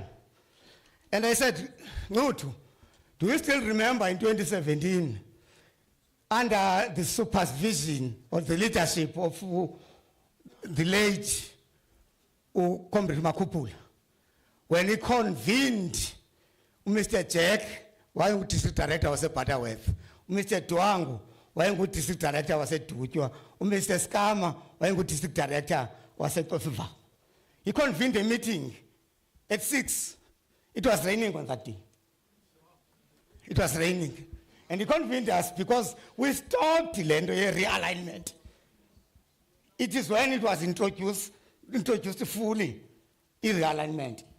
And we made teams that were led by ETOs, SATU and NAPTOSA. And they visited those schools.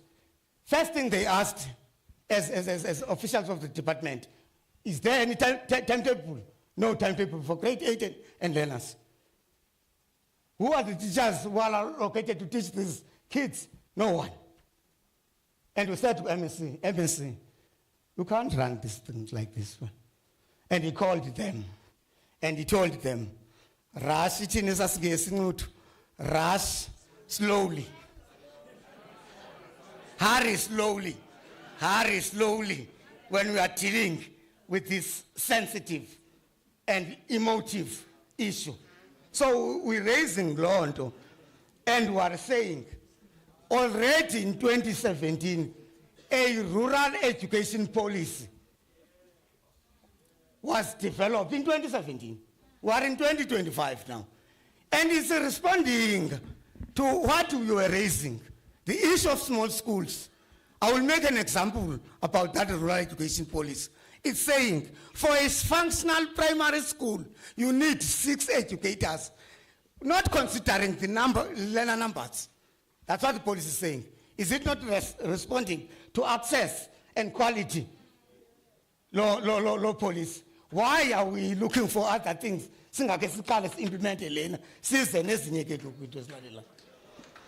That's the first one. Kuzawufuneka beke nambona uPunrantsika uTshepo kwa infrastructure. Kuzawufuneka kule siphuma apha basicela bisoyi seyithenwe phi yokwakha ihostel yokuqala kweliphondo. Funeka bakhombe le district apho seyike kwathena khona isoyi to build hostels, because year in and year out, the MEC in his budget speech, he will talk about building hostels. The budget,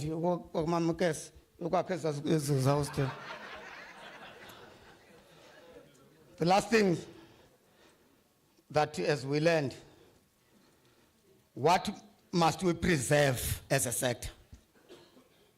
What must we preserve as a sector? Is the legacy. That's our understanding. The second one is progressive policies that we can claim that as Eastern Cape we have developed those progressive policies. Is the values in the system. Let's do away with the status quo. This summit sometimes maintains status quo. We don't want to tamper with the neoliberal policies. Hence, you had all of us talking about repurposing, redesigning, right-sizing, restructuring. All of those concepts are aimed at ensuring that we maintain the status quo. We don't make a radical change in terms of transforming education as stakeholders. The second thing that we must do as we go to commissions, what must we stop doing or cease doing as a sector? And as a sector, with immediate effect, we must stop the corruption and expose corruption whenever it is being done. We must stop the cliques. We must stop the cliques because as Sindao as this province. The arrogance, the egos, personal egos, we must stop them. We must cease doing them because they're not just assisting the sector. We wish the summit to take implementable resolution. Siyabulela party ngomso.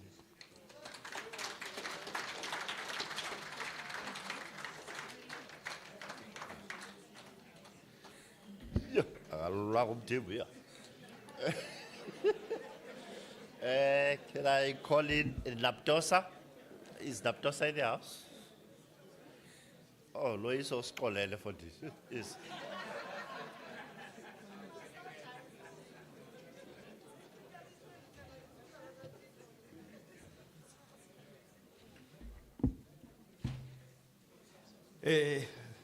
Program directors,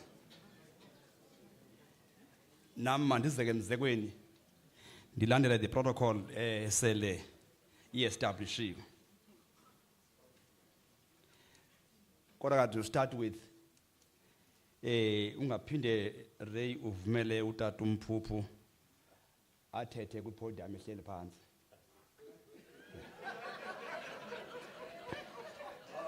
At least must respect the audience.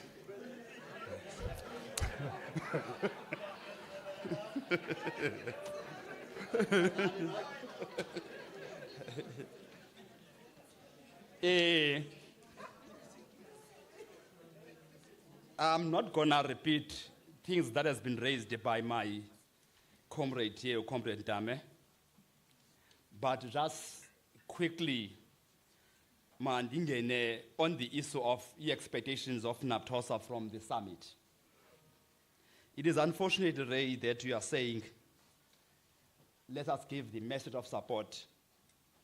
When I was preparing, it was just saying organized labor. No direction was given. Whether if you was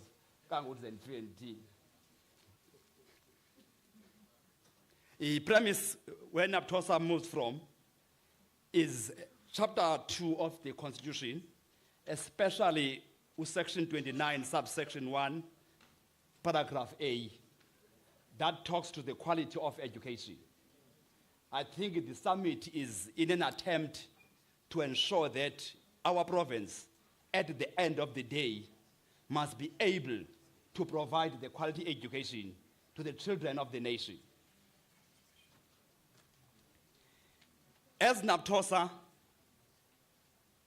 that tomorrow is the last day of the submission of the comments on the minimum uniform norms and standards for capacity of public schools. We are expecting that the Department of Education of the Eastern Cape will share with the commissions their submission on that norms and standards, because those norms and standards will affect the issue of rationalization, realignment, measure, and closure of schools. Why I'm saying so?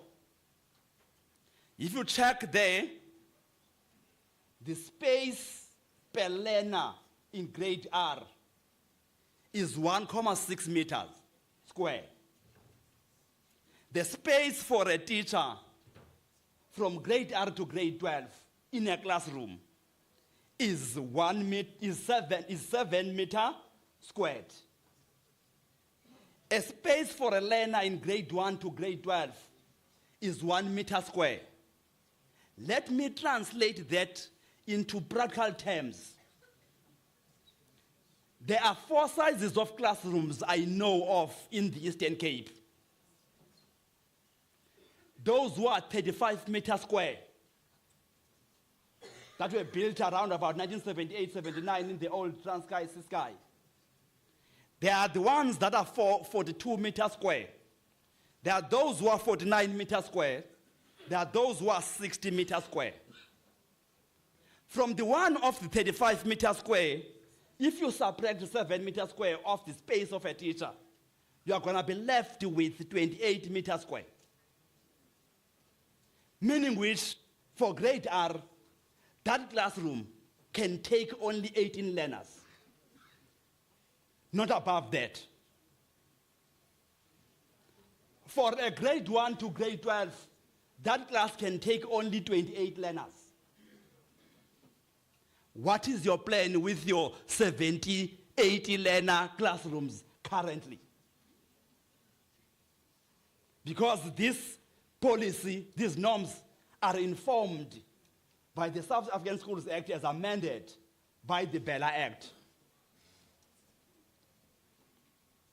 The 42 meter square, they will take 22 learners for grade R, 35 learners for other grades. The 49-meter square classrooms, they will take 26 learners for grade R and 42 learners for other grades. The 60-meter square, they will take 33 learners for grade R and 53 learners for other grades. If you are having now a mega school that is having 1,200 learners, and in each class you are having 70 learners, what are you going to do when these guidelines are being implemented? Therefore, it means there must be an additional funding for building extra classes in those schools. Or else you split those schools back to the buildings of other schools that are closed in the case that they are not abandoned.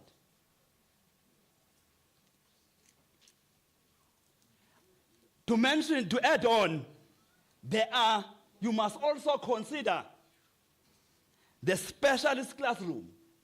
That's why I'm requesting that the submission that has been made to DBE by Eastern Cape on that policy be shared with the commissions that are taking place in this summit, so that that submission becomes a point of reference. Judah, I'm certain that if the closing date is tomorrow, already that document is ready-made. It's readily available. I'm not asking too much.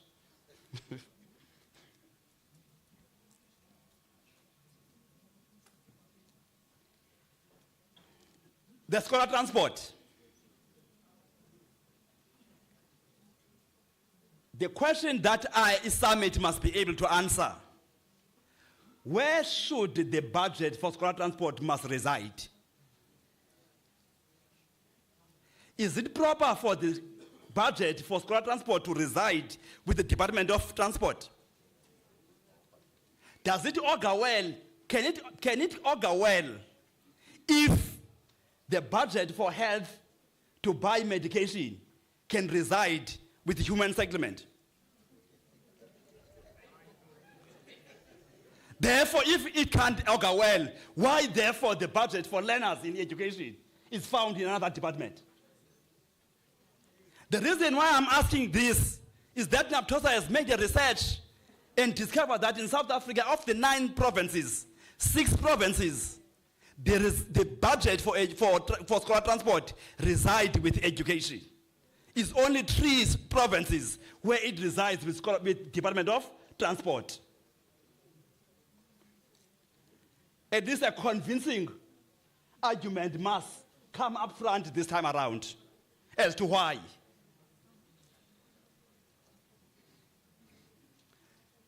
Also, we want to ensure, we want that e-commissions, they must ensure that with the new amendment of the declaration of the feeder zones for schools, such amendment must receive reference. Why I'm saying so? There might be an area declared as a feeder zone fitting a secondary school 1, which doesn't have technical subjects. There might be in feeder zone 4 a technical school where learners from feeder zone 1 will want to go and access technical subject in feeder zone 4. Therefore, meaning which there will be, despite the feeder zones established, there will be a cross-pollination that will take place amongst learners. That will cause also the issue of scholar transport to be better managed. I was expecting to hear from the scholar transport people here where they can be able to confirm from this summit whether officially the Eastern Cape or the Department of Education has moved away from scholar transport subsidy to scholar transport, or they are being run concurrently as if they are synonyms.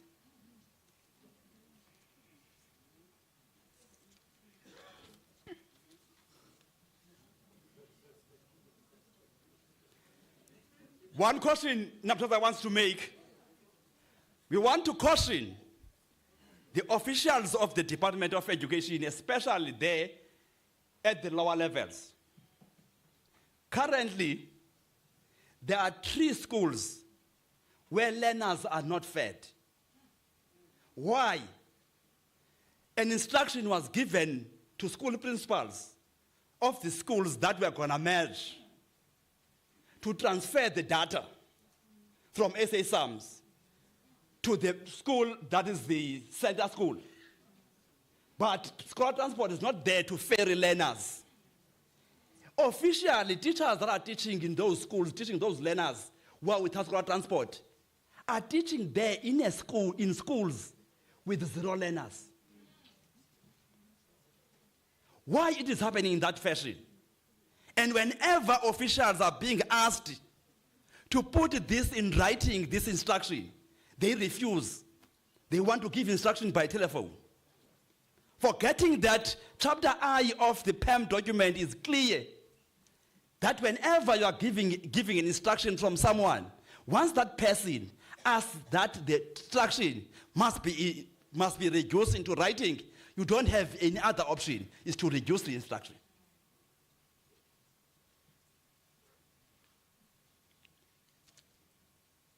Also,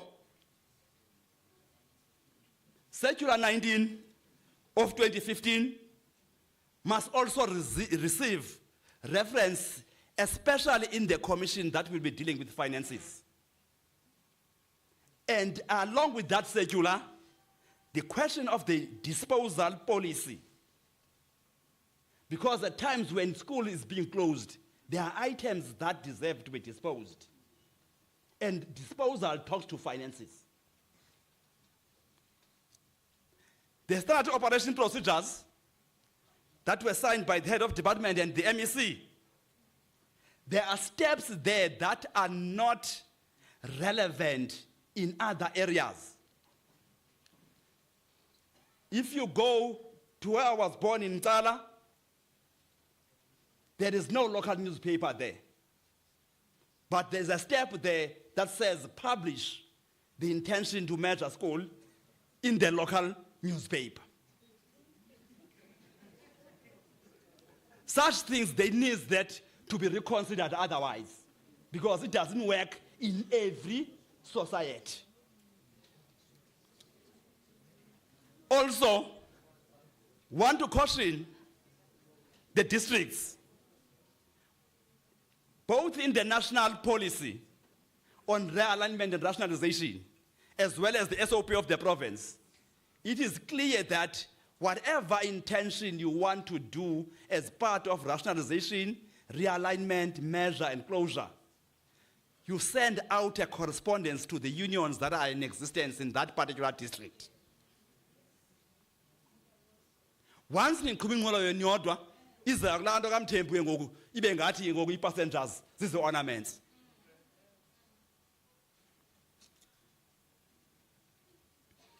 Gazetting of the already aligned schools.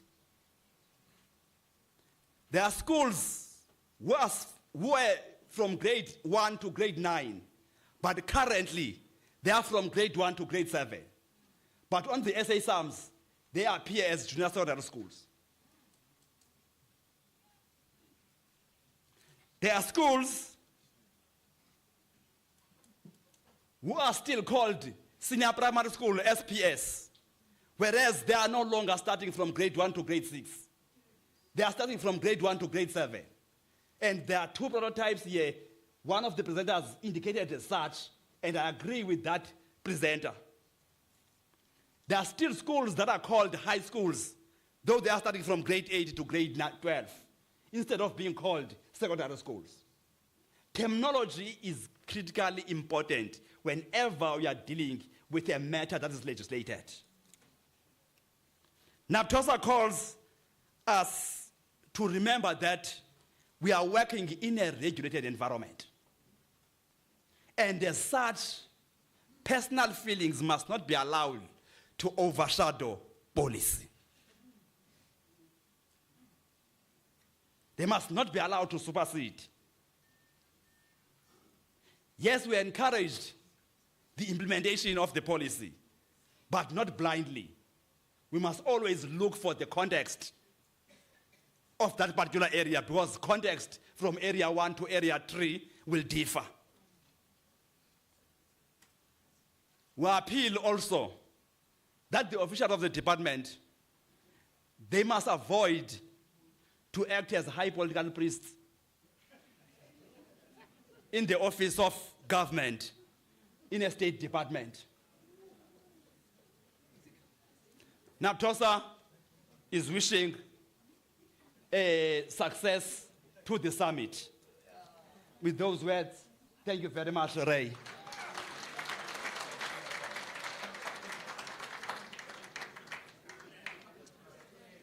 I wanted to deal with all the teacher unions. Can we get Peu? Is Peu in the house?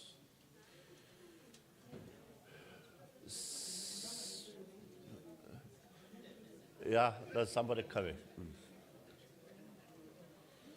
And then thereafter said Africans and the in ready.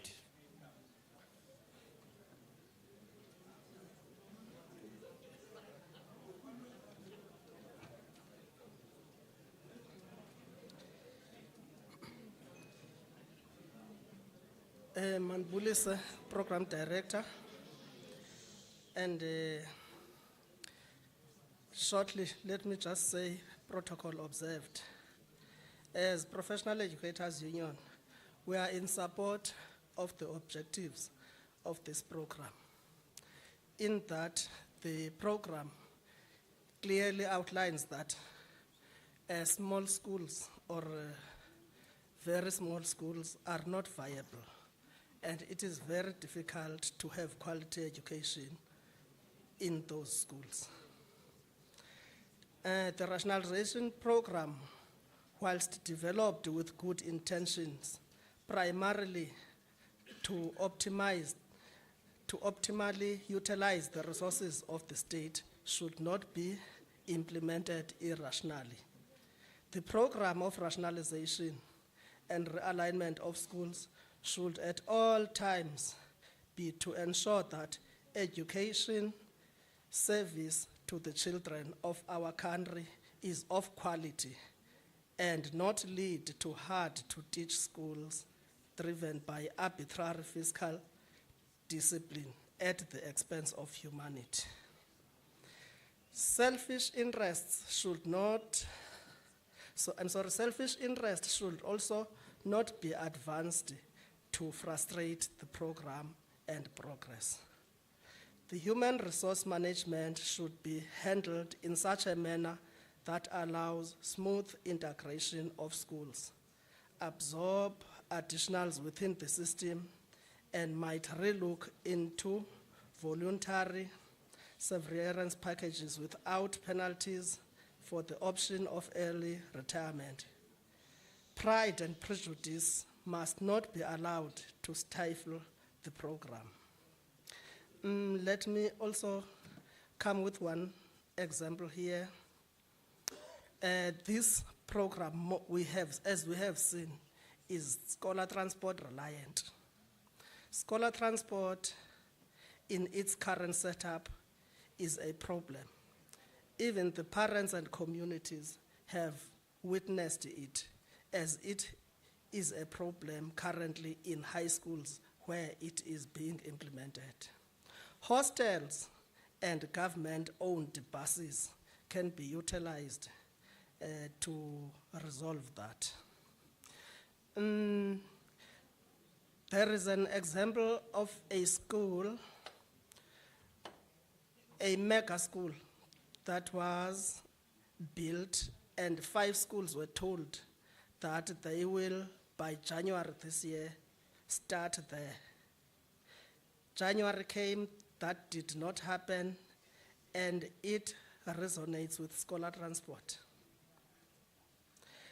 These schools now operate in such like a person who has been diagnosed of cancer and was told when is the date of death is. Then every morning that person is surprised when he sees sunrise because he expected he should have died already. So planning in such schools is very difficult because the implementation does not take place. I thank you.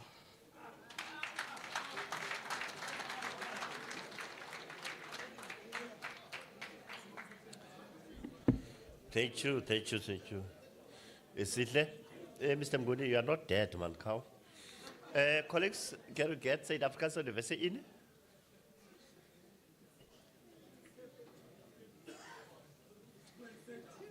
En dan geboren de wees. Niemand in the east. Okay. We are going to take SGB associations. Can we get that, Skip?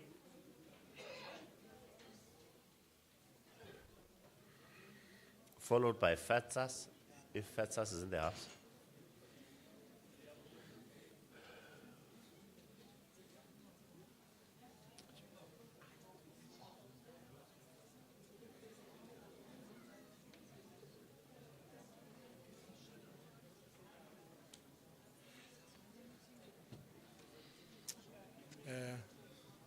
Thank you very much,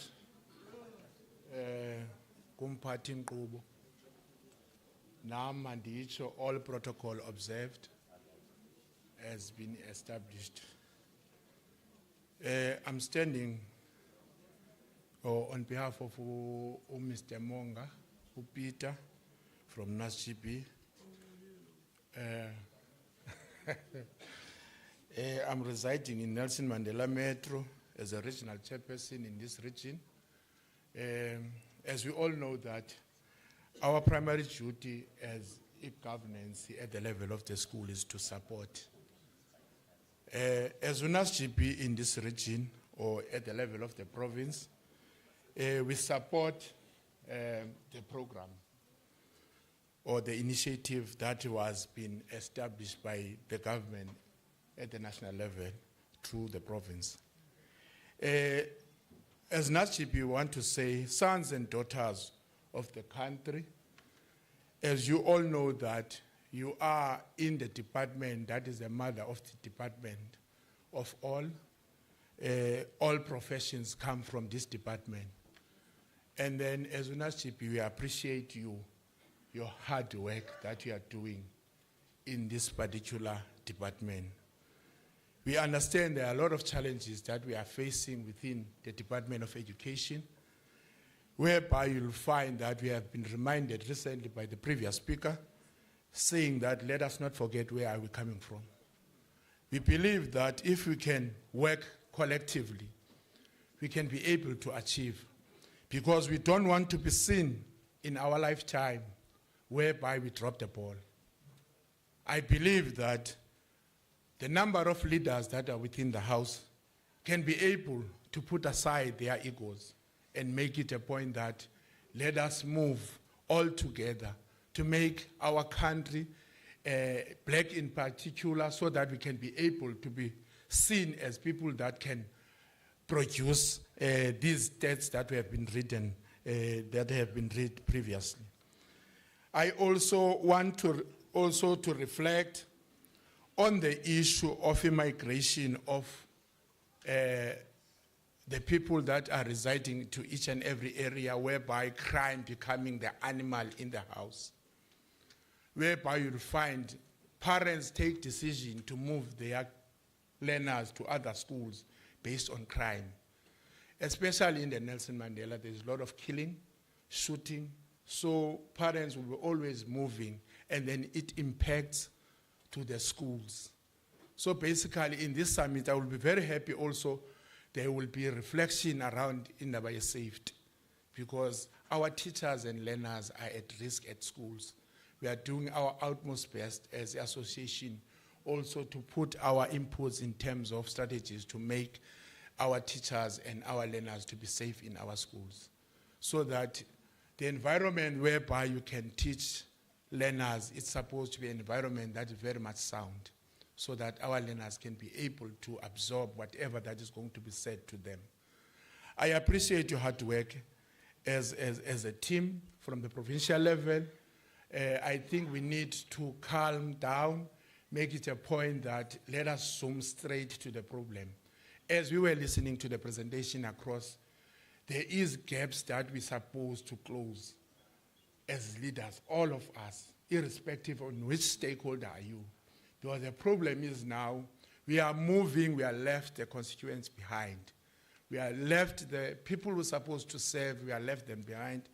With those as NASIP, you are supporting the platform. We say the leaders and the organizers of this particular platform for today, we are supporting it fully. Thank you very much.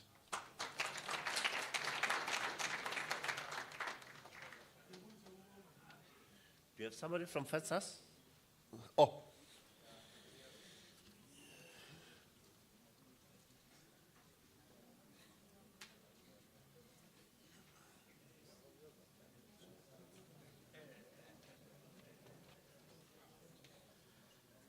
Good afternoon, everybody.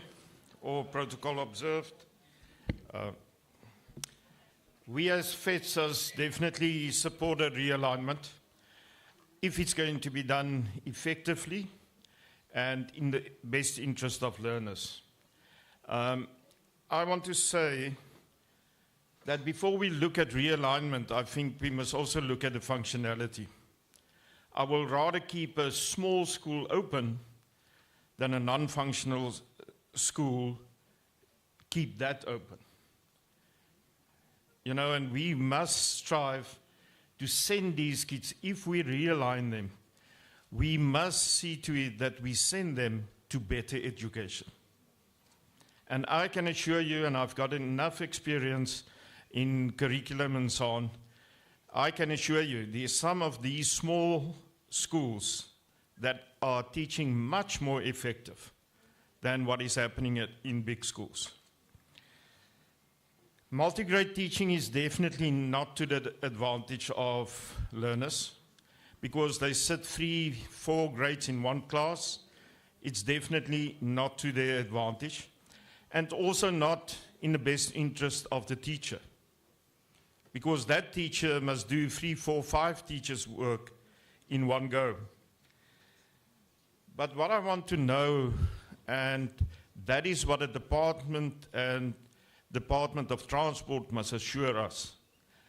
If we cannot assure these learners and these parents that are going to be affected, that there will be reliable transport, then I can assure you the dropout rate will skyrocket.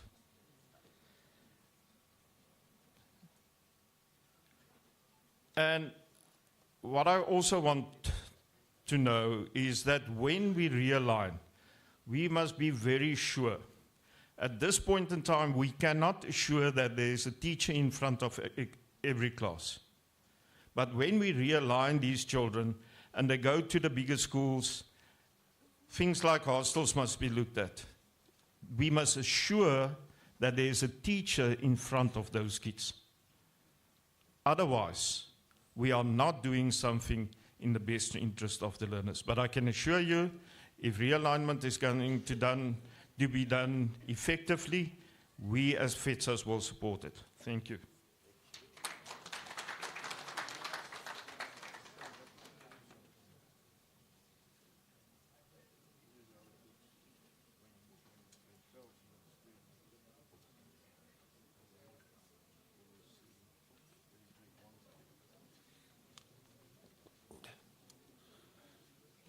Opulois? Was he sitting down or standing up? Colleagues, can we get the Eastern Cape Education Advisory Council message of support? Then, Mr. Joseph, you'll be ready for the briefing of commissions. Ne?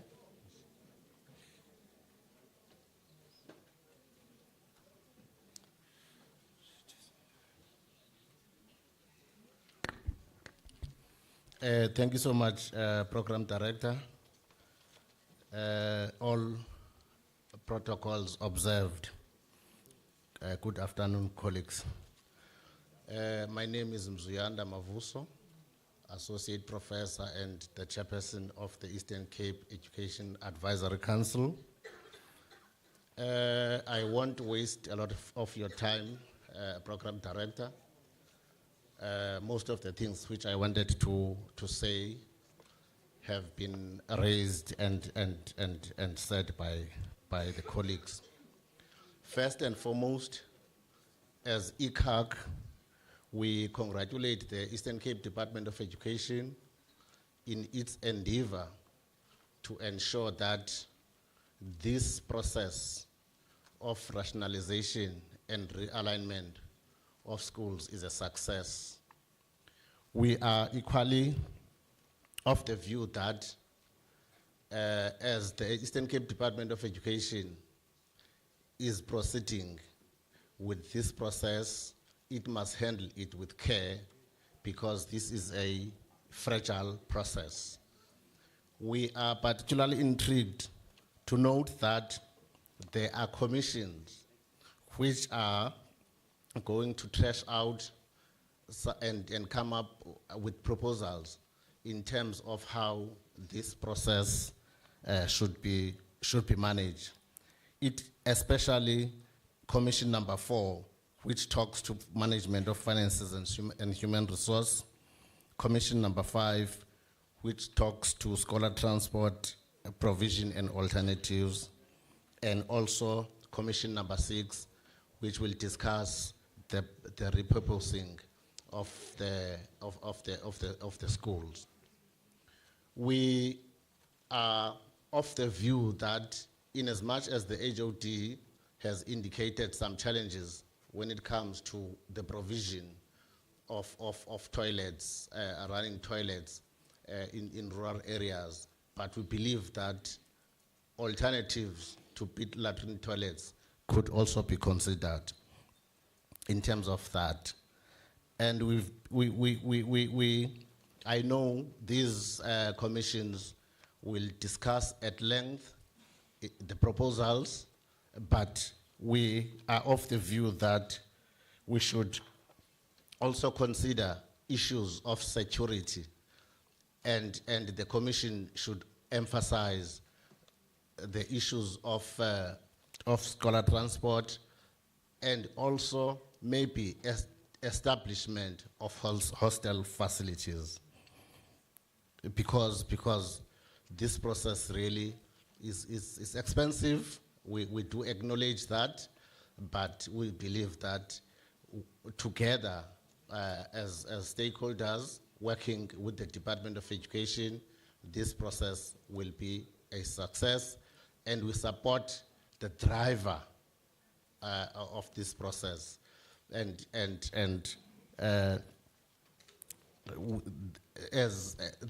the driver of this process, because, and another thing which I think I must also emphasize is that the SATU colleague and also the NAPTOSA colleague has also indicated that it is very important to make sure that when we go to those areas where schools will be closed, we consult. I have a history of not consulting the stakeholders when it comes to this process. In my other life, before I joined this space, when it was still a myth for schools to be closed, I remember I visited one school. I was an EGO.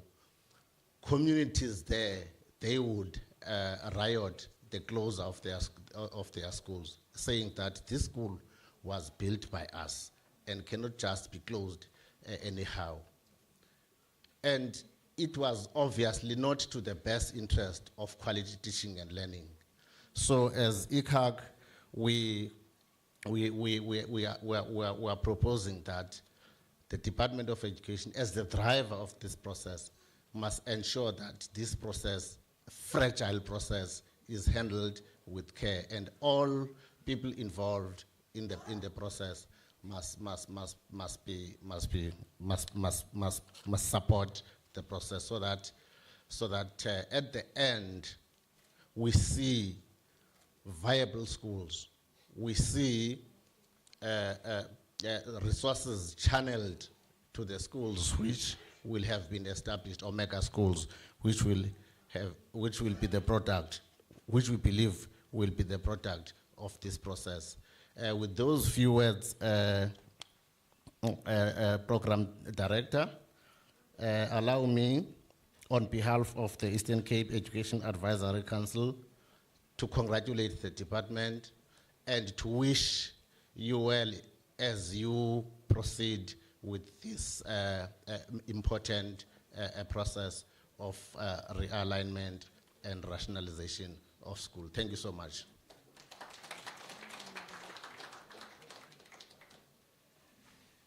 Thank you, Prof. Colleagues, let's take the opportunity and thank all the messages of support that came in through. And I should think some of them, they talk to the heart of what is going to be discussed in commissions.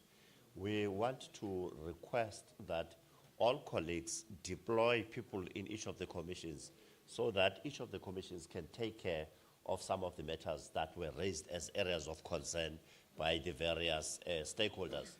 To us, stakeholders are very important. And one of the biggest signs that we're in the right direction is the amount of stability in the department that has accrued, because we talk to one another, we speak to one another. So over time, we have been in a conversation that has built the department to where it is today. And I should think everybody knows that we are always grateful for that stability, for that collaboration, and that working together. In those few words, I want to thank all of the stakeholders. I will now hand over to Mr. Joseph to explain the commissions, who goes where, and what's going to be discussed in what commission. And then thereafter, we'll go to commissions for the next 3 hours. Srrp.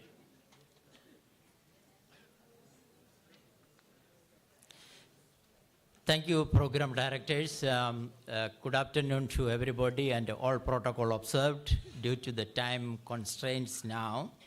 Actually, we're supposed to break for the commissions by 2 o'clock. Now you can see it's almost 4 o'clock now, but we still have enough time for 3 hours for today, and also 2 hours in the morning tomorrow. So I'm not going to read all these commissions. Colleagues, you can see in front of you there in the program, there are 7 commissions, and the facilitators and the rapporteur and the scribes are also identified. Then the commission 2, in the absence of Mr. Ngangeni, Dr. Mdengi will be taking care of that facilitation. Then they will see we are allocated all the facilitators and rapporteur and the scribe. And also, colleagues, we have emailed to all of you, the facilitators, the rapporteur and the scribe, the reporting template, which has already been developed for each of the commissions and is in your email already. And the venues and who are the, which commission each one of you is going, let me hand over to Mr. Vasi to take you through, so that he will guide you which commission and which room is allocated for each of the commissions. Otherwise, we wish you all the best. Thank you.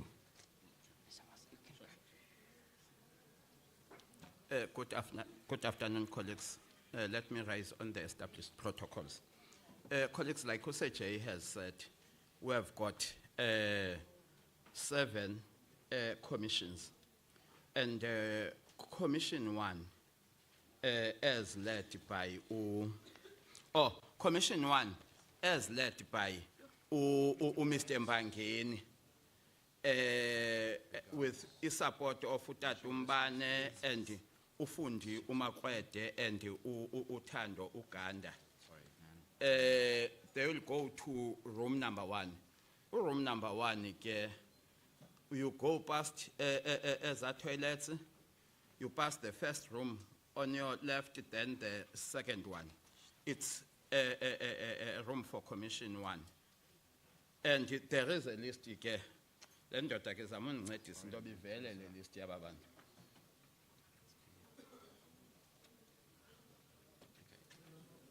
However, we have attached the list of commissioners for each commission.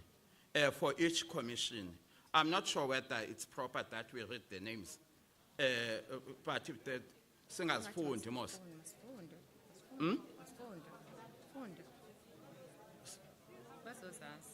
Athethani bantu abakhulu nithini? Oh masifunde ke funda ke ntombi. Thank you very much. All protocol observed. As Mr. Vasi has mentioned, Commission 1 is led by Mr. Mbangeni. Makaphakame bambone. Nankiya uMadiba. All right, may we request that colleagues, you sit down. Then you follow Mr. Mbangeni after we have read all the names for the first commission. So we have Mr. Ganda, Mr. Zazela, Mr. Mangoko, Mrs. Kuzwayo, Huai N, Mr. Ramse, Ngunge L.E., Bokfeld M.M., Mr. Mboniswa D., Mr. Mngono M.M., Yotsi B.S., Mr. Dumela, Mr. Mnakaniso, Mr. Koli, Mr. Casper, Mr. Siabulela Sidlai, Mukali Libeko, Mpote L, Ndembe M, Abraham S, Kolela S, and Ms. Kwesha. May we kindly request those colleagues to follow Mr. Mbangeni to room number 1. Thank you, colleagues. Bangabe ngoku. Okay, colleagues, these ladies, they say sit down because we are going to cause chaos. Then you will rise and follow your leaders after we are done. Yeah. Where's Commission 2?